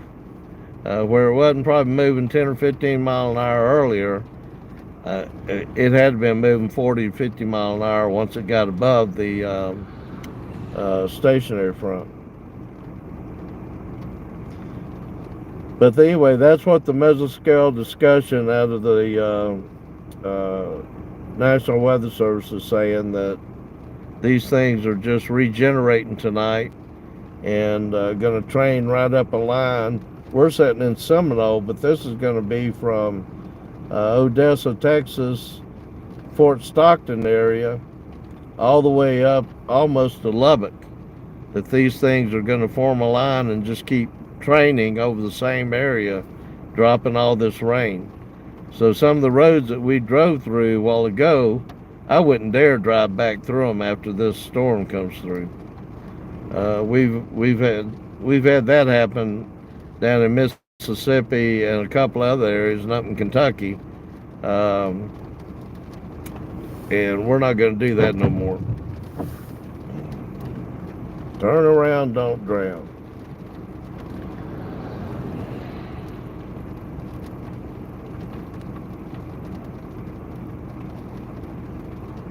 So just sitting here, the time we've been sitting here, we watch these storms just blow up into a massive amount of wall-to-wall severe weather.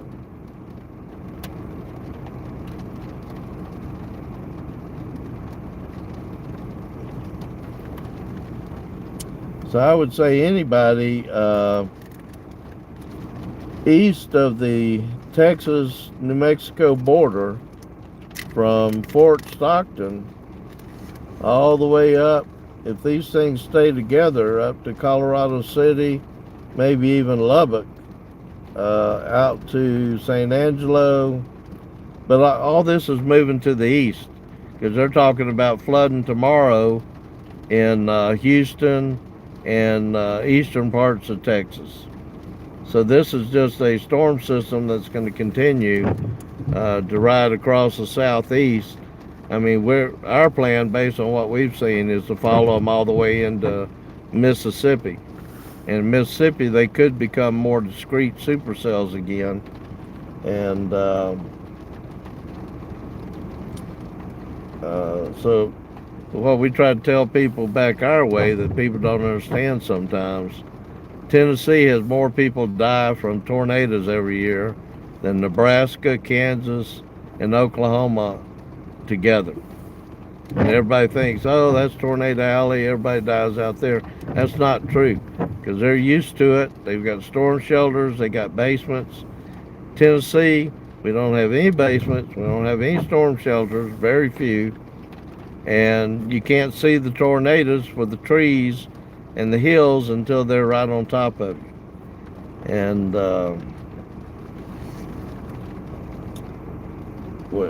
I've had people take me to task until they Googled it and looked it up and said, oh my God, I never knew that. I said, the only two states that's got Tennessee beat is Mississippi and Alabama.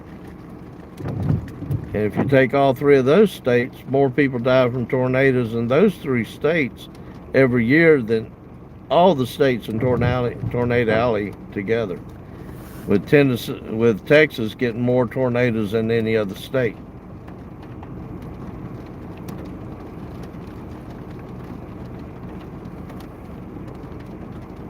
But this is crazy, all these storms blowing up.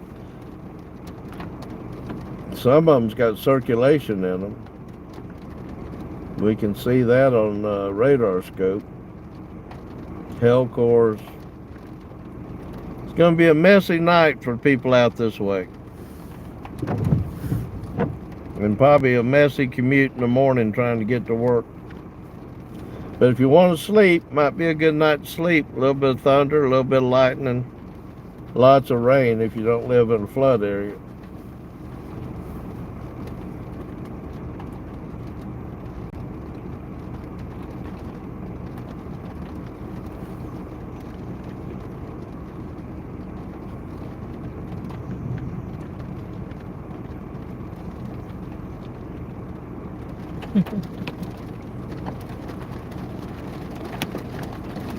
Y'all get a little, that's true, y'all get a little bit of rain down there in Brazil.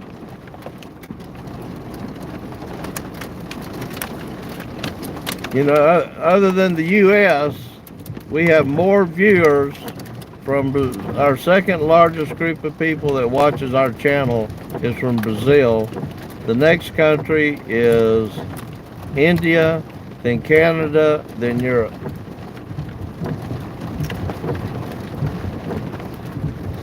Alan Jackson's not going to sing anymore after this year. He's having, I believe, hip surgery. Last time I saw him, he had a little problem walking. You know, being from Nashville, we see him. I have people ask me all the time, do you ever run into one? Jason Aldean used to be my next door neighbor until his divorce. And let me tell you, nicest guy you ever met.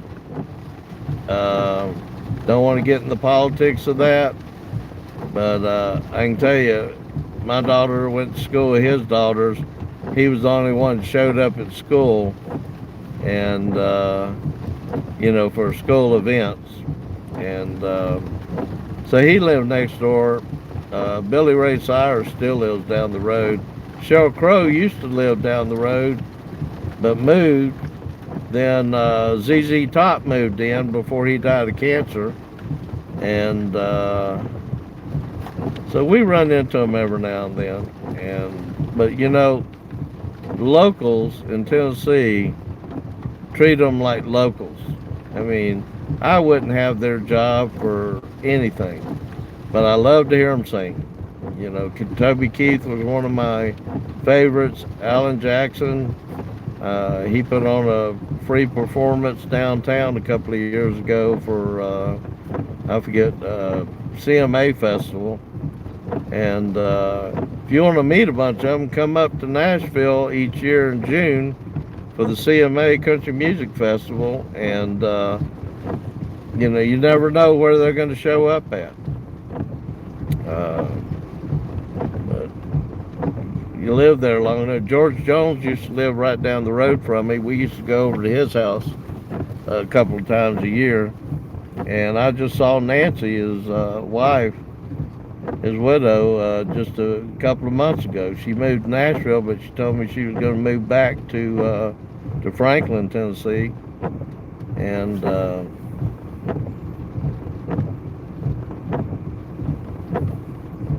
you know, we hear all the rumors, we hear all the gossip, but we don't mess with them. We treat them just like any other local.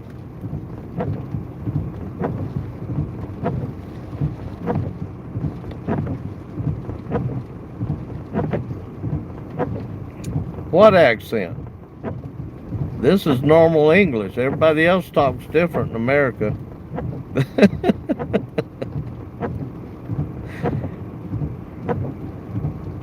Originally from Pensacola, we used to call it LA because they had tried to, Alabama had tried to get the north part of northwest Florida as part of Alabama to get more coast. So I tell everybody I'm from LA, Lower Alabama, even though I'm from Pensacola. Lived a couple years in Louisville, and then had a company recruit me to Nashville. And they had found out I wanted to live in Nashville. Been trying to get there for a long time. So about 25, 28 years ago, they recruited me and said, we're going to set you up in Nashville with a new office, and we'll base you out of there. So, but yep, I've met a bunch of them.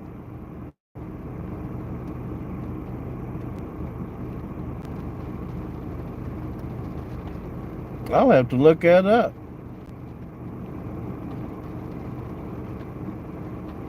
Really? I'm going to have to look that up. I know my son met him and his family at McDonald's one day, and I asked my son, I said, you asked him if you could date his daughter? He said, well, no, Dad, I didn't ask him if I could date his daughter. Why would I do that? And I said, because I want to see that car he's got that you can drive into the water that floats, and it's got a propeller on the back of it. They made it in 1967. He said, you want me to date his daughter so you can see a car? I said, yep. I said, is that asking too much? Yeah, he thought it was.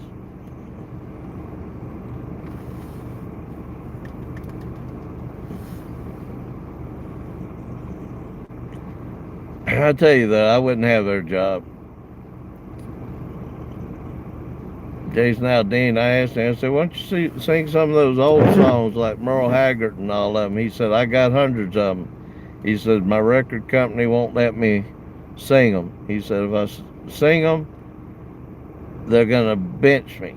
They won't let me do any road trips or concerts. Because country music promoters don't want any of that old country music anymore. They want all this new stuff. That's why Alan Jackson got up and left that CMA Awards that one time because they had rock singers singing country songs, and he couldn't take it. He said, that's not the way we sing them. So, I don't know. It's just a business I wouldn't want to be in. A lot of people come to Nashville, though, trying to make it big.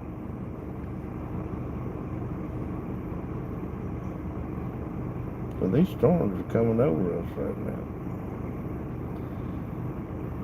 Apparently, these storms are just going to be a rain event and a little bit of lightning. They're coming over us now, but I haven't seen too much of either. I see more lightning behind us than in front of us.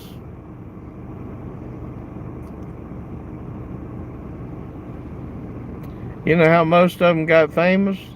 They worked as roadies, or they worked as behind-the-scene people for the stars at the time, and that's how they ended up getting noticed and promoted. I've heard story after story after story about that. But they worked as did whatever they had to get in, because it's hard to get in the industry. You just can't walk in and say, I'm a country singer, sign me up. So you'd be surprised some of the stories of the ones that did make it big, what they had to do to get recognized before they could get a contract.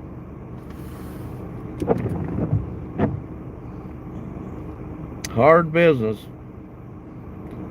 A lot of them country singers that I used to love back in the 90s and 2000s, I don't even know where they're at now.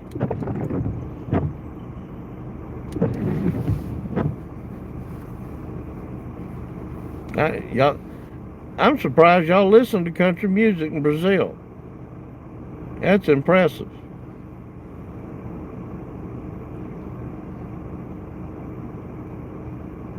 But I'm going to have to look up that song he did and sang Portuguese. That'd been cool.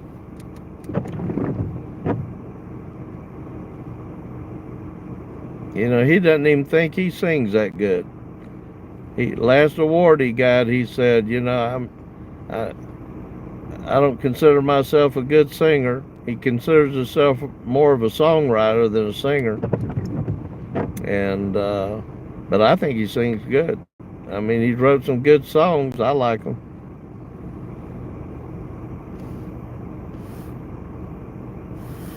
Why is this not update?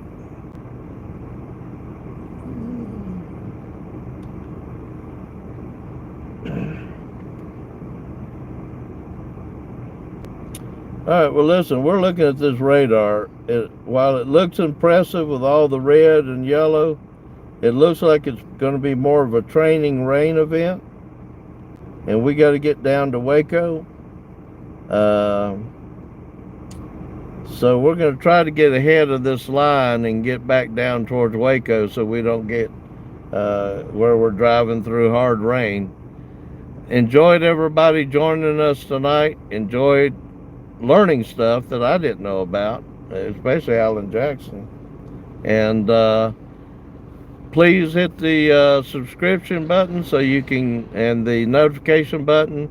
We've got a bunch of good video of storms that you'll see that we either lost our live feed that day, or we were able to get video that didn't get captured on our live feed.